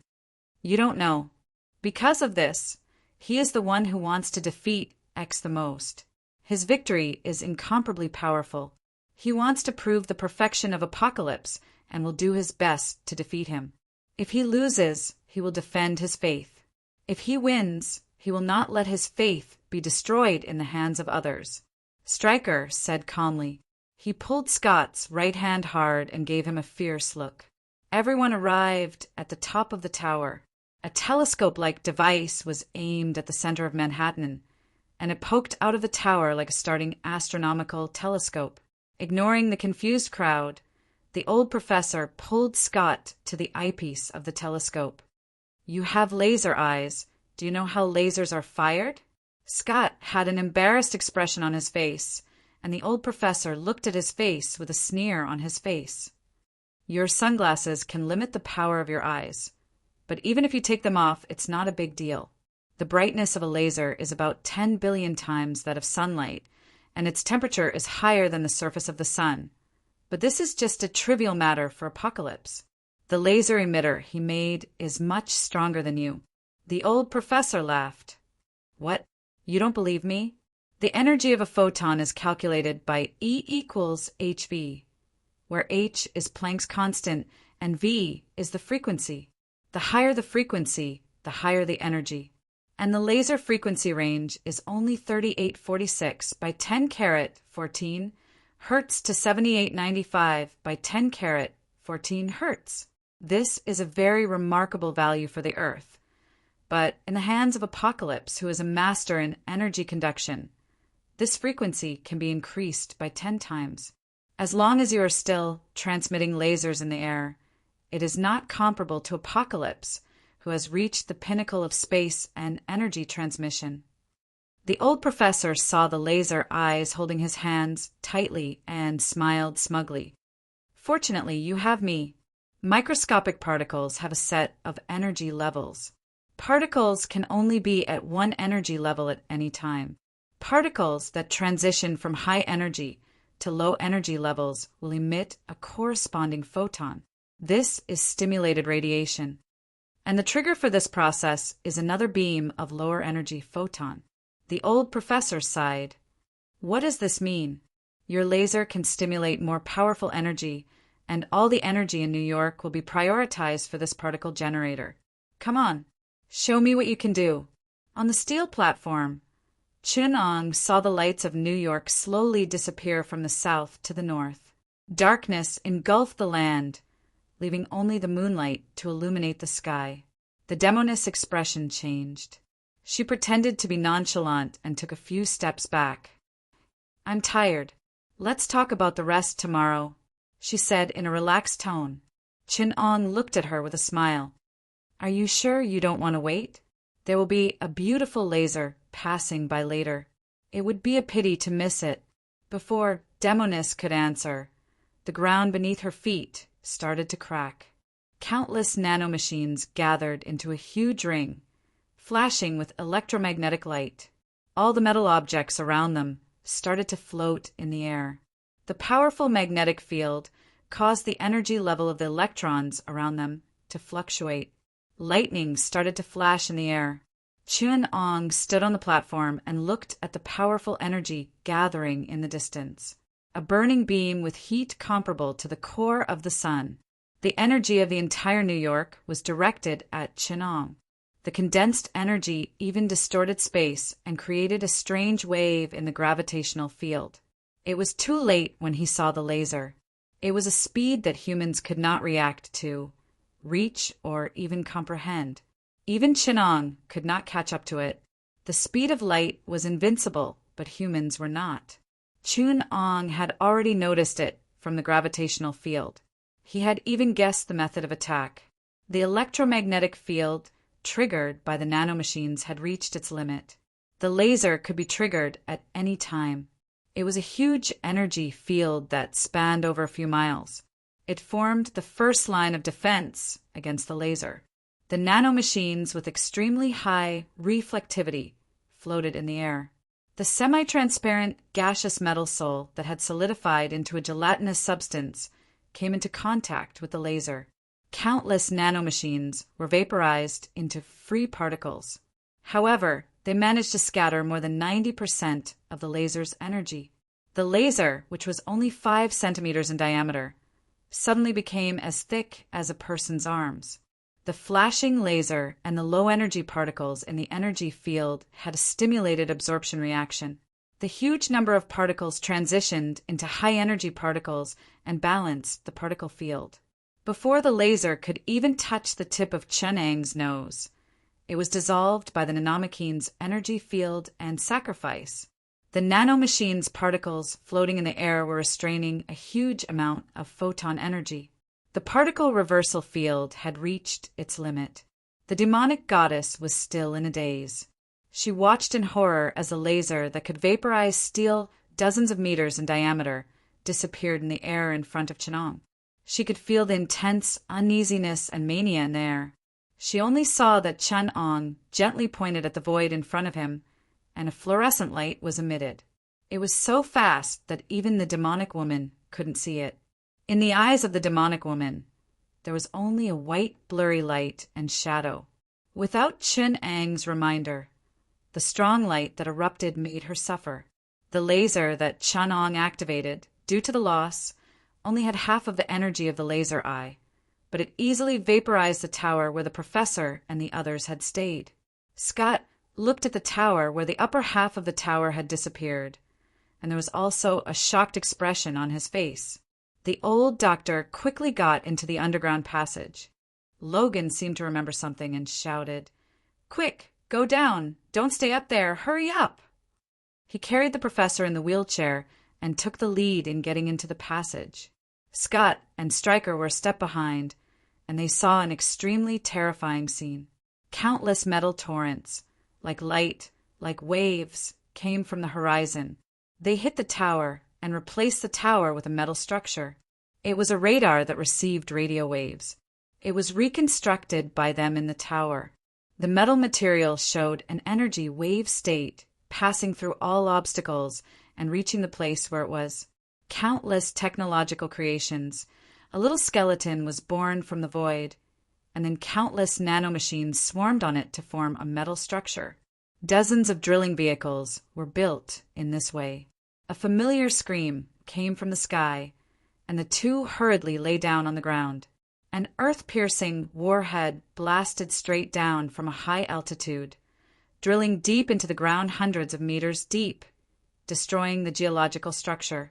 A large area of the base collapsed, and the warhead melted into a torrent of nanomachines and liquid robots, drilling into the base. To be continued. P.S. Finally arrived. The third update is completed. He fulfilled his promise. Chapter 98. Redx, Skynet once again displayed its dangerous nature as a killing machine. The second-generation Skynet that Chunong had upgraded had nanomachines that had reached the level of microcells. Dozens of simple mechanical structures, under the effect of the unified magnetic field, formed mechanical tissues the size of cells. The composition of these mechanical structures was simple, and their functions were simple to three. They were movement, disassembly, and assembly. Its actions were all based on the unified magnetic field core, and its energy came from this. Because of its simplicity, its size had reached the extent that it was invisible to the naked eye.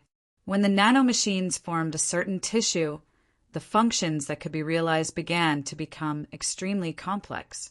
Because of this, the second generation of nanomachines, in addition to reassembly and self-replication, also had an extremely terrifying ability, nano-level disassembly. Smaller and more secretive nanomachines flooded into the base like a tide. They quickly spread into tiny particles and even microscopic structures that were invisible to the naked eye. With metal as the core of the mechanical structure, they formed the simplest composite structure with any materials that could be used around them. Like an ant tide, they drowned all materials that they encountered. Plastic, ceramics, rubber, all materials were disassembled at the nano level. Often, there were researchers in the base who were submerged in the black tide. Then, they rolled out of the nanomachines naked, without a trace of hair. Even if the metal content had reached the minimum, the nanomachines in the base were like a virus, swallowing all materials. Scott had not expected this at all. His laser beam was scattered in midair by the nanomachines with water molecules. The combination of metal and other materials made their abilities more complex and varied. Under the supply of electric current energy, more composite components of different structures were controlled by the metal structure and formed part of it. Wolverine took a few steps back in embarrassment. The other things on his body had been torn apart. It had already been dismantled into tatters, and a soldier beside it accidentally touched a bit of the mechanical unit. Countless nanomachines spread out and disappeared under his skin. His face showed a desperate expression. His companions next to him abandoned him without hesitation. The mechanical structure was quickly reconstructed in his body. His joints were controlled by the robots, and his muscles were paralyzed by the electric current. The energy brought by the magnetic field controlled him through the robots in his body. A small stream of mechanical energy flowed into his mouth and nose. Very soon, some special mechanical structures were reassembled in his body. Through the bioelectric information flow, his nerves were controlled. The soldier felt his spine go numb, and his body began to move uncontrollably. He nimbly leaped onto the ceiling. The magnetic field seeped out from his palms and feet and absorbed the ceiling. The modification of the nanomachines allowed the soldier to unleash the limits of the human body. He was extremely strong, agile, and proficient in combat skills and marksmanship. His machine-like accurate judgment allowed his body to instinctively learn the skills in the Skynet program. He ran along the ceiling. Controlled humans, like him, attacked their former companions from all directions. Then there was a controlled human. He stood up. Like a plague, the people in the base were controlled, bit by bit. The remaining people gathered in the core security room of the base, guarding this last line of defense. Hundreds of original guards, wearing mechanically reconstructed exoskeleton armors, lined up neatly outside the core of the base. Electromagnetic cannons, formed by nanomachines, guns, infrasound weapons, and even basic electric current-carrying robots surrounded the core security room. The atmosphere of despair pervaded the hearts of all the guards. The professor sat in his wheelchair and looked at the silent crowd outside. The expressionless soldiers looked at him indifferently, even though he understood that their senses were useless and they were relying on Skynet to control their actions. The professor couldn't help but feel a chill in his heart. Logan, what happened to them? Wolverine glanced outside and replied indifferently, "They are being controlled. The nanomachines are in their bodies, simulating their nerve currents and manipulating their bodies. At that time, we called these people the Bewitched. As long as we use an electromagnetic shield to shoot into their bodies, they will return to normal. They won't die." Knowing that their companions were only being controlled, the atmosphere here relaxed slightly. At the same time, they were even more reluctant to raise their weapons. If they opened fire again, they would not be killing the enemy, but their own people. Wolverine looked at the fully armed, infatuated ones outside and suddenly said with a hidden meaning, "The Bewitched are not scary because they are easy to distinguish. However, Skynet has put more computing power into the Bewitched. They can even read the memories of the Bewitched and control the Bewitched to disguise themselves as their original appearance and blend in with us. Many bases were breached by Skynet because of internal problems. Then, what's the way to distinguish them?" Magneto walked in from outside and looked at Logan. Logan grinned. "A strong magnetic field will do." Magneto raised his hands, and a strong magnetic field swept across everyone present. Everyone who was scanned felt that their blood was floating uncontrollably. Their bodies were close to suffocation. The iron ions in their blood flowed into their brains along with the blood flow, making them feel as if their vision was turning black. "That's enough, Eric." The professor stopped him. Magneto put down his hands with a cold smile. Most people couldn't help but collapse to the ground. A few researchers suddenly rolled their eyes and vomited violently. Small iron particles gushed out of their nostrils and mouths. They struggled a few times and fainted. "It seems that Skynet is nothing more than this." Magneto sneered. A diamond-like humanoid figure swayed out from behind Magneto. She chuckled and said, "Eric, you weren't so arrogant before. Let me guess why you are unhappy. Could it be that someone who doesn't know what's good for them rejected you? White Queen, do your own thing." Stryker came from the front and ordered. White Queen smiled at him indifferently and sat down beside the professor. Stryker's face was dignified as he glanced at everyone present. "Everyone, the speed of Skynet's improvement is beyond our imagination. We have no time to waste. The probing plan has completely failed. Before the general attack, we didn't get the information we wanted. Magneto, your ability restrains Skynet. This is the only condition for us to release you. Use your ability to defeat it." Stryker's pressure had reached a level that he couldn't bear. The shadow of apocalypse was suffocating him. He even gave up his pride in facing Magneto. In the core area of the base, the most important supercomputer was still here. Electronic Will lay beside the computer and nodded gently. The only bit of power in the core area was reconnected to the computer. With a flash of blue light, the computer was turned on, and Electronic Will connected to this machine with amazing computing speed. Countless, extremely complex information was reconstructed in the computer. The professor connected to the spirit of Electronic Will. The little girl was Prophet, the watcher was Hawkeye, and the listener was Left Ear. Several mutants, with auxiliary abilities were connected to the professor's psychic network. Countless information gathered from their brains into the computer. Finally, Magneto also connected to this network. He looked at the professor with a complicated expression. When he opened his eyes again, the world had become different. Countless magnetic field lines, as if real, were suspended around his body. Magneto gently flicked a magnetic field line. A robot in the distance was pulled over by a powerful magnetic force.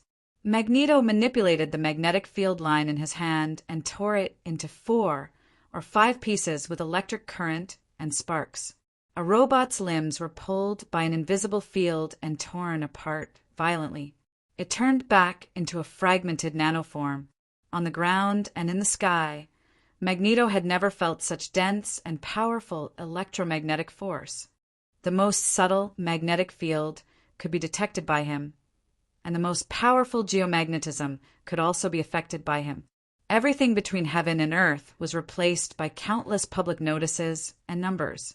Magneto, who used the supercomputer to expand his ability, was truly in the field of electromagnetism. He could make the magnetic field repeat with a wave of his hand. He gently clenched his hand, and the small nanorobots around him were swept by the powerful magnetic field and pinched into a ball under Magneto's control. To be continued. Chapter 99. Redx. Skynet's counterattack began. It reassembled into an electromagnetic generator, using the current magnetic field to interfere with Magneto's magnetic field induction. Countless robots reassembled to form a huge gravitational generator. The powerful gravity tore the outer shell of the base apart. But all of this was to no avail. Skynet, which relied on core magnetic field reorganization and unified magnetic field calculation, faced the controller of magnetic force for the first time. The powerful and distorted magnetic field interfered with their combination and communication. The tiny nanomachines could not even be combined and were easily swept away by Magneto. Several electromagnetic generators could not resist Magneto's magnetic field ability. The electric current fluctuated violently, making a squeaking sound.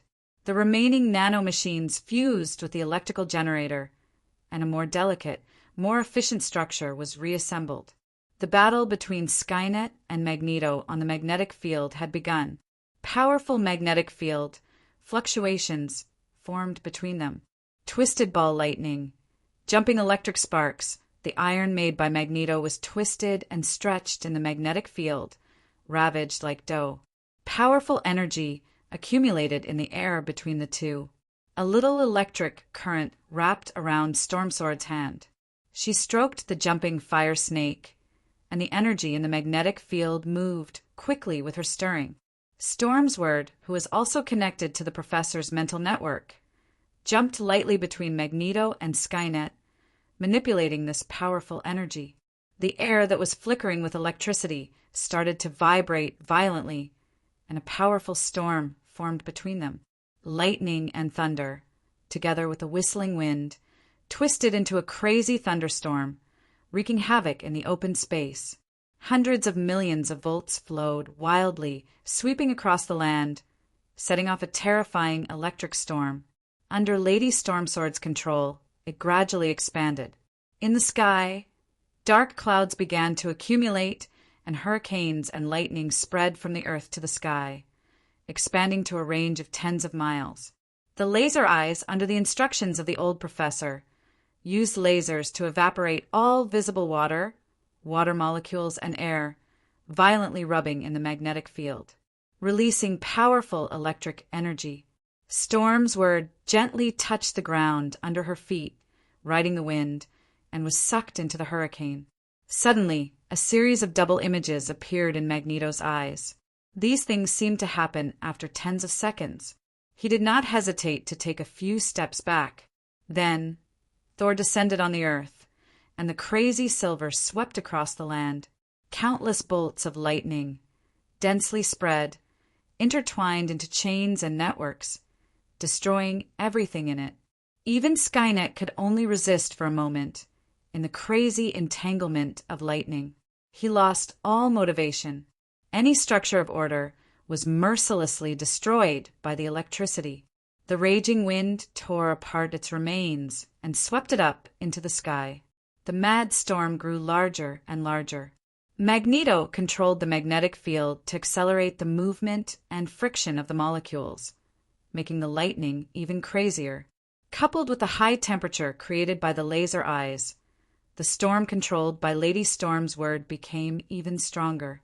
It spread into a huge hurricane several miles in size. He quickly moved toward Manhattan.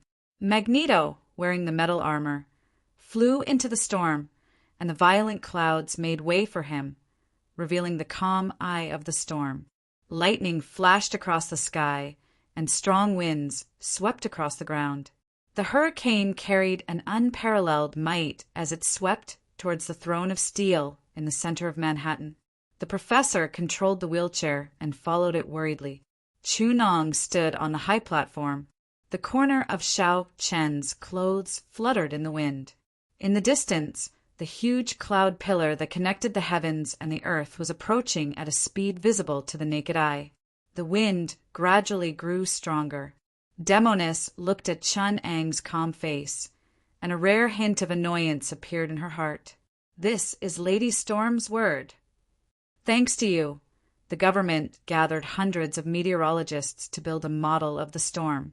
With the help of Charles, she broke through the limits of her ability and set off a powerful thunderstorm beyond the range of human knowledge. This violent energy even surpassed nuclear weapons, becoming a more powerful deterrent for the government. Lady Storm's word is now a strategic weapon. They believe that she is a brand new weather weapon.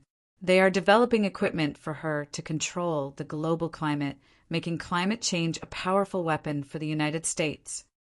Demoness looked at Chunong, trying to find a trace of negative emotions, but she was disappointed. Chunong was as calm as ever and even looked a little happy. Happiness was the only emotion that Demoness could see. She immediately overturned this ridiculous assumption. It was just his disguise, at least that was what Demoness thought. They will not give up the ability to control this weapon, and the professor will not allow his student to become the promoter and weapon of war. This is his principle and belief. Besides, the government will not like a weapon with its own will. Chunong sighed. That's right. They haven't even created such a weapon. They are already trying to control her. Of course, this is a slow and undetectable action, but Charles is already feeling uneasy. This is the sorrow of not being able to control one's own fate. Power needs a corresponding position. This is the source of order. As if he didn't hear the provocation in her words, Chunong sincerely sighed. If Lady Storm's word can really control this ability, the professor's burden will be much lighter. Lady Storm's word can make the global climate more suitable for human survival. She has the means to prevent climate disasters and change the environment. At least in Africa and the Middle East, the status of mutants will be greatly improved and even normalized.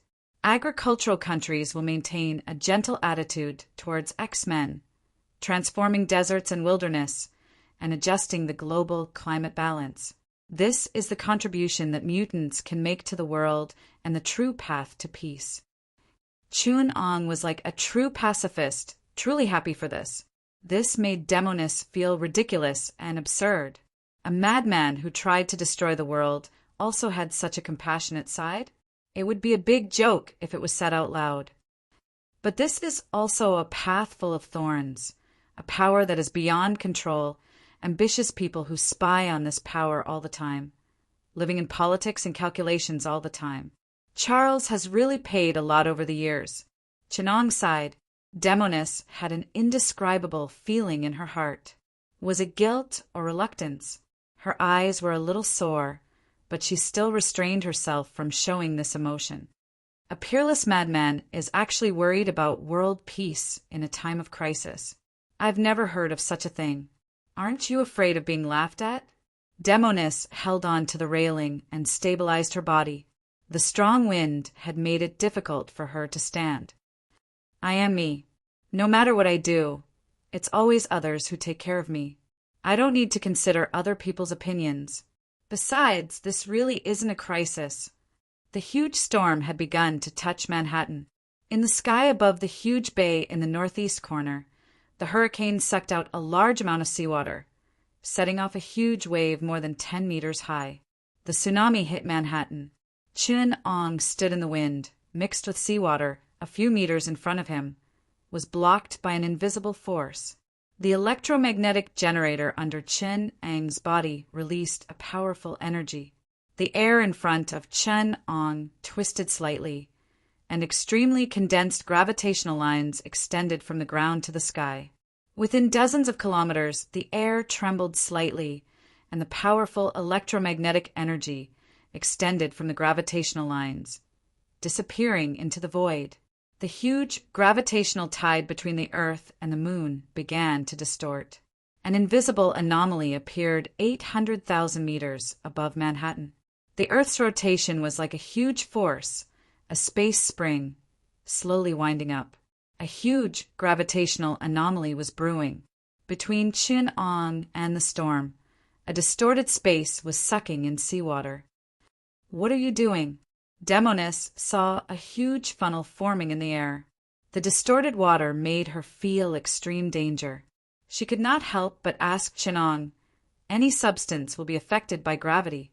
I'm just extracting something." Chun-Ong said with a smile, "What is it?" The Demonis saw that the twisting funnel had already covered an area of tens of miles above Manhattan. In some places, rocks and concrete were easily destroyed by this twisting power. Everything within range. A hole opened in the sky.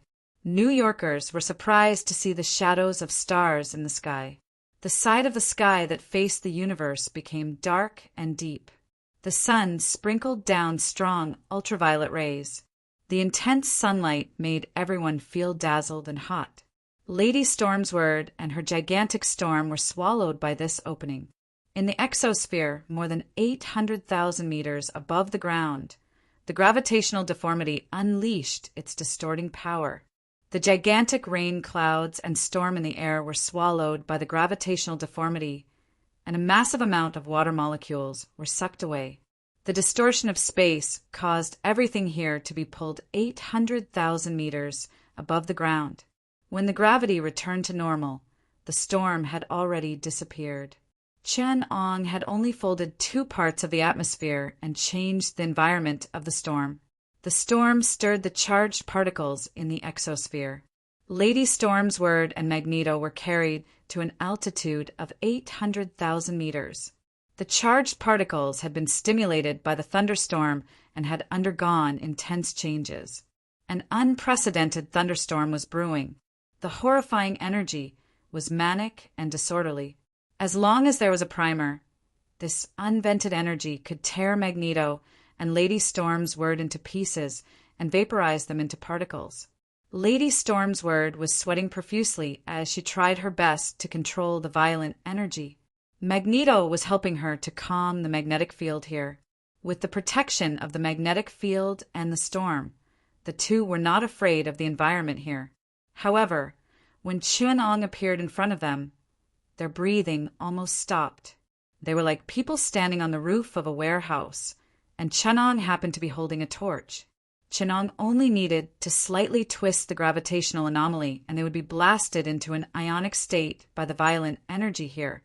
Lady Storm's word saw Chun-Ong slowly reaching out his hand, and a look of despair appeared on her face. She heard Chun-Ang's exclamation in her ear. "Finally, we've met a rare mutant with a brain." The next moment, the world turned upside down. Magneto and Lady Storm's word returned to the sky above Manhattan. In the exosphere, a violent explosion of energy made the people of New York feel the unrest in the sky. The U.S. military satellites near the ground were completely destroyed by this energy. To be continued.